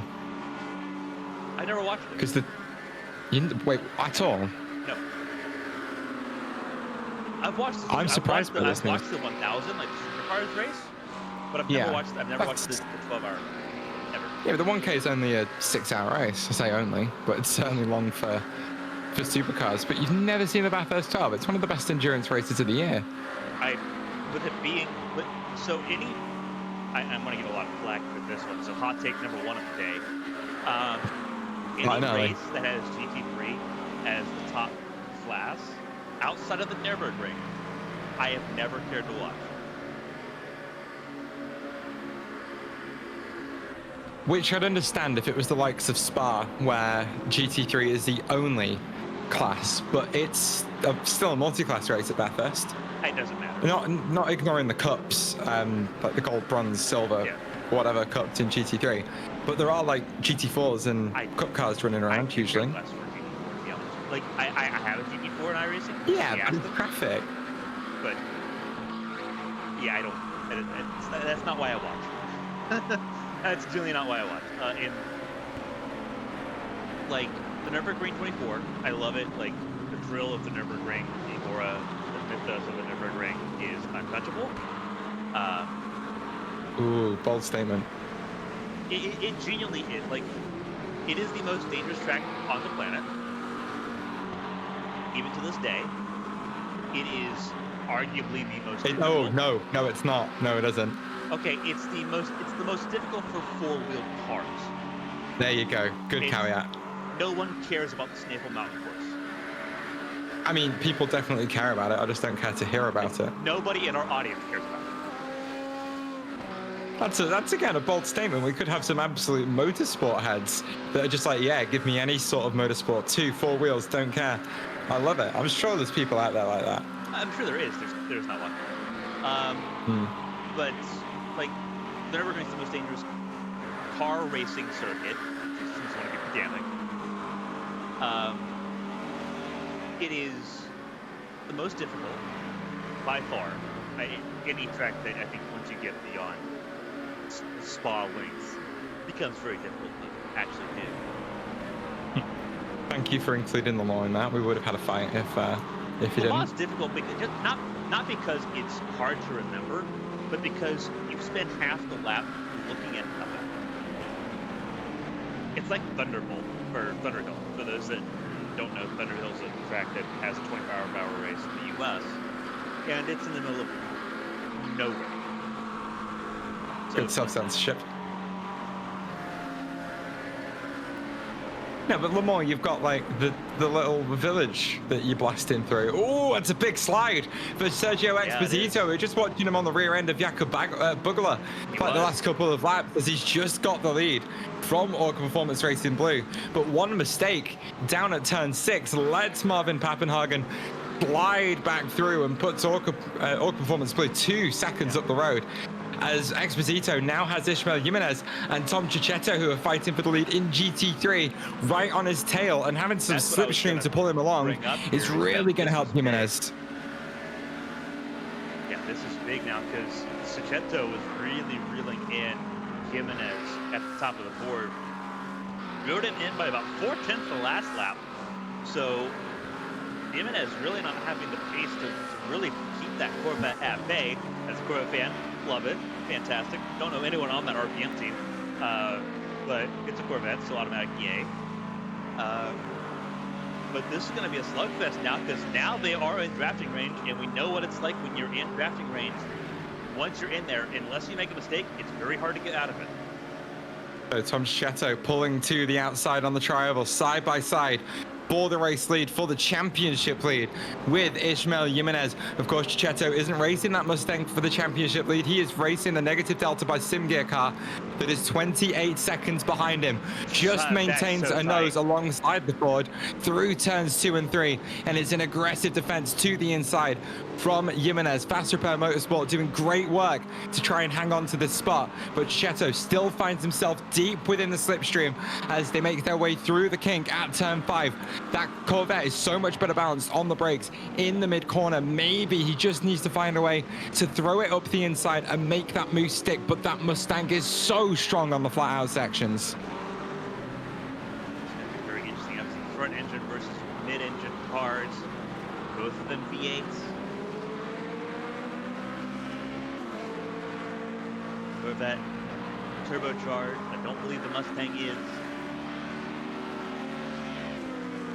Doesn't sound like. Oh no, it's not. It's fully naturally aspirated. It's one of the best engines out there on the grid. But I will never say that. Jimenez's car just doing enough to stay ahead right now, as this is car versus car on the run down to the bus stop. Sachetto peeks to the inside of the bus stop, looking for a way through. Both cars just threading their way through the 4 apexes. It's a good exit from Sachetto, but I don't think it's going to be enough to get by early on, as Jimenez just seems to have the advantage at the top end. Both cars just hovering off that inside line, which is the shortest way around Speedway 3 and 4. Sachetto getting closer and closer and closer. Jimenez now hugging the left-hand side of the track. Sachetto to the outside. It's a spot where his car could be relatively strong as they draw dead level over the start-finish line. Sachetto clocks with the lap led. It's the shorter, stronger inside line from Jimenez, and Sachetto really squeezing that Ford Mustang on the inside, but a much better run off the corner for the Ford. It's going to be clear of the Chevrolet before they get down towards turn 4, but a tighter run, a defensive line slows Jimenez up through the apex of the corner. Sachetto's slightly wider line isn't enough to get the exit that he needs, as now Marvin Pappenhagen, your GT3 AM class leader, is just ahead of this lead fight. They've cleared Sergio Exposito, and now Randy Martin and Mateus squeezing his way through on this fight. He's going to shuffle that red and gray Corvette off the apex and open up that gap between your GT3 race leaders. It's a big squeeze from Jimenez on the Acura that's trying to make its way through on the outside of the corner. Sachetto trying to maximize his exit, hunting for slipstream wherever he can. Randy Martin and Mateus absolutely squeezing his way between 2 bits of traffic. It's the gap opening up to 0.2 of a second. Pappenhagen holding that outside line.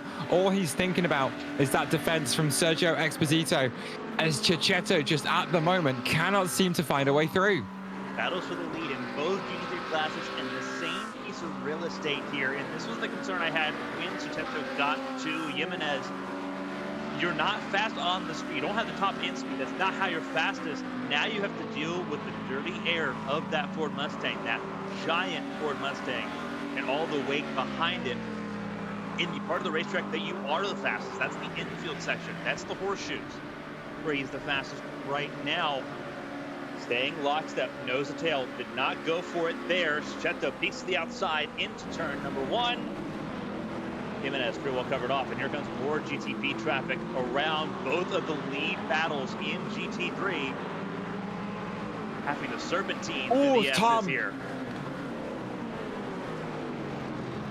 Oh, and there's the chance. Sachetto with a bit of oversteer at turn 3, but he manages to follow Max Delaney through on the inside of 4, makes contact with Ishmael Jimenez, and it isn't enough to take that spot. But now that driver of the Mustang is really thinking about that Corvette behind him, knowing that Chichetto can and will find his way through. Chichetto's car placement so much better through turn 6, and you've got to think Jimenez going to be just a touch rattled by that one, as there's still more GTP traffic that's going to thread its way through and could affect the outcome of this battle. Bit of a wiggle on the exit of turn 6 for Ishmael Jimenez is going to hamper his run on the way down to turn 9 just a little bit. But Chichetto deep within that slipstream, as that Mustang just isn't getting any closer.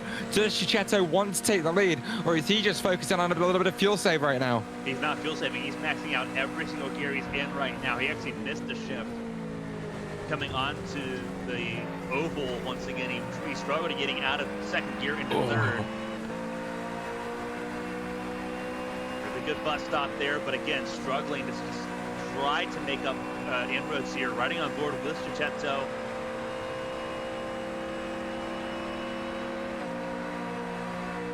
Coming close, gets right to the bumper.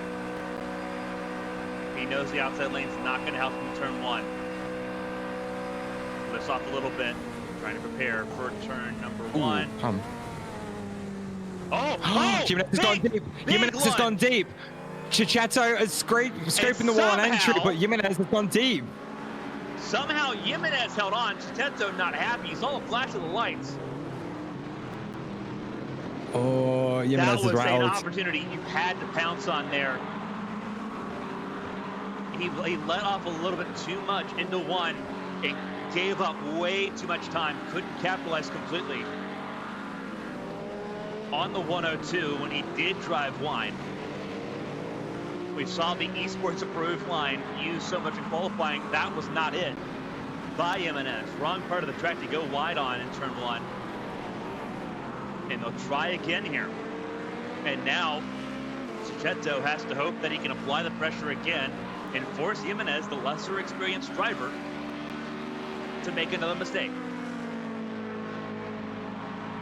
To run down to the bus stop yet again, where Tom Chichetto's Corvette has looked a lot weaker compared to the Ford Mustang GT3 just in front of me. Has another peek to the inside to fill Jimenez's mirrors with that red and gray Corvette. It's a good run through the bus stop for both drivers, but just a little bit wide through that second apex from Chichetto. Much better setup on the exit, as he's already right under the rear wing of Ishmael Jimenez. I've seen a lot of bump drafting on the previous lap, and to me that looks like he's just trying to put a gap between him and Marvin Pappenhagen and Sergio Exposito, who are still battling it out for the GT3 AM lead just behind him. I'm noticing Jimenez leaving a little bit of a gap coming through the tri-oval, and I'm thinking Chichetto just needs to see if he can time a run to get down there to the inside just as Jimenez opens it up, because as soon as he's got overlap, there is nothing the driver of that Mustang GT3 can do. Jimenez needs to do a much better job of holding that inside line, because at some point Chichetto is going to kick that door right down. Well, I think the issue, and I think Chichetto might be pretty big on the realization of this. What happens if he does get around Jimenez here? Jimenez has a top end speed. He'll draft right back alongside on the straight, either going to the bus stop or going into turn 1. It feels like it feels like once again the Corvette is battling with a hand behind its back, just not having the power. And it does feel, this time, it does feel like it is a setup thing. It feels like it's really a downforce level thing. We talk about with Lamar how it felt like the suspension was off, and that it felt like it was just, there was an issue with the rear tires just not hooking up correctly at Lamar. That is not the issue here for Chichetto. Great launches out of the corners for the entire lap for Chichetto. But just a little too much downforce, making it a little bit more of a hindrance on the straightaway. But that's obviously a preference thing. And that they've really leaned into all season long. All the high downforce, all the high speed tracks, I should say, that are typically lower downforce, they've put a little bit more downforce and by effect drag into that Corvette. And here they go, outside again through turn 1. not pushing the issue. Chichetto choosing not to force the issue into turn one yet again. It's taken a much better line through the corner. Yeah, but I don't think Jimenez is leaving that apex open for Chichetto to make that move. I think it was a much better timed run, but it was a much better run built by Chichetto on the way down to turn one this time. I think if he can repeat that another couple of times, that might be where he makes that move work. Exposito managing to get through on Marvin Pappenhagen. But yeah, rear end just comes around and him off the road he goes and lets Pappenhagen back through. So now he's got all the work to do again. 2.3 seconds worth of work to do again. Try to get back up and soon battle for the race lead, but we know how quick that Carbone Esports car is. Ismael Jimenez still leading G3 Pro, but these are the closest battles we have on the racetrack at the moment. There's a battle for 5th place still between Juan Marti and the Enosis Esports Sim Ultimate car. Ale Torres behind the wheel of that 174 still at the moment. That battle's been going on for a couple hours now. So 3 central battles in the conversation. Max Delayden, 2.6 seconds ahead of the 77 Rider Engineering car. Currently driven by Hendrik Ipsen. Tom Chichetto building a run yet again. Garcia Blasco sweeping his way around the outside through the tri-oval. That's about how far back he wants to be coming onto the start-finish stretch, because it's given him a really good speed boost in that slipstream. They've got the DDK Racing Ferrari 296 GT3 just in front of him, which I think is the only 296 GT3 in the field. It certainly feels like it. Yes. As Jimenez is looking for a way through down into turn 4. Chichetto setting up for the exit, knowing he can't get past that Italian Corvette in the middle of 4. Going to do it all on the run down to turn 5. Jimenez getting checked up just a touch, brings Chichetto a little bit further into the conversation yet again. We'll see how this battle will continue to unfold, but I think for me, the way I'm reading this is Chichetto is doing a fuel save whilst also just keeping the pressure on that Ford Mustang as much as he can. What's an error? This battle for the top 5 here. This was a pure bump draft by Ale Torres on Juan Marti. 2 Spaniards going at it there, but really just kind of working together. The Acura and the McLaren, not really an actual battle there, as the 97 of Randy Martin Mateos goes on through. Mateos not really bound for any positions, just kind of scavenging whatever he can find here on the racetrack. Not a whole lot going on as far as attrition is concerned at the moment. This fight, though, is a pure-on fight, a slugfest at the top of the GT2 Pro field. And once again, no McLaren's in sight. Closest McLaren is Kevin Lazar in the Orca Performance Black car in 4th. And it's a distant 4th. Not very normal when we see the McLaren so out last year. And here comes Jimenez in pit lane. Chichetto now has a full lap, untapped. See if he can leapfrog. Well, Carmen, it's going to be more than that. It's going to be about 4 laps. Yeah. He's just ticked off lap 28 of his stint. This is a car that's been going about 32 laps on average, but Chichetto has had some really good pace and is still managing to maintain that fuel save. We saw how sketchy that Mustang can be on the out laps, but now they are putting Abel Salan back in that car, the driver that secured pole position 3 hours and 41 minutes ago. So he will make his way back out onto the circuit, certainly the fastest of the drivers in that Ford Mustang. So Chichetto now with a lighter car on warmer tires now needs to get the lead out a bit. He's got help from the 130 on this run down the straight to pull him along in that slipstream and help out with the lack of straight line speed this Corvette seems to have. Abel Salan rolling on pit lane, and we're going to have to wait a whole 4 laps before we see how this pit stop cycles out.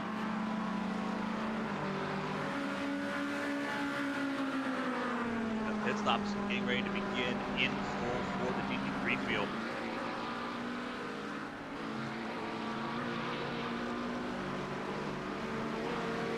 All the drivers echoing a lot of, I think, gratitude and graciousness that they're ending the season before another update hits. Remember, we started the season and then a build drop that changed the GTPs. You and Olivia talked about earlier that GT3 is getting a huge change coming up here in the next build in a couple weeks. A lot of the teams are sweating it out in the GT3 class about what that build would look like.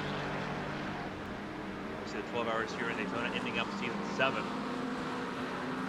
Meaning that they are not going to deal with another change this season. Season 8 not expected to begin until late August, early September.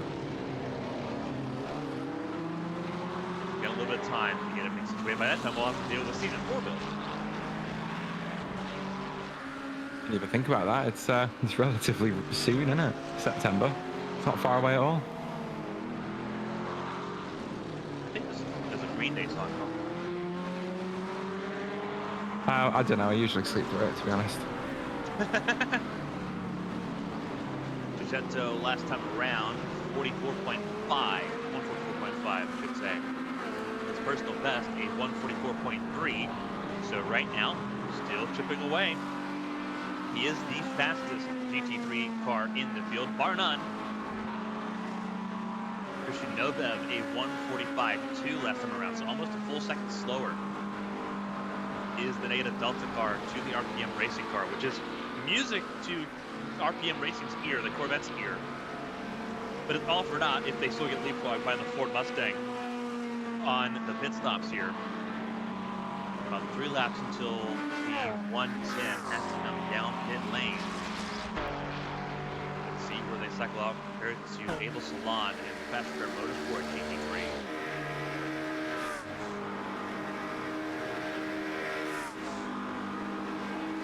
Better than coming around to click off lap 30 of his stint. Theoretically, about 2 laps to go in that 1 lap time, dropping off a little bit, but we'll see if it's enough compared to Abel Salon.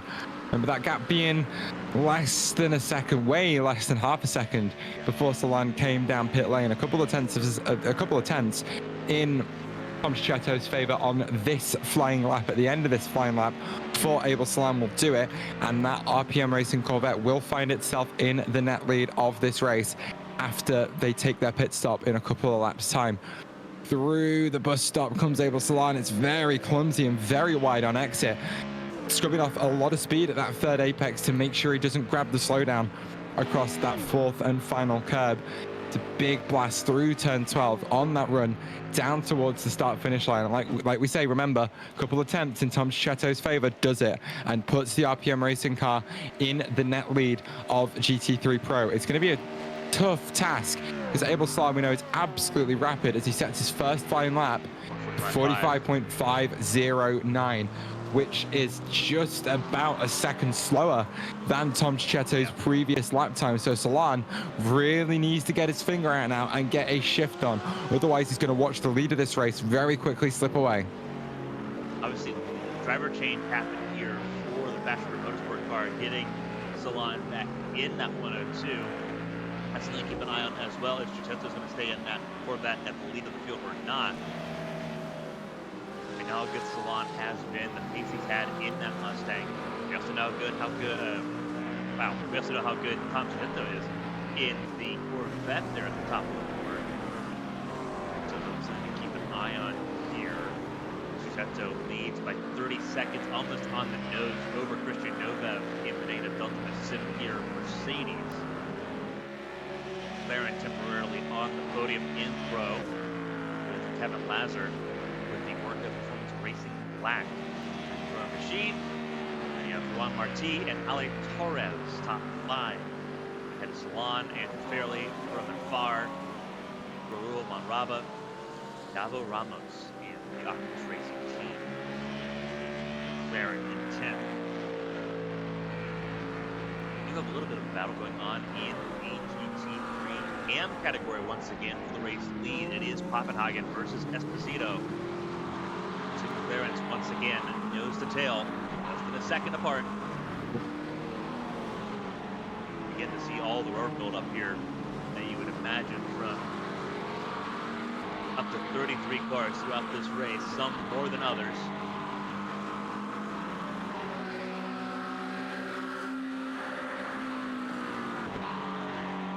Keep an eye on the front of the field, though, Carmen. We are expecting Tom Cicetto down pit lane this time by. He's just set another lap time, about a second or so faster than, where is he? Than Abel Salan.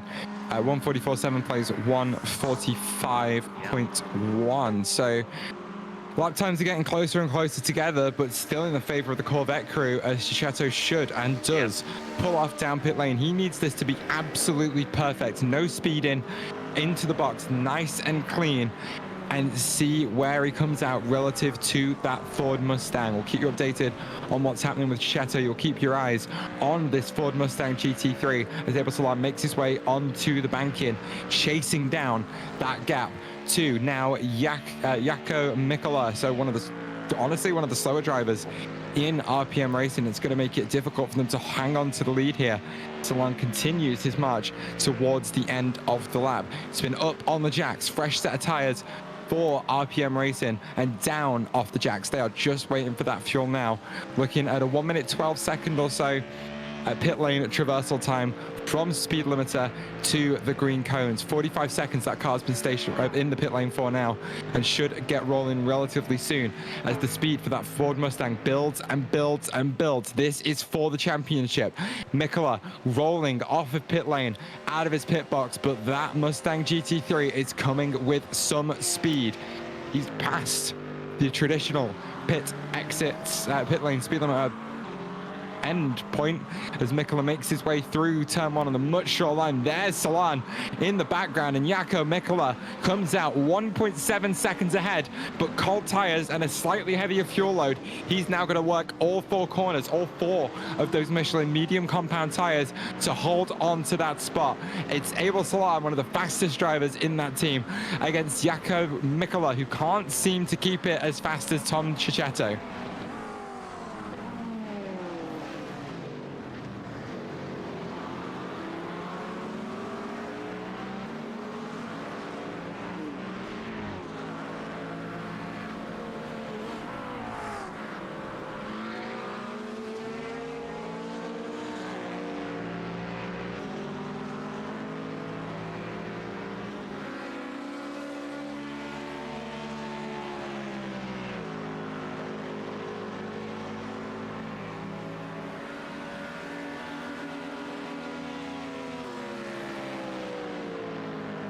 Race right belt for MRS Racing Amethyst will be a little bit in the way of Abel Salan as he made his way into the bus stop, but that gap dropping just under a second between Mikkola and Salan for the lead in GT3 Pro.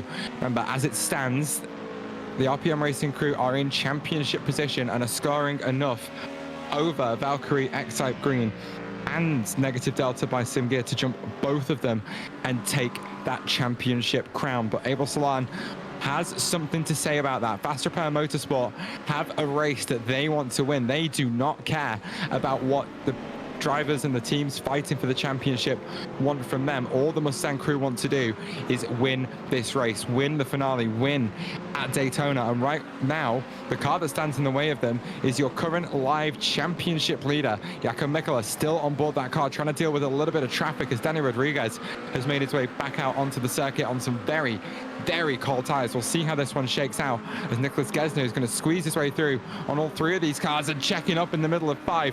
He's going to scare Mikkola a little bit, who's found himself stuck on the inside of turn 6, squeezed there by Abel Salan, who was trying to find a way around the outside, but Danny Rodriguez getting out of the way, scuppered that one.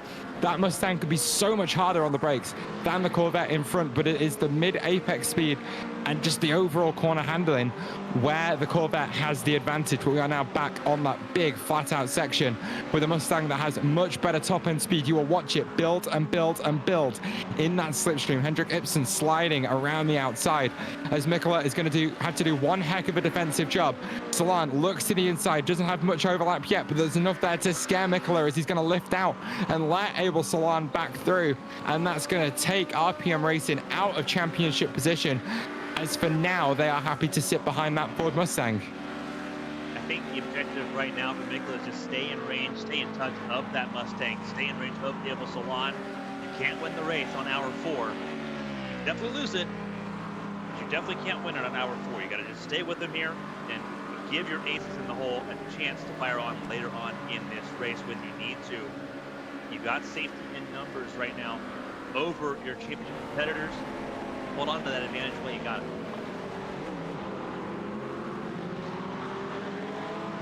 McCullough, of course, is going to be helped by the slipstream coming off that car in front to be able to stay in touch with Abel Salon as the stint continues, but he now has to do this for about 2 hours before the next driver change.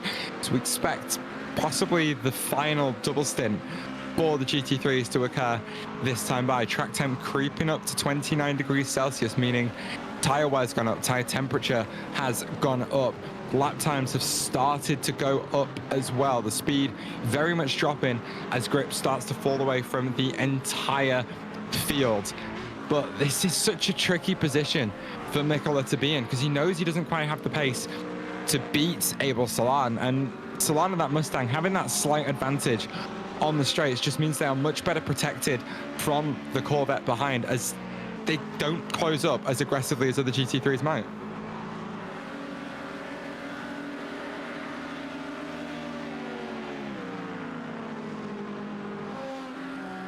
I apologize. I was trying to snack in while you were talking. Because I'm slowly feeding myself food as we get through this run. One thing I'm keeping an eye on here as we look at this battle for the eventual lead in GT3 Pro once Kevin Lazar comes down pit lane. GT3M, Marvin Pappenhagen has still stayed out. He's the only one still out, aside from Mauro Dragoni, that is second at the moment. Both of them have pit stops coming in here. Oscar Gonzalez back in for the Carbonaway Sports GT3 AM car, so they've done a driver change at this point to get themselves ready for this middle stanza of the 12 hours of Daytona. But still waiting for 2 more shoes to drop in the M class for that battle to reignite here. And it's expected that Pappenhagen will also have a driver change coming up, and he will get out of that leading 264 McLaren in the AM class here. So some things coming up here that we'll be keeping an eye on as we prepare for the end of the 4th hour here in Daytona. It is, despite the smaller field, not the 50-car field we were expecting. Only 33 cars to start, 28 cars still running at the moment. Unfortunately, Daytona is a relatively short circuit, so it does feel relatively dense out there. 28 cars isn't a bad number for a track where you can make overtakes and where traffic management, though, in the middle sector can be a little bit tricky. That GTP field very spread out at the moment. Lead car just coming through 10-12 now, whereas the tail end of the field is actually not that far behind him, but let's call it on the other side of the circuit. You know we're spoiled for choice. We're like, wow, 28 car field's not that high. When not too long ago, that was the standard WEC field size. It was 28 cars. We only had the 6 prototypes, the 6 71s of Toyota, Porsche, and Audi. I question that one a little bit. The LMP2s and the GTs did fill out the grid quite a lot. Kevin Lozado pits from the lead for Orca Performance Black after doing a 30-year launch. Up until at least 2020, 2021, there was 28, 29 cars in that field. It wasn't until they changed the rules and required the 2 cars per manufacturer that number went in.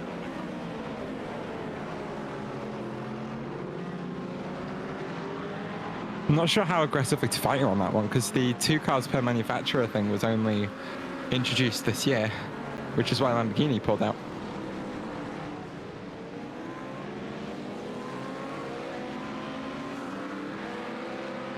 She forgets I'm the CEO of LMP1, nostalgic for a time of motorsport that I never watched. I only watched one LMP1 race where Porsche was still involved in it. I never got to see Audi in action, and yeah, I fell in love with the Audi R18. It's quite the thing. That was like the last time I seriously watched motor racing was when we still had all the races. Well, and then the privateer LMP1s, Rebellion and SP. Well, if you definitely don't use, oh god, that.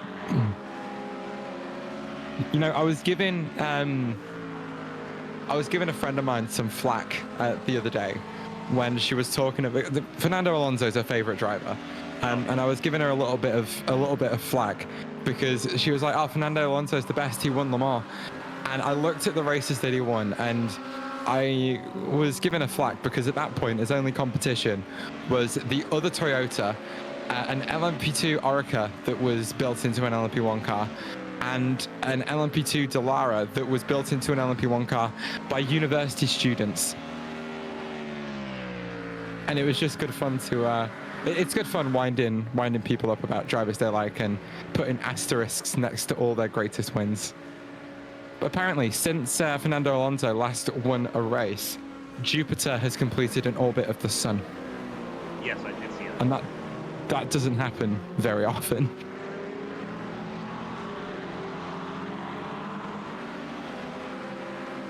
Had 29 cars. Including P2s? Including P2. 2021, that was first year of hypercar. So you're looking at 2 Toyota GR10s, 2 Glickenhaus, one Alpine A480, which was actually a Rebellion R13 LMP1 car. It was grandfathered in as a hypercar. Then you had the entire field of LMP2s, and at that point, did we still have GT? No, GT became Pro-Am at that point, didn't it? And had been for, I think, a season? Was it still Pro and Pro-Am? Last year of Pro. So we'll have had Porsche, but not BMW, Corvette, and Ferrari rolling around? No Corvette that year. It was Ferrari. It was No, Corvette rocked up for Le Mans, but they had to do at least one other race, so they turned up for Spa and put 2 cars in for that, and then just didn't do the rest of the season. I'm not seeing them on the info list on any of them. Fair enough. Maybe not then. Nope, what else happened that year? That was the year after. Possibly It's very possible. that We would still have. had Pro. We had 2 AF courses and then 2 Porsche GT teams. Because it was 51 and 52 for AF Corsa and 91 and 92 for Porsche and Pro. And then we had 2 Aston Martin Vantages, the TF Sport and the D Station. Oh, yeah, I forgot about them. And then How can I forget? The D Station Aston Martin ended up on its roof a year later in Monza when the driver lost control under braking into the second chicane, went over one of them big sausage curbs and flipped. we actually had Pro and M classes in 2022 as well, because this is the year they had the 64 race, and they raced the full season. Yes. Actually, one thing to remember about 2021, that race was absolutely insane, because I think that was the year that it was either 21 or 20. Well, 21 was insane because Glickenhaus ran off into the distance because the BOP was finally favorable to them, and then it blew up. But Toyota had a tricky BOP for that year, and the Alpine was actually the faster out of the 3 remaining cars. And there was a proper ding-dong battle between the A480 and one of the Toyotas where they were dooring each other side by side down the straight. It was the Toyota was the instigator of all of it, but they were dooring each other all the way down the straight. And because the Toyota was being an absolute idiot, managed to pick itself up a puncture. And it was the most beautiful karma I've ever seen in my entire life. And then pair that with, again, I think it was the year after, 2022. Yes, it was, because the beef between the teams continued.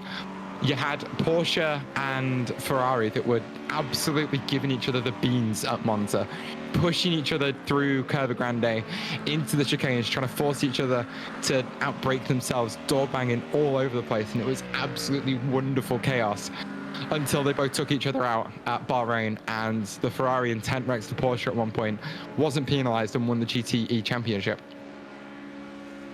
in 2022, there were 31 cars in the WC category. A couple more LMP2s, weren't there? Yes, there were more LMP2s because Alpine dropped down and ran 2. A couple more LMP2s, but also a couple less GT3 cams, and you also had the Peugeot that did race full season. Forgot about that. Yeah, 2022 Monza was its debut race. Yep, but they kind of just well placed Glickenhaus stopped racing after. Anyway, enough of that. We are just past the 4-hour mark here at Daytona. We are going to step away for just another few minutes. We'll be back with you shortly to continue ABN's coverage of the Platinum Endurance Championship Season 7 finale, 12 Hours of Daytona.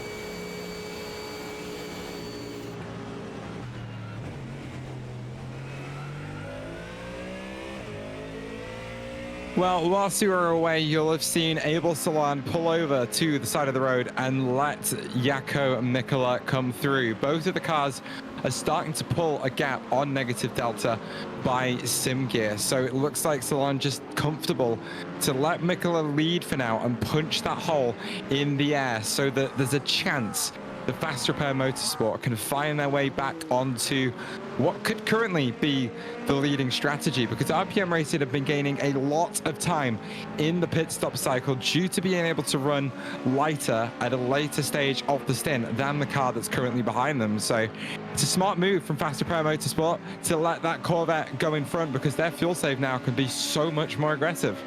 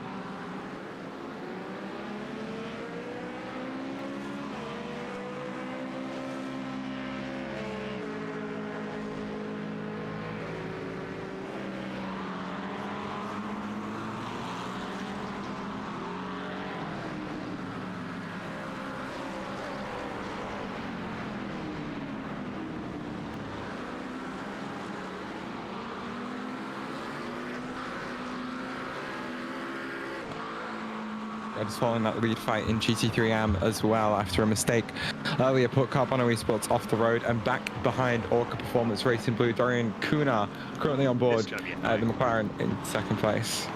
So I didn't realize that my mic can mute itself. Yeah, That's lovely. I figured. That's really Welcome lovely. back, Carmen. I was going to say, I set you up perfectly to go into some spiel, and the spiel never came. I was, and I just happened to glance at it. I was like, oh, that's a red light, not a green light. Crap.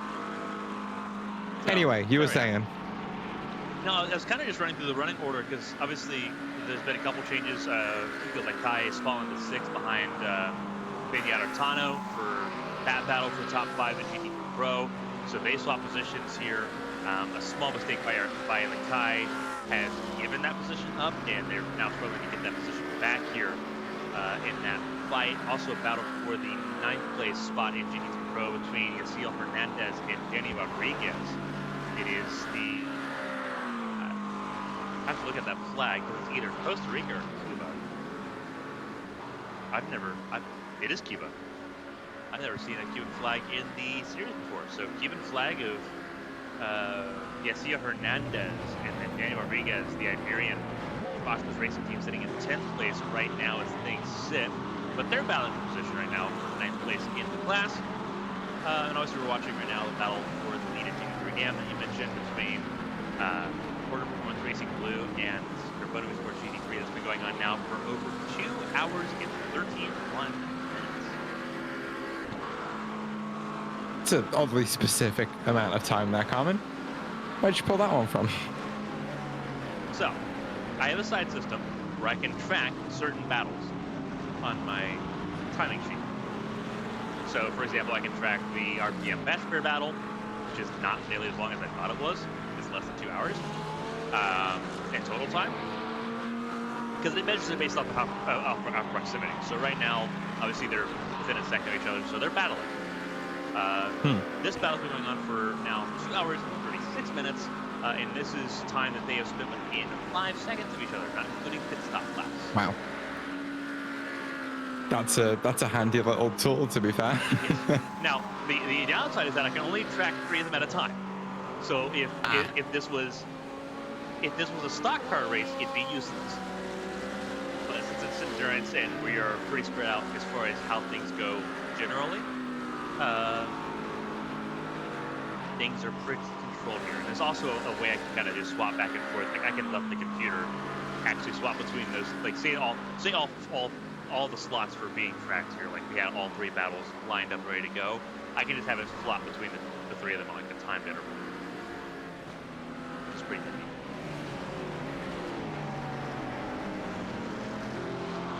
Right, that's actually a pretty useful thing. I like it.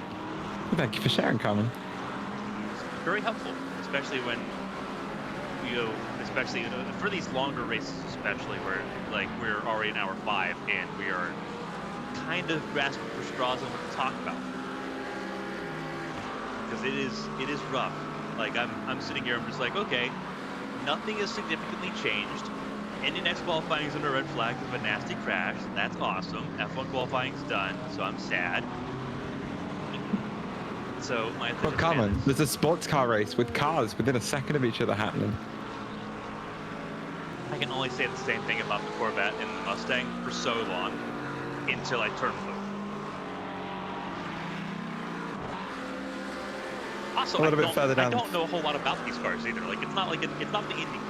The IndyCar I can go on for hours and hours and hours and hours and hours, and I've done it before. I actually have to make a YouTube video tonight regarding IndyCar.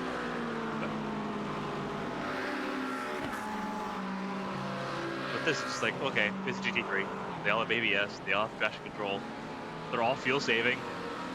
What can I do? Well, I mean there is a beauty to GT3. It's that it's been a BOP series ever since its introduction back in the at this point early 2010s, where it was a case of bring what you want and we'll sort out the rest. It's why we have the uniqueness of all the chassis that we've got rolling around, like the Corvette with its mid-engine, and what should, technically speaking, be a much better balanced car is scrapping with an absolutely massive Ford Mustang GT3. They've both got V8s, but they've got V8s that make their power in slightly different ways. One turbocharged, one naturally aspirated. Again, one mid-engined, one front-engined. So that Corvette's a lot better balanced mid-corner, but that Mustang is going to be a lot better on the brakes and is bobs to be a little bit better on the straights, being given a little bit more horsepower to overcome a little bit of that downforce to drag ratio. And besides that, you've got the Porsche 911 GT3 rolling around, which has been a staple of GT racing for decades at this point, finding itself rolling around in the old GTN class back in the early 2000s, late 90s, and of course in GTE with the 911 RSR, and now finding its way with an Evo kit to the car that we've currently got rolling around that will make its debut at the 24 Hours of Spa in a few weeks' time and has already been testing, so it'll be exciting to see how that one develops over the next 6 months or so. But with its rear engine and with its fuel tank in the front, it's where no other car's fuel tank is, and produces its lap time in another completely different way. It's a little bit tricky on the brakes, a little bit tricky in the high-speed corners, but if you can get that throttle down and get its weight hunkered over those rear tires aggressively, you can get that car punched out of the corner really, really easily. And it's why you often see it have a much better exit than the likes of the McLaren, than the likes of the Mercedes, which as well is another insane car. It's a giant engine in the front of that Mercedes with a twin turbocharged, it's twin turbocharged as well. So another car that makes its, no, sorry, I'm lying. It's naturally aspirated. The turbocharged car is the road car for fuel efficiency. But that thing is insane on the brakes as well. And all of the cars just having these completely different body shapes and unique profiles. And it makes a class of car that's really interesting to look at because of all the different liveries that are plastered on them that take advantage of or sometimes hide the shapes of the car. None of the McLarens look anywhere near similar to each other. None of the Ferraris do. None of the Corvettes, Mustangs, Porsches look similar to each other at all. Each one looks and feels unique, and it's why the GT3 class is so much fun. It's why we had the Nissan GTR rolling around this year in the Bentley Continental GT3, which was an awesome bit of kit that wouldn't have happened without what is genuinely a great bit of class design. So, you mentioned the GT3 class began in the early 2010s. Correction, it started in 2005. Would you like to guess the first ever GT3 car? No, it's Mulligan.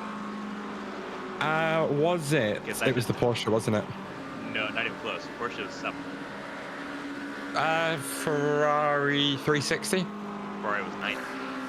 and it was not that car. It was the 430. Okay, I love that car. That, you know what? That is the only car that I ever had a poster of on my wall as a kid growing up. Love that car. 430 Scuderia, genuinely dream car right there.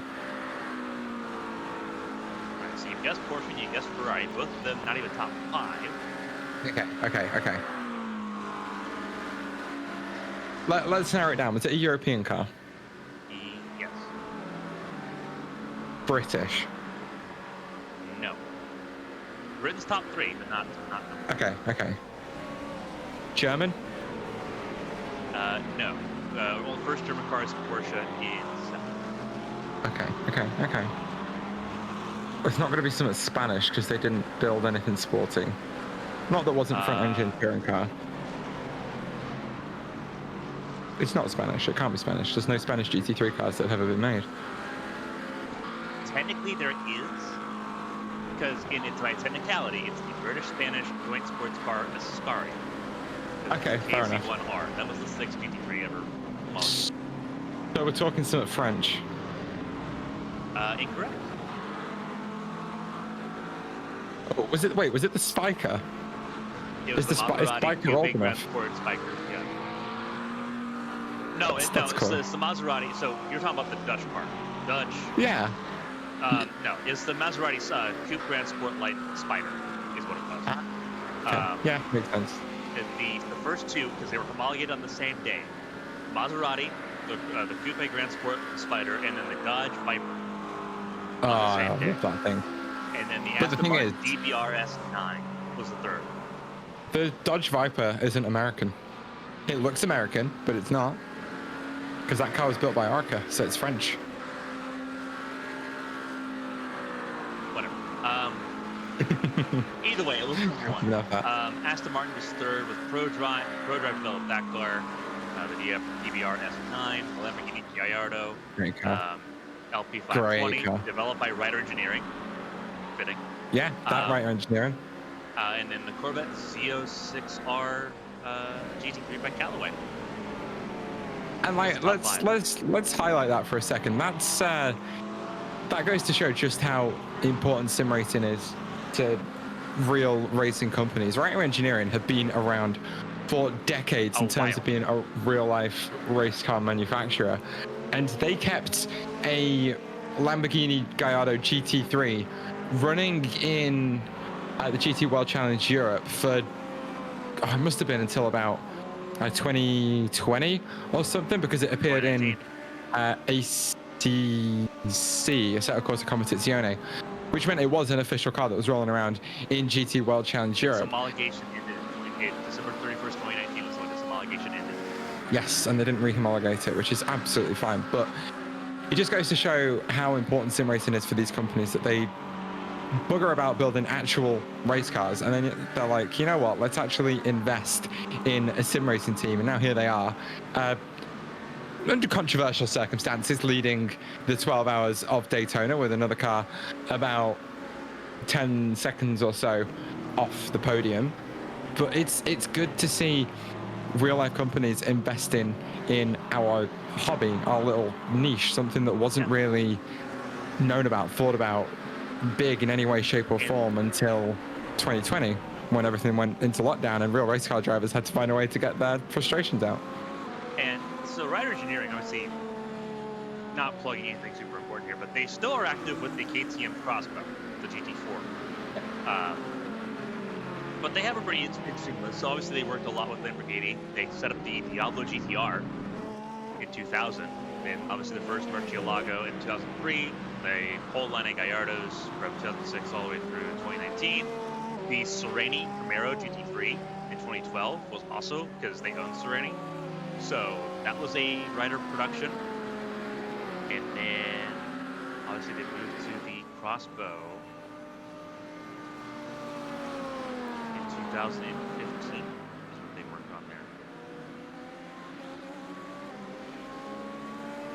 That's all pretty interesting stuff there. And they've also got a couple of road cars based off the Murcielago and the Crossbow.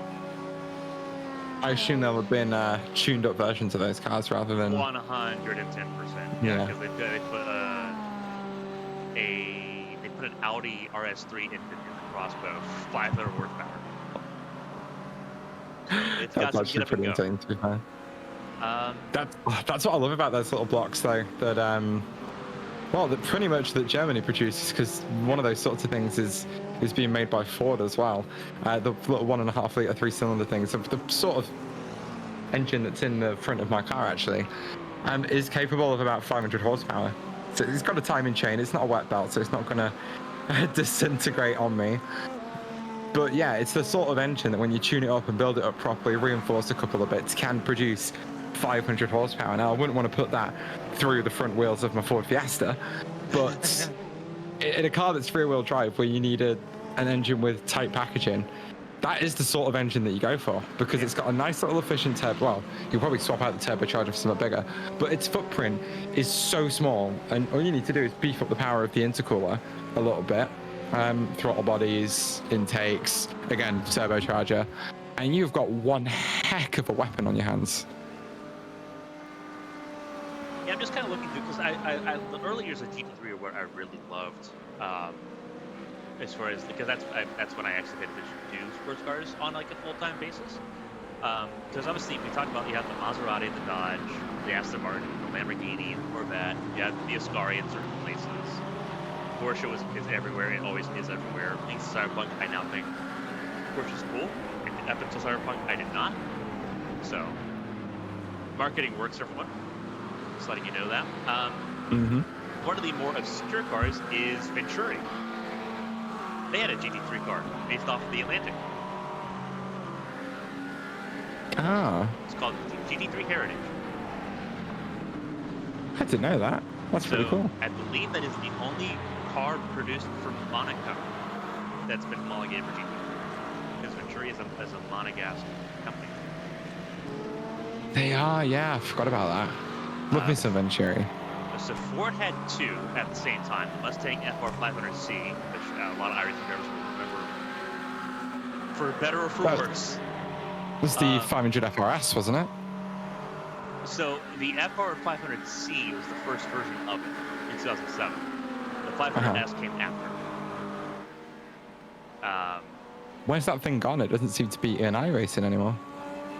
It was replaced by the Mustang Dark Horse. So it was retired. Oh, that seems a shame. Yeah, I'm not surprised. I'm not surprised. Yeah, the Ford GT. You have the Ford GT from Matec. That was also there. So Ford had two, one from Matec, one from Multimatic. It's not the first time a manufacturer's done that. Nope. BMW. Ferrari did that back in the day as well, with the 550 and the 570. 550 and the 575. The difference being built by two separate companies, and one of them put a 5.7 litre engine in it, the other one put a 5.5 litre V12 in it. I think the 550 was actually the better of the two cars, if I remember correctly. Yeah, the Morgan Aero 8 was obviously unique. It was Great car. The Morgan car company. Look it up. It's amazing. The Jaguar XKR GT3, Lotus Exige. You have the BMW Alpina V6, which is a core memory unlocked for those that have done any R factor modding. Usually, if you get an early GT3 pack, the Alpina V6 was one of those cars included. But BMW also had their own C4, which is iconic in so many ways. Yeah, because it had a whopping great V8 in the front of it. Yes, the 2010s. So you mentioned the early 2010s as being when GT3 started. That's when the golden age of GT3, I think, started, because that's when all these cars come into homologation. The BMW Z4, the 997 generation of the Porsche 911 came into play in 2010. The Corvette Z06 GT3R got a facelift for Callaway in 2010. You had the Mercedes AMG SLS AMG. So the gullwing doors was fantastic there. You had the Ferrari 450 in Italia, the Nissan GTR Turismo, McLaren MB412C. A lot of these cars were present in iRacing up until a couple of years ago and were active in iRacing up until a couple of years ago. Aston Martin The 12, before 12C was, it's only been a year since it's been gone. Last year. Yeah, it's only been gone for a year. It took part in the 24 Hours of Spa, and that was its last special event. Yeah. September 2024. We need an app. I say this even though I know my computer is screaming for help still. We need the newest Aston Martin. I used to hate the look of the facelifted Aston Martin Vantage. As time passes, I kind of love it. It does look good. It feels like it's I think actually I an hated Aston it because Martin. it was all that green. Like it was the British Racing green and then the lime green nose. Well, the problem was the pre-facelift Vantage had those really weird headlights on it that I just kind of didn't like. This one actually looks like an Aston Martin. It's got the big bulbous headlights, the open grille that's actually tasteful rather than looking like a guppy fish. And it just gives Aston Martin, whereas the old Vantage GTE just kind of It's great didn't. Ford Fusion, or for you, Ford Monday. I don't know if I'd go that far. I mean, I would, especially like the newer Fusions, 100%. Same flat oval grille. Yeah, I would. Just keeping an eye on a couple of gaps out there on circuit. Nicholas Gesner makes his way down pit lane. Things have changed.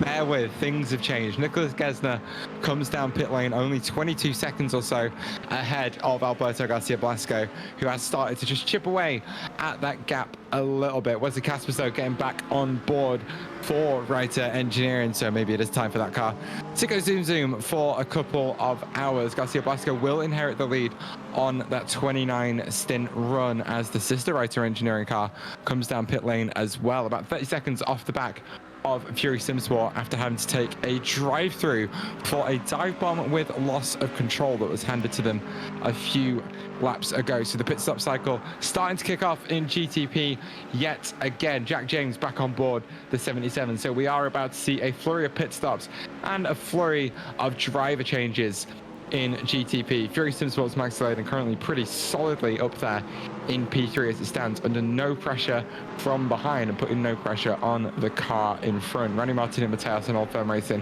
still out there on the circuit, still circulating and still in championship winning position. Once again, Reiter and Fury Simsport absolutely praying for something to happen to that car to get them in championship contention.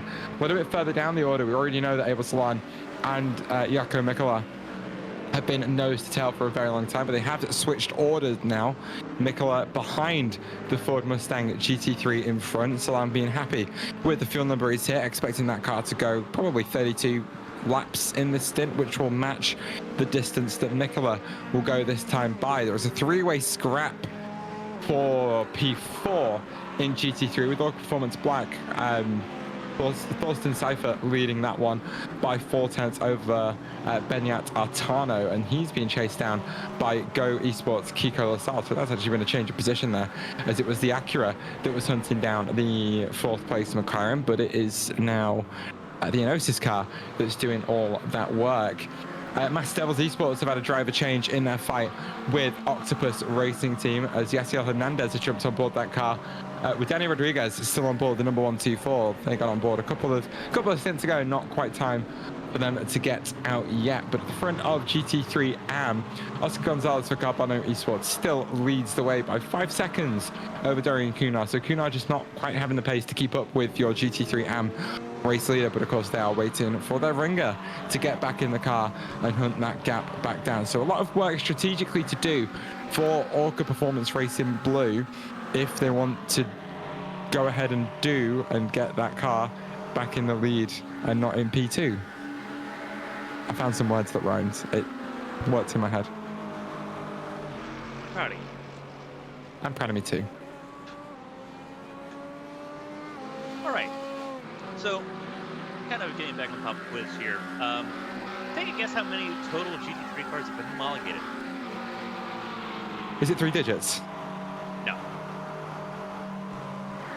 Something like 78.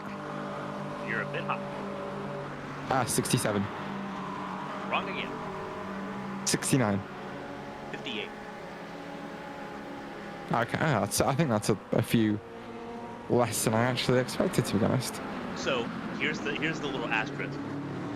Any Evo variants, like the Audi R8, any Evo variants count under the same homologated edition car. Ah, true. They're just That makes sense. They're just homologation extensions. So because Evos have come around for a little bit. So a couple cars did not take the Evo route. Bentley, the Continental, is the most recent car that did not take an Evo homologation because there was 2 of them, and they did not take the Evo route there. Also, the Corvette, the Callaway Corvette, also never took an Evo extension. But I don't know if they were allowed to, because obviously they weren't the ones that obviously made the original Corvette.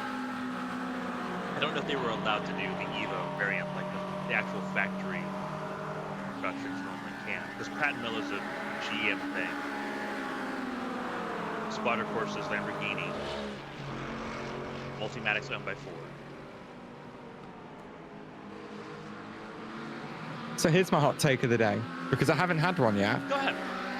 Evos are pointless. In a BOP class, there is absolutely no reason for a manufacturer to ever have to build an Evo version of a GT3. Correct. Like, just I feel like if you want to build, I feel like it's not a hot take. It's just not an often talked about conversation. if you want to build an improved car, build a brand new improved car. That is on you for not building the initial version. Like very good. Like, it's annoying because like they got it into the. A lot of the time it's to open up the operating window of the car, so it's a lot of suspension changes, aero changes, and in Corvette's case, they added a few little fluid ports inside the passenger door so that they could top up the fluids very quickly during the race. So credit to them for that. But these are all things you should have thought about at the start. I think the homologation period for a GT3 should be longer, and Evo versions should be banned because we're just driving up the cost of a form of motorsport that's already extremely expensive, and it raises that barrier to entry even more. Because those Evo versions aren't cheaper than the old versions. I'm gonna point out something. So there's no limit on the time frame for homologation. It's just how long you're producing the car. For example, Nissan GTR, because it's however long you're producing the car plus 2 years. So the Nissan Leasmo production's coming to an end here soon. They're still they're saying GT3. Yeah, they're saying Nismo is still homologation good until the end of 2030. Which, for those that don't have track, by the time it gets to 2030, it'll be 13 years. That's a lot of years. Yeah, so that's a lot of years, but it's based off of how long you're actually producing the car. That's why the GTR has a longer window compared to like the NSX, which is homologation ended this year. Well, actually, back to the race for a moment, Carmen. We just saw Abel Salon for Fast Repair Motorsport down on pit lane. That is a scheduled pit stop, and it was a 33-lap stint. So he did a great job to hold on to that fuel number, and we're expecting Jaakko Mikkola to come down in the next 2 laps or so. But on those fresh tires, it's going to take a minute to get them warmed up, but that really helps the Fast Repair Motorsport crew get themselves back on the same pit strategy as RPM Racing PEC. It feels like at some point they felt like they had the pace over that crew to just run away into the distance no matter what the strategy was doing. But Tom Chetto getting into that car, knocking that 20-odd second gap down to absolutely nothing, has made them actually have to think about that Corvette that leads the way right now. And the issue right now for Abel Salon is now he's behind this battle, this 3-car fight for third. Right now with Norton Performance Racing Black, Esports Sim Ultimate, and Go Esports. I would not bank on him catching this group before they come down pit lane as well. But he is only 2.5 seconds away from them, so he might be able to. If they stay out a prolonged amount. But again, with us talking about 3 laps, I don't think we're gonna see it that hard, except for the 164. The 164 maybe, because he stayed up the longest last time. Came down on lap 180 last time around. Sorry, not 180. That's 132. Where was our reading? 180. Oh. Timing sheets are hard to read, people. We have just ticked off lap 170. Lap 176. That's why I was like, what? I believe has been completed. We're not in the 300s yet. 4 hours and 42 minutes gone. It was not quite that fast. I'm thinking that feels more like Formula One speed than it does GTP speed. We are just waiting for Mikola to come down pit lane. He's been punching a hole even in the air for the last hour or so. So it's going to have made it a lot more difficult for him to still hit his fuel number. So after 30 laps being checked off by the Corvette, by RPM Racing, I'm thinking he may have to come down pit lane this time by, but it doesn't look like he's making a left turn towards pit lane at all, as he's still going to go 32 laps. It's going to be a lap shorter than Fast Repair Motorsport on the last stint, but it is still the fuel number that they've been looking to hit all race long. Yeah, I mean, they're doing a good job so far. Mikola's doing the job he was needed to do, which was stay in range, stay close, and hit your numbers. We shall see how that all plays out here. This off coming here shortly for most of the group on your screen right now. The Dana Belts are already in pit lane right now. Just roll down pit lane. Scheduled pit stop for the 181 as well. It's a little bit of a staggered formation here. This 4-car little group has 3 cars for position. Will all stay out at this time by.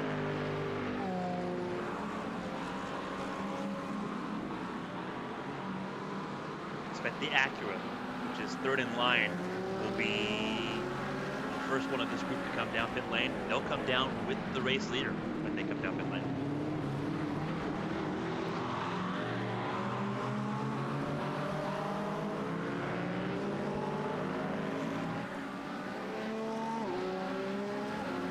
I'm still keeping an eye on Mikola as he comes through 10-12, what should be the final time in this stint. He is going to make that turn across the yellow line and enter pit lane. It's going to be perfect yet again. They have been so quick in the crossover between stints, whilst Fast Repair Motorsport have to wait for RPM to come down pit lane.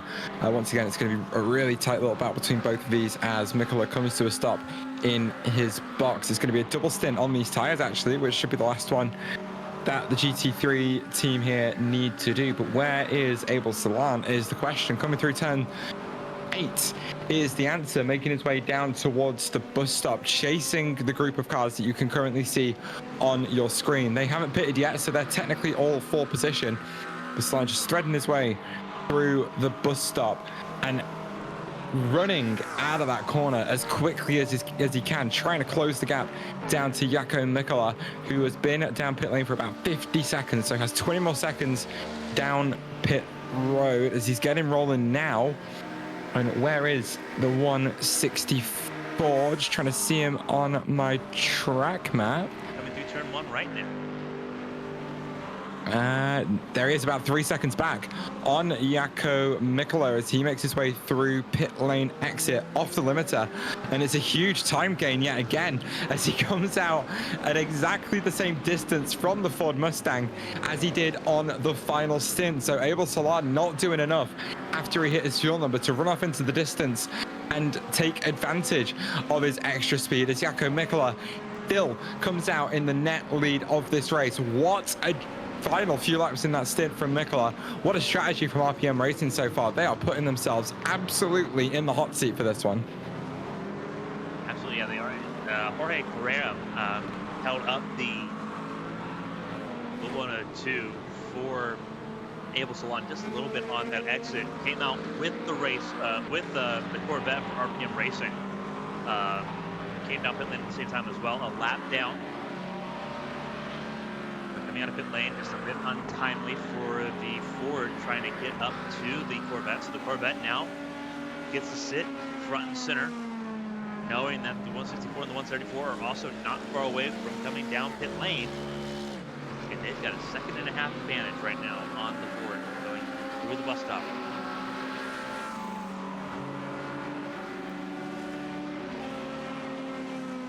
Great stuff there for the RPM Racing car. They have really tuned it up there over the last hour to really keep this fight going. But it's a very cordial fight too. Like they're helping each other save fuel too. So pretty line astern, all things considered.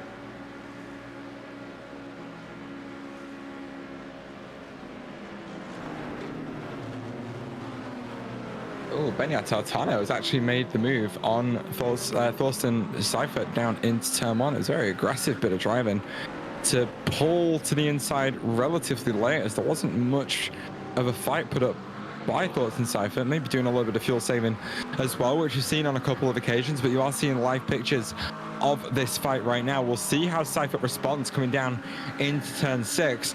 We're going to see any defensive moves from Artano. No, we're not. All 3 cars that you can see in shot are going to continue line astern. So Seifert perhaps just letting that one go a little bit, struggling to hit that fuel number is the question mark over that one. So letting another car slot in front so you keep hitting your 33 lap fuel number, perhaps the way to go. These guys actually on a more efficient fuel sort of strategy than RPM Racing, who are 2.4 seconds behind them on the road. So the 110 crew really need to get a bit of a shift on now, because they need to start coming out of pit lane in front of these cars sooner rather than later. I think with the pace they've been going, it is something that's going to happen anyway, but it always makes you a little bit uncomfortable when you start to see these cycles where the cars that are going longer are out in front of you for multiple laps before they make that left-hand turn down pit lane.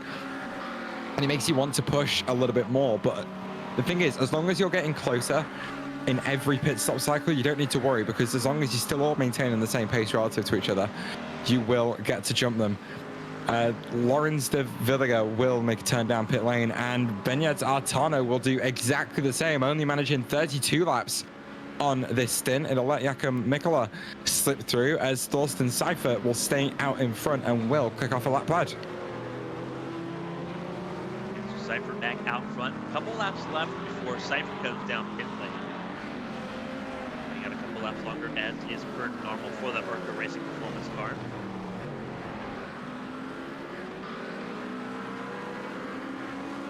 Ahead of the RPM Racing Corvette. Will probably not be a factor here between the RPM Racing car and the Passenger Racing Mustang, as they get ready to battle for the lead once more in the class. Similar to what we saw the last stint, the Orca Racing Performance Blue a GT3 AM car has stayed out a little bit longer. Will come down pit lane with the team car leading GT3 Pro. Everyone else in GT3 AM has come down the lane already.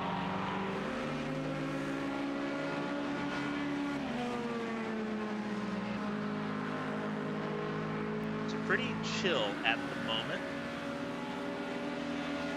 Bad time to be in Daytona either. Last day of May. Beginning of meteorological summer.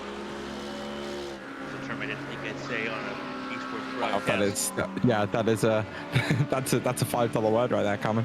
It really is, but I live in Tornado Alley, so I need to keep brushed up on all of that. They woke on your weather terminology. Yeah, well, missed out on a couple tornadoes a couple days ago, so. You did. Great time. Not something I have to deal with over here in the relatively meteorologically and geologically stable UK. No fault lines over here. We left those all over in America after Pangea separated. You're welcome. You can keep them all. We don't want your fault lines. Yeah, I don't either. I'm not really near it. What's the one that created the Appalachian Mountains? Good question. because I know that's this is such a nerdy off-topic We thing. are in full podcast territory right we now. are. This is Because I know for a fact that the Appalachian Mountain Range, Ben Nevis, the second tallest mountain in the UK, is part of exactly the same mountain range. correct. So when it formed, they were together. So it's the one up in Scotland. Snowdon, of course, in Wales being the tallest, which I have actually climbed. Just putting that one out there. I want to do it again though. I like to climb in that mountain. It's good fun. Ben Nevis, I'm being told, it's actually the tallest. Snowdon's the second tallest. In my ear, my producer. All right, Google. What's your answer? So it's the Ramapo fault. Other search engines are available. I am not using Microsoft. You mean Bing? So there's 3 different faults that have contributed to the Appalachian Mountains. There are at least 3, and none of them are active. That's good. That's an excellent sign. So the Ramapo Fault, the Clarendon-Linden Fault System, and the Little River Fault.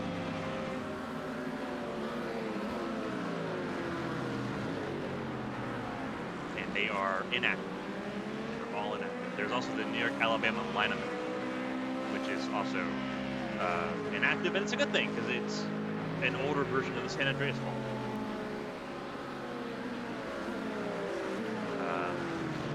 We probably should talk about the race and highlight the fact that Able to Learn for Fast Repair is pulling off exactly the same strategy that he did on the previous stint. The difference in terms of stint length between both of those cars was only a lap, but it brought that difference down from what was 4 laps down to 3 laps. I'm just watching another fight on track between Anthony DeMira and Jose Otero, as Casper's involved himself in that one relatively aggressively down at turn 5 and sort of delayed Otero's turn in for the kink. There's not going to be a replay of that one because nothing actually happened, but it was certainly an interesting moment that almost caused a bit of a crash, and it would have been disastrous for Auto Engineering's championship charge. Of course, they still need something to happen to Old Firm Racing to secure that one, but yeah, an aggressive bit of driving that almost cost them a lot of time and could have cost them the race win. Wesley Caspers, of course, jumping on board that car after driving for DLR SimLab earlier on in this season, causing a bit of a storm in the Platinum Discord servers. Not much more to say on that one. They are going to handle that after the race. It has been officially noted as a report. So keep an eye, because the race results might change or they might not. We'll see what happens. The battle is a battle that's been going on for a little bit. It's the battle here between Virtual Drivers by Thrustmaster and Aqua's Racing Team. This is for 9th in GT3 Pro. And it's been this way, and you can see why. A little bit of damage on the nose of that Aqua's Racing Team McLaren. It certainly looks like it, yeah. But it's been this way, it's actually been this way position-wise for over an hour now. Sort of sitting together, probably because I don't believe that Octopus Racing Team car can lead any clean air worth anything at the moment.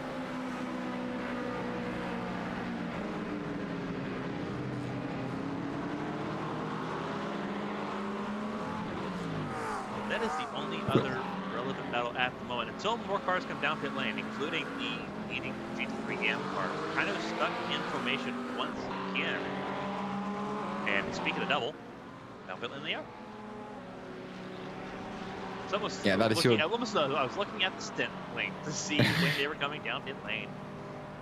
Yeah, that'll be your GT3 championship leader as it stands. Still in that championship winning position, but coming under a bit of pressure for the race win from Carbono Esports. Oscar Gonzalez currently on board that car, who does look set to retake that class lead in this pit stop cycle. So we'll keep an eye on that one, as Dorian Kunos staying on board and double stinting that set of tyres. Again, we are at the phase of this race where it should be the final double stint for all of the cars in GT3, and I think the GTPs have actually got all of theirs out of the way. We'll keep an eye on that one and see when they actually start to just push it on the tyres a little bit more as we approach 5 hours ticked away.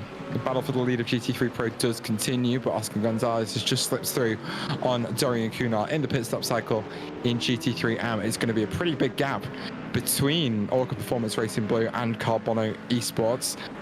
So Gonzalez could breathe a bit of a sigh of relief and just continue to plod along, click off the laps, and make Orca Performance's job later down the line a lot harder. We're trying to set up for the end of this race. Everyone, especially once you make it beyond, or once you look at getting into the halfway point of this race, we're getting ready to start hour 6 here in a couple minutes. You know for a fact that you're just setting up for the end of the race. And more than likely, you're not going to be one in the car for it. Salon might be, but Mika will not.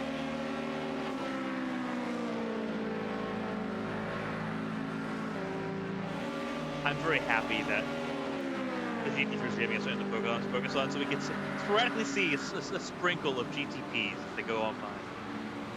There's only 6 of them left. It really is a WC broadcast at this point.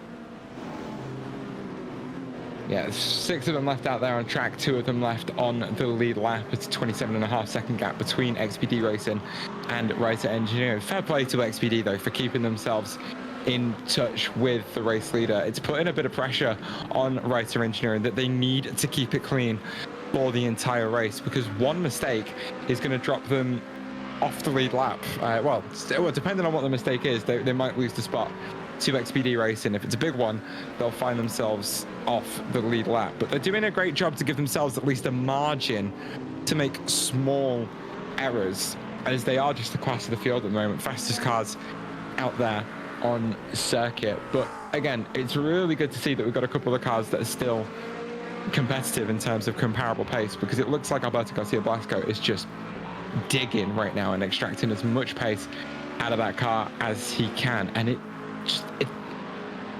it's ebbing and flowing. It's coming to them, it's leaving them behind. It's an endurance race. It's an endurance race with traffic, where both Caspers and Blasco are dealing with traffic at different points in the race, and just finding time, leave them and come back to them on different occasions.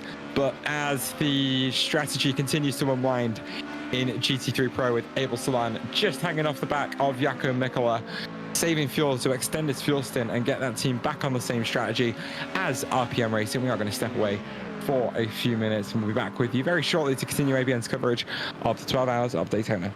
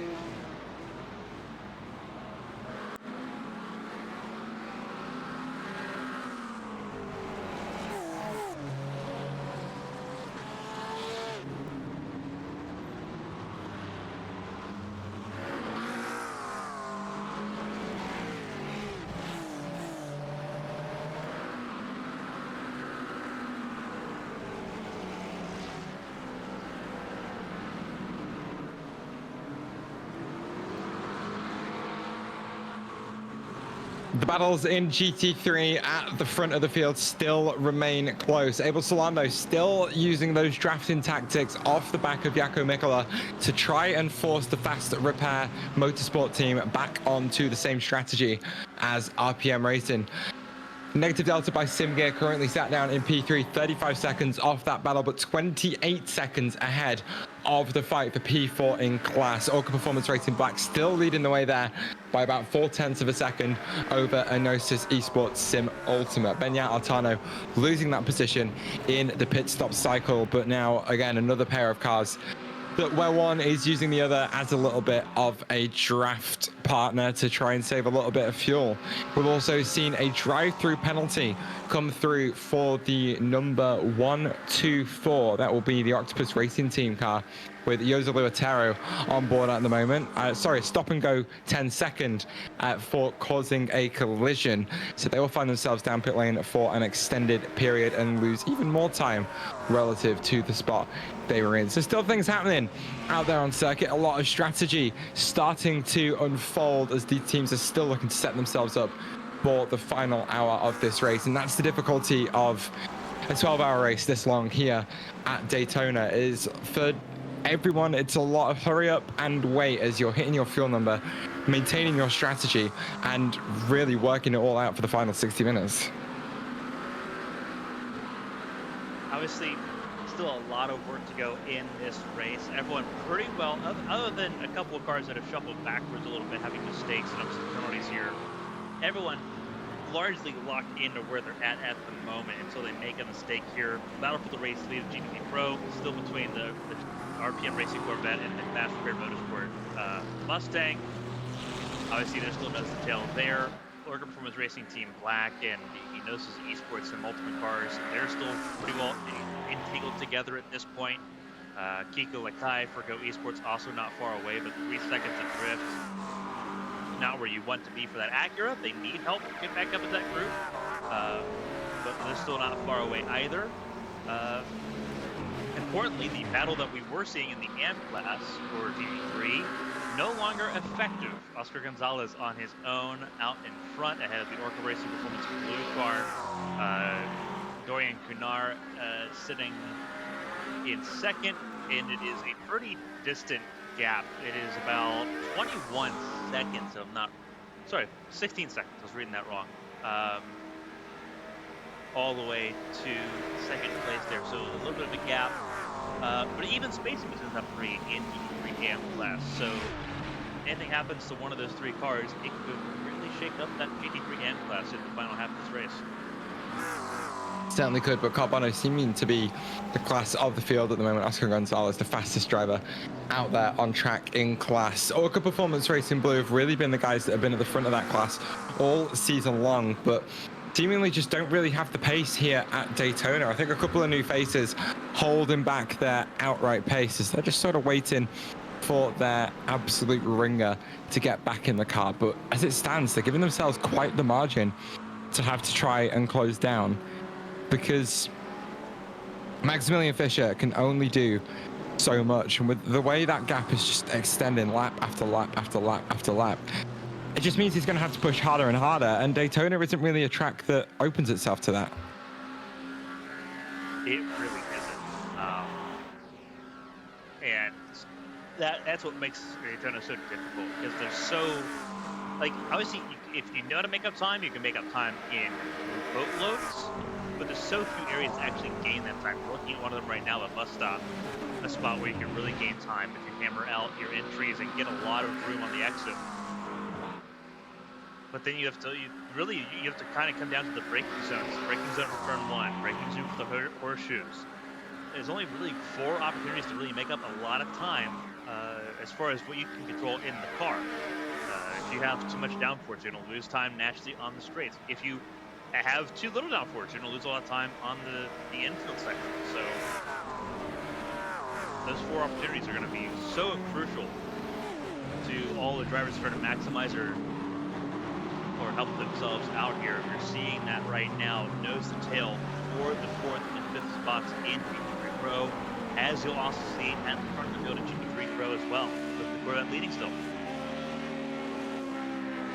Yeah, Daytona is one of those great balancing acts when it comes to setups and in terms of extracting maximum performance out of the car. It's difficult to build a car that goes consistently quick around here, especially when factors such as humidity and air temperature can change how your car performs. When the air temperature drops, it increases the level of drag on that car. It's going to give you more downforce on the infield, but give you a lot more drag on the straights and increase that fuel burn as well. So you'll kind of find that when track temperatures drop, those with less downforce on the car tends to go a little bit quicker relative to those with more. It's something that you see at Le Mans as well overnight, where the pace of your car might be wildly different to what it is in the daytime. And because of the similarities in circuit profile at both of these circuits here and Le Mans, it's the same sort of situation at Daytona, because you come out of the banking and then you're full throttle for a good 15-20 seconds before you hit the brakes again, and then it's the same situation on the run down to turn one. So the drag can really start to build over the course of a stint, and it especially makes that fuel save a lot more difficult. But for these drivers out there, that's not going to be the case today as the race continues into the day after starting in the early hours of the morning. So that air is going to get thinner and thinner, as currently we find ourselves about 12 degrees Celsius higher in track temp than we started this race. So the lap time's still dropping out there. We're seeing 34s where in GTP, where a lot of cars are doing 33s at the start of the race. So a lot less grip to find out there on the circuit, as 37 Celsius is actually just ticked up to. And that's only going to get worse over the next 4 hours, as we will see peak air temperature and peak track time around 2 p.m. in sim. Right now it is going to be pretty electric right now, as everyone has to manage the tires, because that's something I don't think we've talked about a whole lot here, is that there are tire limits in place in both classes here, and it doesn't affect GT3 as much. I think they have more sets of tires than people believe. Maybe I'm mistaken on that, but I think they do. GTP has one more set of tires than GT3. Okay. So, gotcha. So, it's gonna be pretty interesting, because obviously the GTP is a lot more power, but GT3 is a lot more weight. Make things pretty interesting there, especially with how you have to manage things. You see this a lot in Champ Car, being able to manage the tire wear, especially on the rear tires, especially. A big factor there. GTPs will have to deal with that a little bit. I have a feeling, this sort of an inkling, the little experience I do have with how much they're fuel saving, I have a feeling that may not be the biggest issue, especially at the front of the field. If anything, it might be an issue with front tires being overheating, being in the dirty air so long. But it may be okay.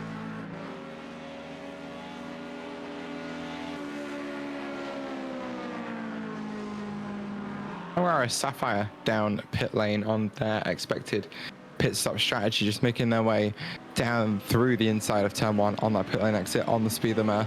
And so glad they finally implemented that in iRace. And I know we've had it for a couple of years now, but the first few times I did the Daytona 24, the pit lane speed limit end point was where it would be in NASCAR, which is great when you're rerunning the oval. But it's not particularly helpful when you've got a bit of road in front of you that takes you through the inside of turn one with a concrete barrier on the outside, where you have to kind of do it at speed. I don't know if you have any memories about that one you want to share, Carmen. I don't. No. I never. I was always, so I did a lot to finish the car in Daytona when I won the 24 a few years ago.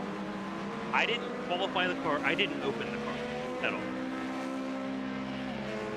I don't think I was. But you had to do pit stops, Carmen. I had to do pit stops. Like it was on P2. It was easy. Yeah, but you had to deal with the pit lane exit. Not the same way. Remember? Not at speed. So, with the way it was then, as soon as you left the traditional pit lane exit, the stock car exit, it would just go. Yeah, and it was awful. It was terrible. Garbage. If you knew what you were doing and you knew not to hit the wall on the exit of the pit exit, you were fine. But that's sort of my gripe with modern day sim racing is that it's always 110% all the time, and they can't handle it. But also, that little strip of tarmac is like walking a tightrope at whatever speed you end up getting up to when you come through that kink. So it does make it really, really tricky to get off pit lane with any sort of speed. I mean, that's cool. Don't screw up. I don't have any sympathy for people that screw it up. Like, do better. You're allowed to acknowledge its difficulty, because it was difficult. And it's not. It was difficult. It genuinely wasn't. It wasn't difficult in Champ Car when we did Champ Car there. It was difficult. It was not difficult in LB2. It was doable, but it was difficult. I never thought it was difficult. Like, this is one of the easiest road courses I've ever driven, including the pit exit. Yeah, the new one's fine, because you're on the pit lane speed limit the entire way. Well, it was easy.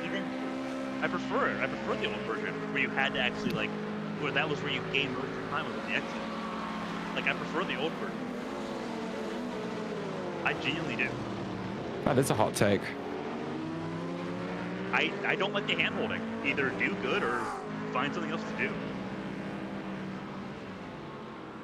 Like, I used to make fun of everyone that crashed on the pit exit at Daytona for sport. Because I always found it hilarious that drivers were trying so hard that they'd throw their car away doing the one thing you do almost as often as anything else in the race. Like, Hang on, that's not true. That's not remotely true. You don't do pit exit the same number of times you do the bus stop, same number of times you do turn one. Okay, so for those that don't practice it, yeah, sure. But like, every practice run you do, you leave using the pit lane. Every pit stop you do, you leave using the pit lane. Yeah, but you don't actually prepare for that. practice pit exit. But if you do 30 practice stints, you're only doing the pit exit 30 times, whereas you're doing the rest of the track, God, 30 times 30. 300, 900 times. Yeah, and you'll never get it right. You are not practicing the pit lane exit the same amount of times you're practicing the rest of the circuit. That's just false. Well, okay. How many times, when you look at the bus, okay, I guess you're in PTT, you're one of the stops, so you'll be really paying attention to the bus stop. But like in LMP2, you weren't paying attention to the bus stop ever. That just wasn't a thing. It was like, okay, cool. It's a flip on throttle down to fourth, wind through it, back on throttle. It was easy. Like, you didn't think about it. Ever. Even in Champ Car, you didn't think about it. It's like drop down to fourth, hug the inside, widen the exit, and blaze through the exit of the bus stop. Maximizing the exit of the bus stop is still difficult, even if you're in an LMP2. It's difficult if you're in traffic, but like... No, it's difficult full stop. It's a one-line corner with really tricky slowdown and off-track limits. It's hard. I don't think it is at all. The only reason it was difficult for me is because I had been in the car for 6 hours by the time the race was over. And I was just fatigued. Like, am I the best driver on the planet? No. But I also don't drive beyond my limits. So when you don't do that, not a lot of it's hard. Like, I know what I'm good at and what I'm not good at, and I'm okay with that.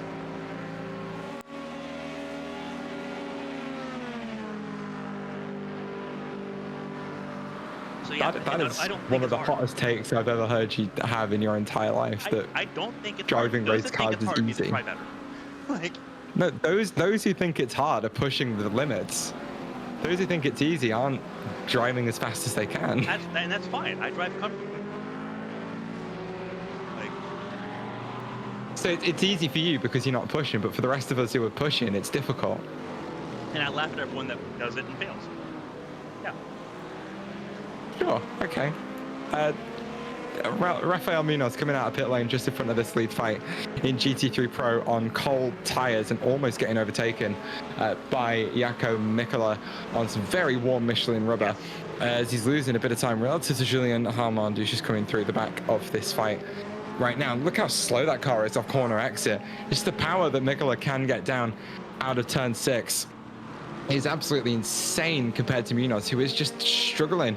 As here comes Julian Harmon up the inside on corner exit. Of course, not quite full position, but certainly for track position, Munoz is going to have to do a lot of work to get some heat into those tires and really start to run away from the two cars behind. This big old flat section going to help him out, as the 700 horsepower coming out the back of that Acura RX-06 is quite a lot in comparison to the other two.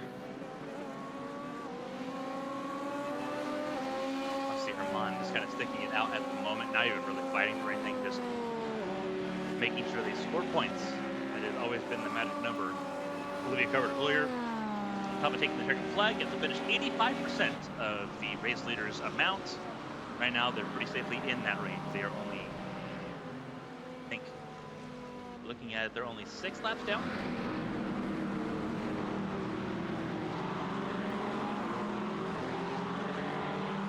Yeah, only 6 laps down.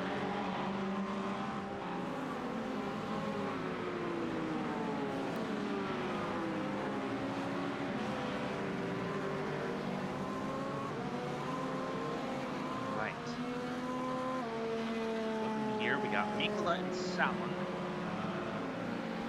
First and second still.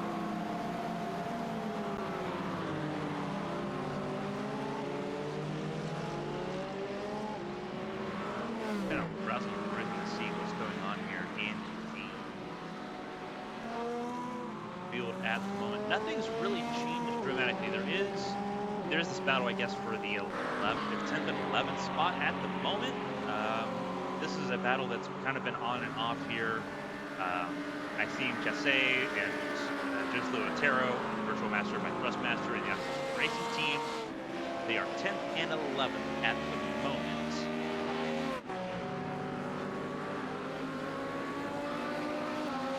They are a little off on cycle here, about 9 laps off. Otero hit on lap 174. Maxime Chassé hit on lap 183.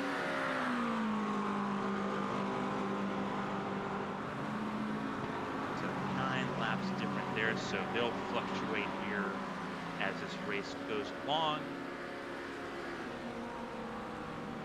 Martano and Kiko Masai sit 4th and 5th at the moment. Thorsten Seifert had an issue, so we'll pull this up because this is going to be interesting. Yeah, I was going to say, I've just had a look at that one because I noticed it pop up on the penalty sheet. It's a bit of contact received by Seifert from Rick Van Ackeren.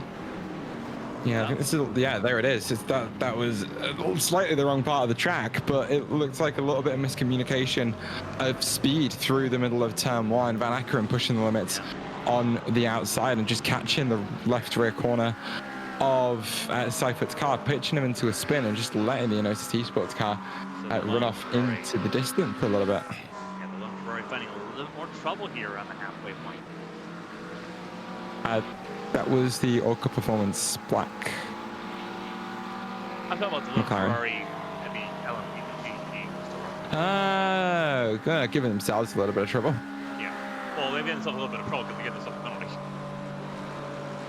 Well, we'll see if the penalty comes through as a penalty. It's being looked at for now.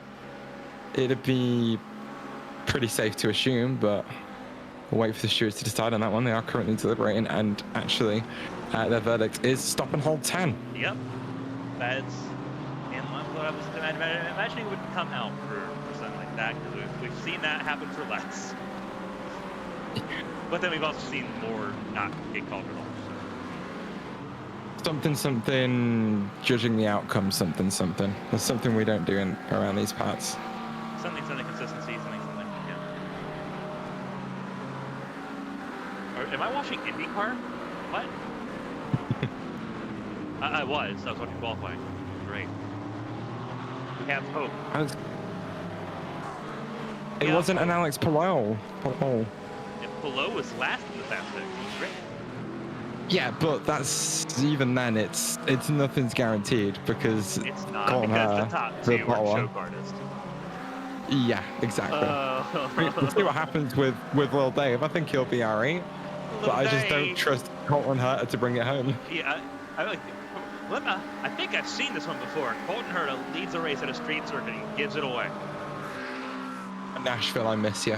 What a tremendously awful circuit. It was great chaos. It was chaos, but I'm glad it's gone. I'm so glad it's gone. Is this better though? I don't think this is better. Detroit needs. We should have renewed Belle Isle, but we didn't. So.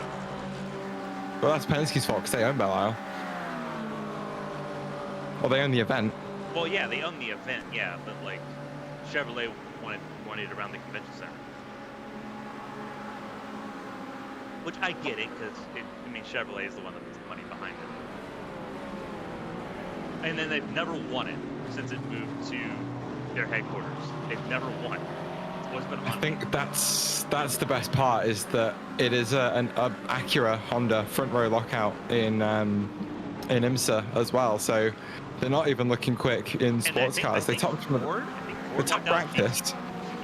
They did indeed, yeah. Corvette way down the order in GT3, but Ford with a front row lockout. So it's like not even on their actual home track that is around their home. Yeah.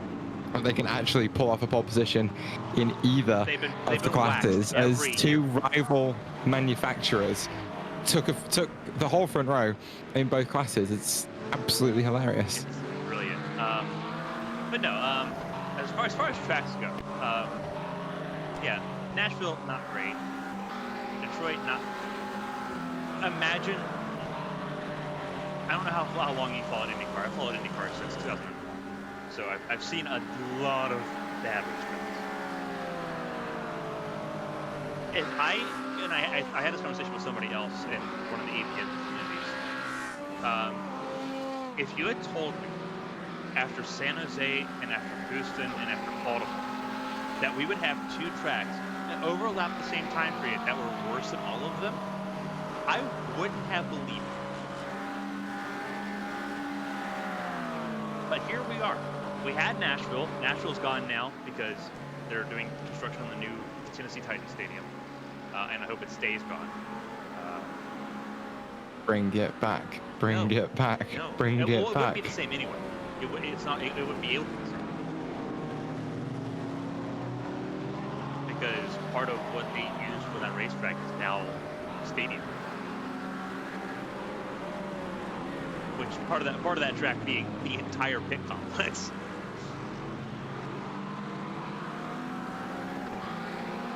Yeah, it wouldn't be possible to do it the same. But also, it gave us another move on the calendar, which we really needed. So, I'm not against it, but like, yeah, Detroit, the downtown Detroit layout is not fun.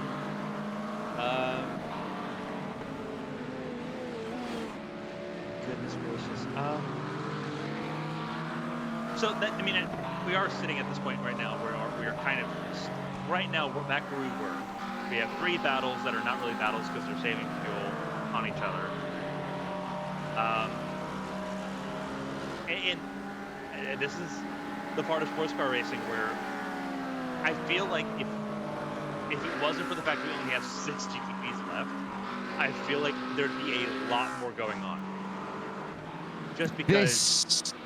the championship drama, if Old Firm Racing were technically a lot further down the order, would be a lot more interesting, as we'd be waiting for them to make their way back up and handle the no doubt attritional race that we would have seen. But they only dropped down as low as 8th place, which was never going to be enough. With how many points are scored in a race this long, it was never going to be enough of a points gap over the likes of Fury, over the likes of Writer Engineering to lose on that championship lead. But it's one of them. We've had some drama. Things can still go wrong for Old Firm. They actually have to make it to the end of the race. They've got to drive as clean as they can for the next 6 hours because they can't really afford to lose too many more laps. And if they have another big incident where they have to take 6 odd minutes of repairs and start driving in their own heads, it's where they're going to have the incident that puts them out of contention, because they have to complete 85% of the race distance, and they have to make it to the checkered flag. That still isn't easy, especially with how close a lot of the cars in GT3 are. You are threading your way through cars that want to stick together, and they're going to give you no room at all. So say we flew the checkered flag right now.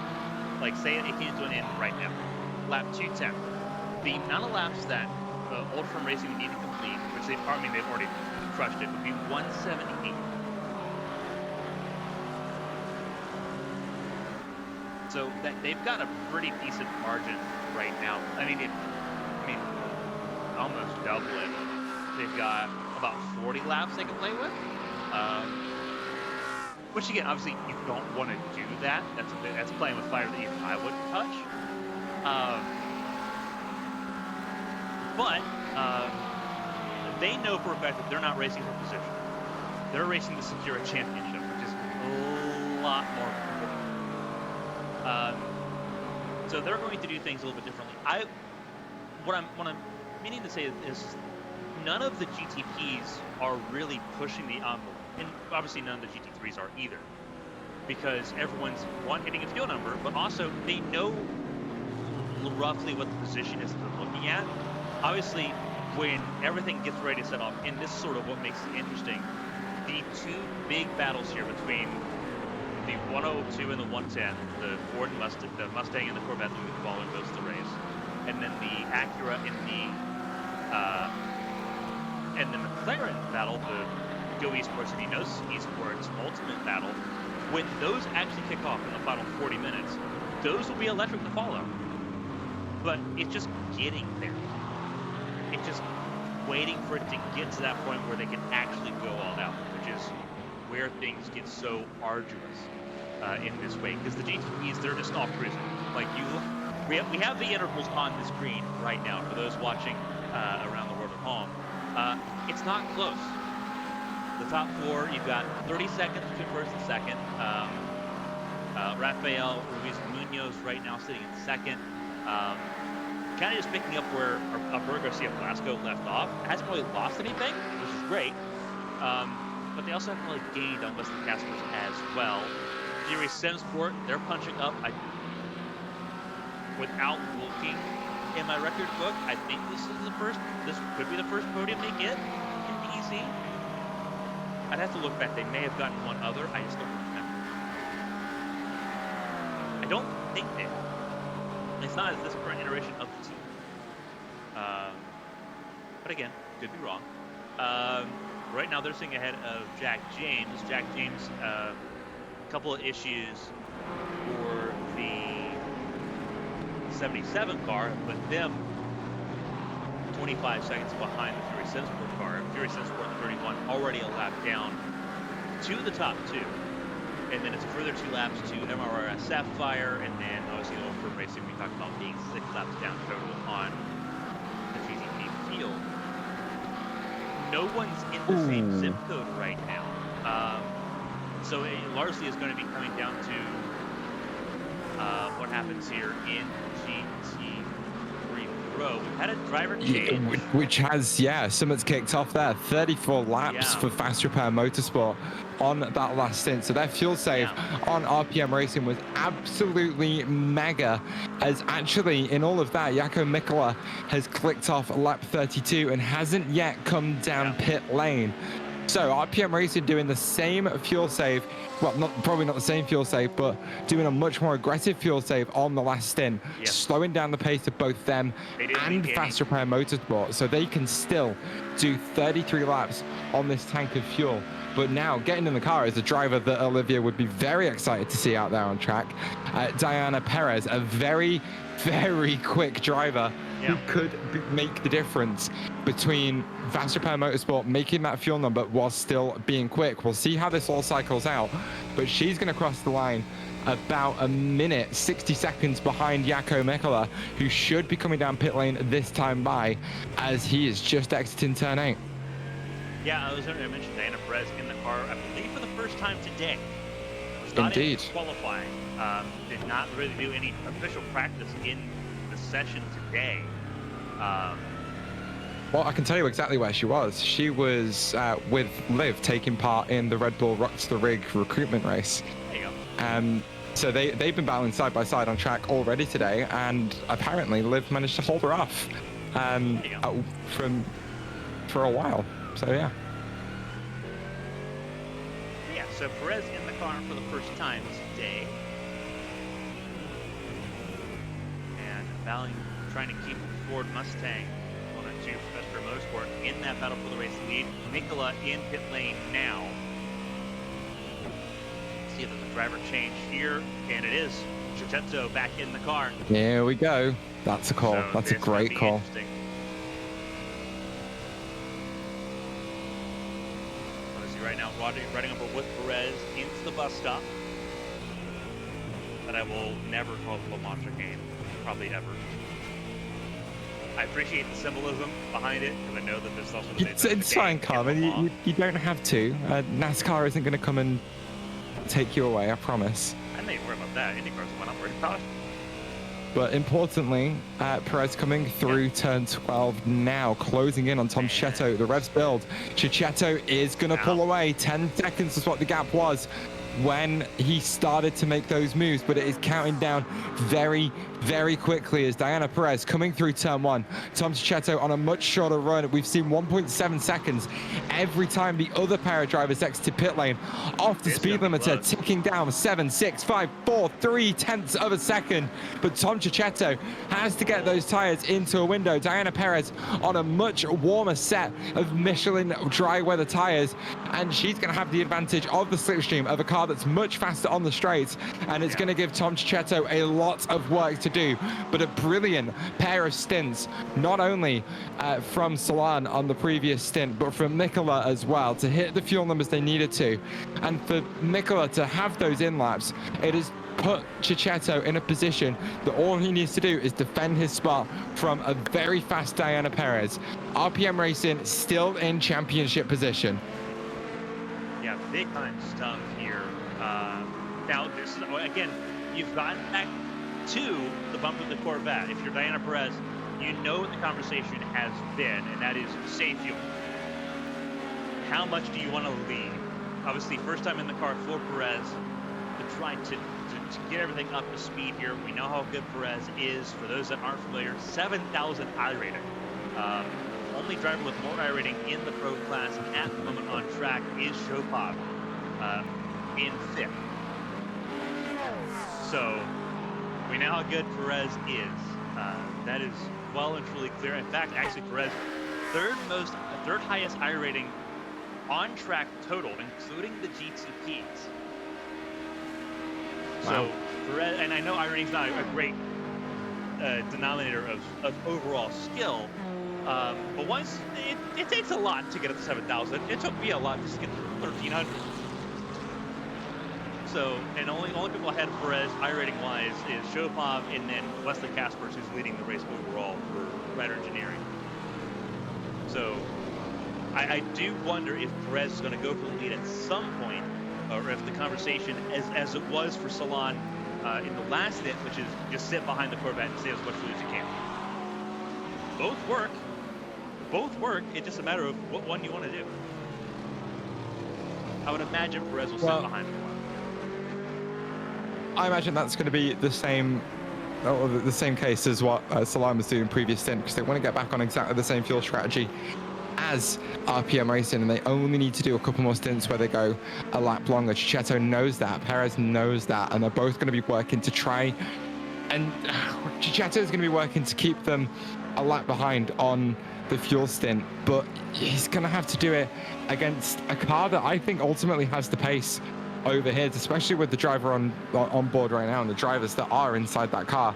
It's going to make all the work he has to do a lot more difficult, but Wesley Casper is going to separate this fight. It's just close. It's right up to the rear of Chicheto on corner exit there. It's dangerously close. Half a second is now the gap between the two cars, and that's going to get smaller and smaller as they make their way down to turn 1 yet again.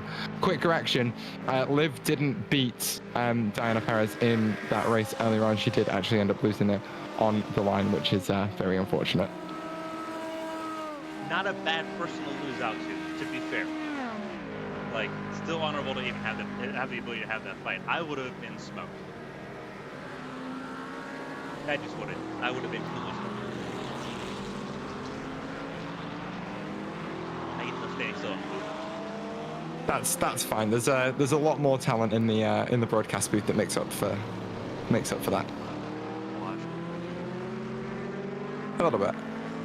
We're all watching. That's why we're up here. I'm not washed. I'm still great. That's what they all I say. choose to do this and not actually race because I don't get paid for being out there on track. That sounds like bad business. Does it? I mean, yeah. Does it? You can definitely find ways to get paid for it. Oh, I'm not that quick though. I'm just quicker than you. Dan Walden right now is quicker than me still. I actually don't know who that is.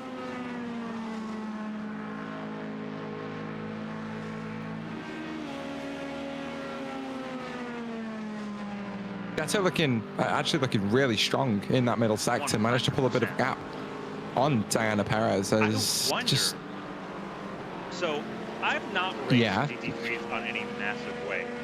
Is there any way they can change any of the downforce during pit stops? yes, you can actually Is it rear wing? reduce the rear wing angle and adjust the front and rear ARBs as well, but it does cost time.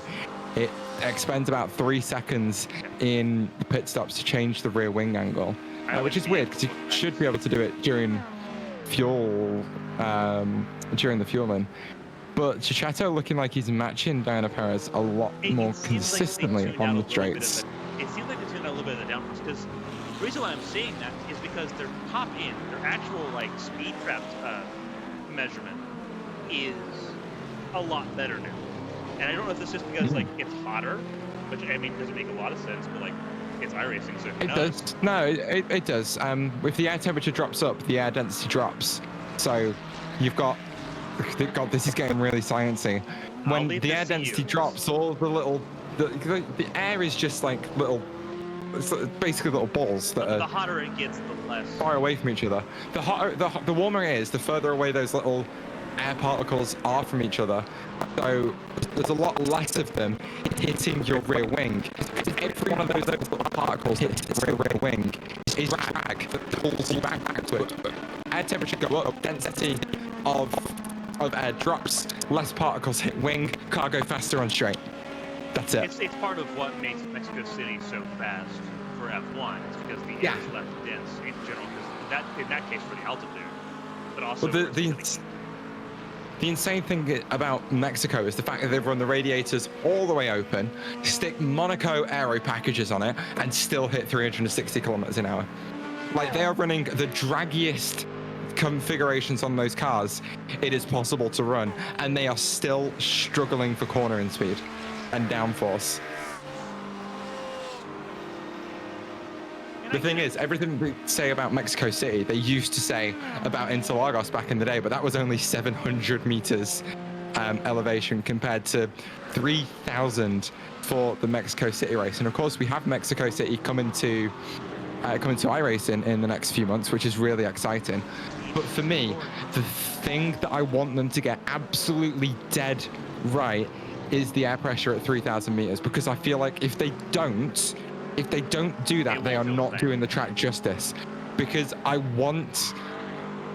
really want to be running maximum downforce, setups on my prototypes and on my Indy cars and on my F1 cars, and still see them hit the insane top end speeds that they do in real life. It's so much fun. What makes you think they're going to get it right? Because they've done air pressure right before. Fuji and Interlagos, just in GTP alone, because it's the one class of car that I've raced there.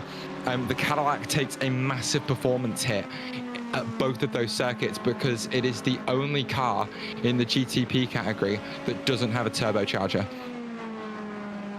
And at both of those tracks, the Acura, Porsche, Ferrari, BMW all absolutely walk it on the straights completely. It's not even funny, but I did a 6-hour race at Interlagos in a Cadillac. So quick in the middle sector because you piled on the downforce anyway. But as soon as you got your foot on the throttle on the exit of Youngsao, Everything else just ran off into the distance, and there was absolutely nothing you could do. It was the single most frustrating 6-hour race I've done in my entire life. But having all that anecdotal evidence, all that experience, I genuinely think iRacing could do it right. I hope so. I don't think I've ever raced it. I know it's a big podcast there. Honestly, give it a shot. It's a fantastic little circuit. I mean, I've driven all the F1 games. I know what it is. It's not my favorite. I mean, to be fair, I don't think it's anyone's favorite track, but it is a very exciting little bit of racetrack. But here's an interesting little development that's going on at the moment. Tom Chetto, 1.4 seconds clear of Diana Perez, the driver that we expected to be extraordinarily quick when she got in that Ford Mustang GT3, but currently not really able to hold a candle to Chetto in that Corvette Z06.R. Hang on, Z06 GT3.R. GM, please. But Chetto for RPM doing a great job to hang on to that spot and extracting as much time out of that car as possible. 45.7 last time to Perez's 46.1. So pace just not quite there. She's coming off the back of driving a little F4 car. This thing is a little bit heavier, has a touch more power, and a lot less downforce to weight. So making that mental switch can be quite difficult, as you are basically learning to drive a completely different car on the fly. We'll see how that gap develops and how her pace grows over the course of the next 20 odd laps or so, but for the moment it is advantage to Chetto and advantage RPM. Aiden Wilkinson, one of the drivers for the Red Engineering 77 car, chimed in a little bit here in the live chat here on Twitch. Having the double stint tires here in the GTP ads, they've been pain and suffering, which, I mean, I get it, but also for us it makes things a little more interesting. Not so much today, but prior to today was outstanding. Love the love the addition of the tire. That was great. But I don't know how much it's adding right now. So that everyone's fuel saving more than they are power saving. And that actually makes me wondering a question I've got here. With obviously now Perez out of the drafting ring. I wonder if Chetto's really turned. Well, no, not really. I mean, they're running still close at the same time. 145.9 to 145.8. Perez faster that time around. I wonder if Perez just needed to dial in, feeling that car. I don't know what her and I believe actually they might have been racing F4s, which is going to be a lot different than GT3s for those that don't know. I wonder if it just took a little bit more for Perez to dial in, getting used to obviously the heavier car, to get up to speed here. Because as I mentioned before, wasn't in practice this morning, didn't qualify the car, had not been in the car until the stint. So very easy to kind of imagine that Perez needed to kind of chime back into the cycle on that Mustang. Now I'm just going to see if Perez can really reel back into Chetto, because Chetto is the ace in the hole for RPM Racing. That is their best driver. Mm-hmm. So if you can do that against Chetto, you're set.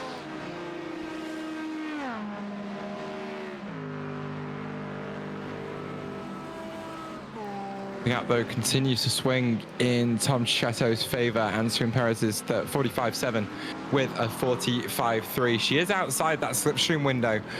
And even though we've seen that Mustang be quick on the straights all day long, it's definitely a car that could still benefit from a bit of slipstream from the one in front. But Chetto just looking so much more comfortable in the corners. That car a lot more dialed in right now, gaining a good 1/10 of a second through that first horseshoe. And if that continues, it's going to be another 1/10 of a second through this next one. But he's got that car dialed in. He's done a couple of stints in this already, so nice and warm, and there is every chance that that's the difference between these two drivers right now. But after they've been nose to tail for the last couple of few hours, Salan's done a great job to get the fuel margin back in a much more comfortable spot.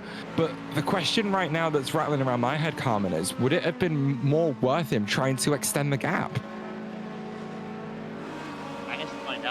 Now, personally, I don't think so.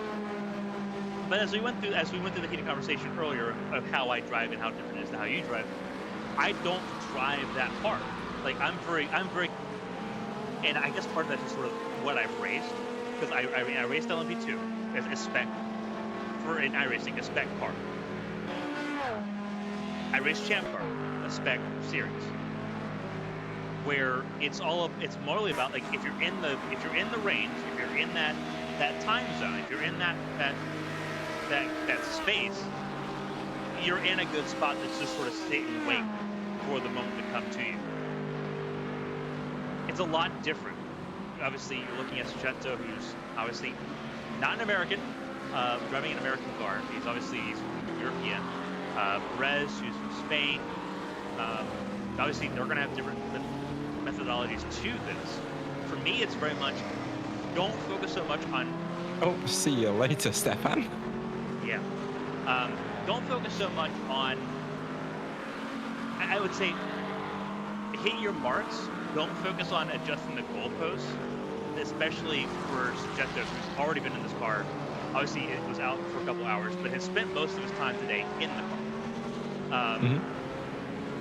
Just do what you're comfortable doing. And I don't think he's done anything super hard as far as pace-wise. I'm not seeing anything that indicates that he's pushing super hard. I think Perez just took more time to adjust. Now, I do think that for Perez, you do want to get back up to Sujeto to close that gap to fuel save again, because otherwise you're kind of still in that hole that the team's been trying so hard to climb out of. But that's where the question comes into it, Carmen.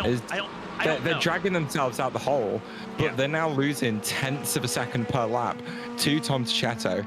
And if they wanted this win, would it not have been more advantageous of them to take advantage of the pace they had with Abel Salan and try and extend that gap over one of the slower RPM drivers? Well, Salan already been in the car for 4 hours. I don't know how much he would. I wonder. I'll flip your question into a question of my own. I wonder if Salan couldn't go any further. The implication, well, he'd been out of the car. When we last saw him in the car, he'd had 2 hours out of it.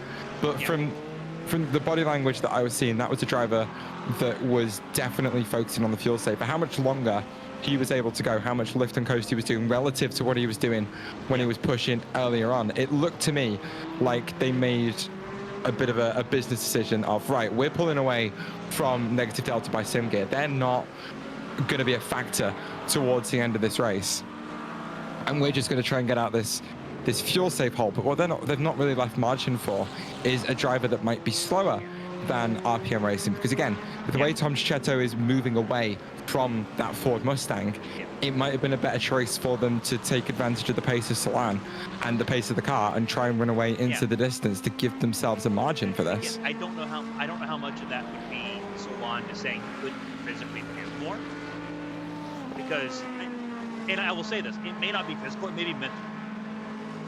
It may be mental, because it is harder, and I think you can agree with this. It is harder to drive 80% than it is to drive 100. On a mental level, you're thinking about so much more when you're driving at 80, because you're no longer driving to your ability. You're driving to a number. You're driving to a measurement, and you're focusing. And every time you hit that measurement, or every time you miss it, your mind shifts. You're no longer thinking about what's in front of you. I do wonder how much of that fatigue is a factor in this as well. You're not wrong. Realistically, Salan should have been in that car for at least another run to try to get yourself back on level footing. But I wonder how much of it could have been Salan saying, I need to step aside. Whether it was for a bathroom, it could be just for a bathroom break. A bathroom break, you can't get done in 40 seconds. I know I can. It could be something as simple as that. It could be something as simple as just needing to eat. It's hard to tell, but I feel like the situation is less on Perez and more on, I feel like the team had to make a decision at some point to pull Salan out of that car. Because he's already done 4 hours, he qualified the car, he was in there for practice. So he's already dedicated 5 hours plus of the day to that car already. realistically don't know how much more he can give at that point. Because at some point you gotta trust that your teammates can pick up the slack anyway. Perez is gonna be in the spot no matter what. I don't know. And again, it's still early goings in this race, and it's not like Perez is losing like a second a lap. It's very marginal amounts. It's half a tenth, or 700 seconds a lap. Obviously, it adds up. Now it's 2.07 seconds. But I don't know. I have a big feeling that it's a little bit of column A, a little bit of column B, as far as like what our philosophies might be on that. But we do know that the Fast Four Motorsport car, when it's time to go, that Fast Four Motorsport Mustang is the faster car. I think we can both agree on that right now. When you put Salon in that Mustang versus Chicheto in the Corvette, Salon's faster. So I think overall it could be recoverable. I would see if Perez picks up the pace here over the course of this time. Because again, coming from F4, coming from a very small, tiny open car to a giant behemoth of a V8 sport car is different. So I'd say Perez coming into this for the first time didn't practice yesterday. Was not part of the practice yesterday either. So no immediate warm-up going into this. So that's going to be a factor too. There's a lot of wavelengths to sort of discuss on that. And with that, we'll watch this all kind of play out here. We're going to pivot over to YouTube for the second half of the race. The link's already posted in the Twitch chat. For those who want to join us on YouTube here, please do so. That's a moved car.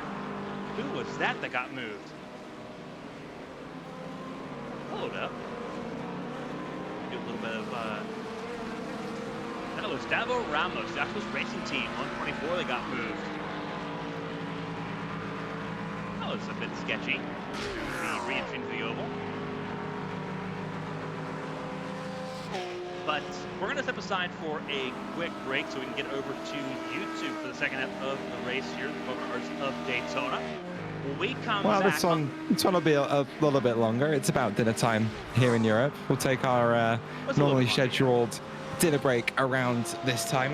We'll be gone for a little bit longer than we have done over the course of the last 6 hours. But as Carmen was saying, when you rejoin us, it will be on the YouTube stream for the final half of the Platinum Endurance Championship season finale round of season 7 at the 12 hours of Daytona. Don't miss it.